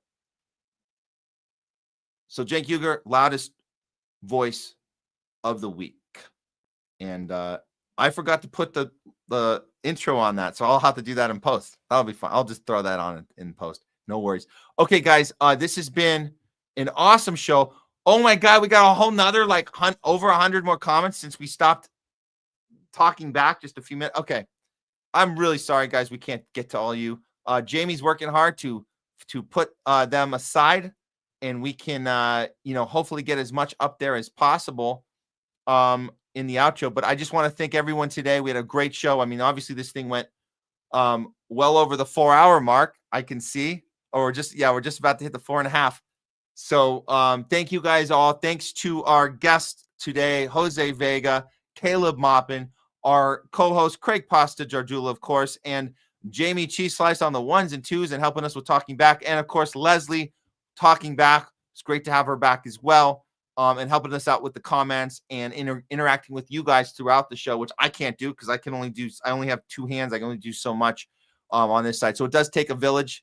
It takes a village to do this, and you guys are part of that village, so we appreciate it. And the village is not a tribe. I want to be clear. We're not a tribe. We are a space, a non-tribal space. Everyone is welcome in this space. It's inclusive, it's community-based, but the community is not a tribe, which means you can come and go freely. You don't have to check boxes to get in the door. We're not gonna make sure that you stay in line because the tribe has a goal. No, humanity has a goal. So we can exist in this space and not consider ourselves tribal. Tribal, look, it's not like this evil, horrible word. I'm just saying we are better off. Humanity is better off if we start being non-tribal. Tribe is, if you need your, church group and it's fine. I get it. I'm not saying don't consider, there's different, you could be a tribe in an athletic team. We've all been, if you've ever played sports, a locker room could feel like a tribe. We have a goal because you have a goal. It's winning the championship. So there are places for tribal thing. That's okay. That's a playing field. No one's lives are determined whether we're going to blow up somebody's house based on the play the coach comes up with in the locker room, in the huddle, or on the timeout, and how we're going to win the game. We're not going to blow up a Palestinian house because of that. You see what I'm saying? So it's okay. So tribal think it's okay sometimes. So I'm just saying to you guys in this space, let's be non-tribal. We still promote community. We still promote openness, inclusiveness. Just consider it a space, a safe space to be not safe, not the woke safe. We got to walk on eggshells. A safe space where we know that our intention is right. Our intention is humanity. That's our intention. And that's all we need. We don't need to check any other boxes. Just don't bring your tribe in, or just leave that, whatever. It doesn't matter. I don't care. But we're not promoting tribes anymore. We're moving beyond that. Okay. That's it for this week on the Homeless Left. We'll be back. We'll be back next week, same time, same channel. Homeless Left Tuesdays, Thursdays, Rumble, YouTube. You guys know our YouTube is THL Presents. We are in the final stages of the monetization green light with them. We're just doing final submissions, but we did get approved, and it's very awesome because we didn't think that it would happen. It's insane. It's actually insane that we got this far with them. I don't know how we did it, because we've been red flagged. We've been already terminated. We're already on a list. So I don't even know how we got this far with this new channel, THL Presents. But of course, it's the Homeless Left, Rumble, Twitter, X. You can follow me too on X. And here's Pasta. You guys can follow Pasta to Go on Twitter. Yo Pasta, or on YouTube is Pasta to Go. Twitter, X, Yo Pasta. Follow him, of course. And we'll see you guys back next week. That's it for the Homeless Left today.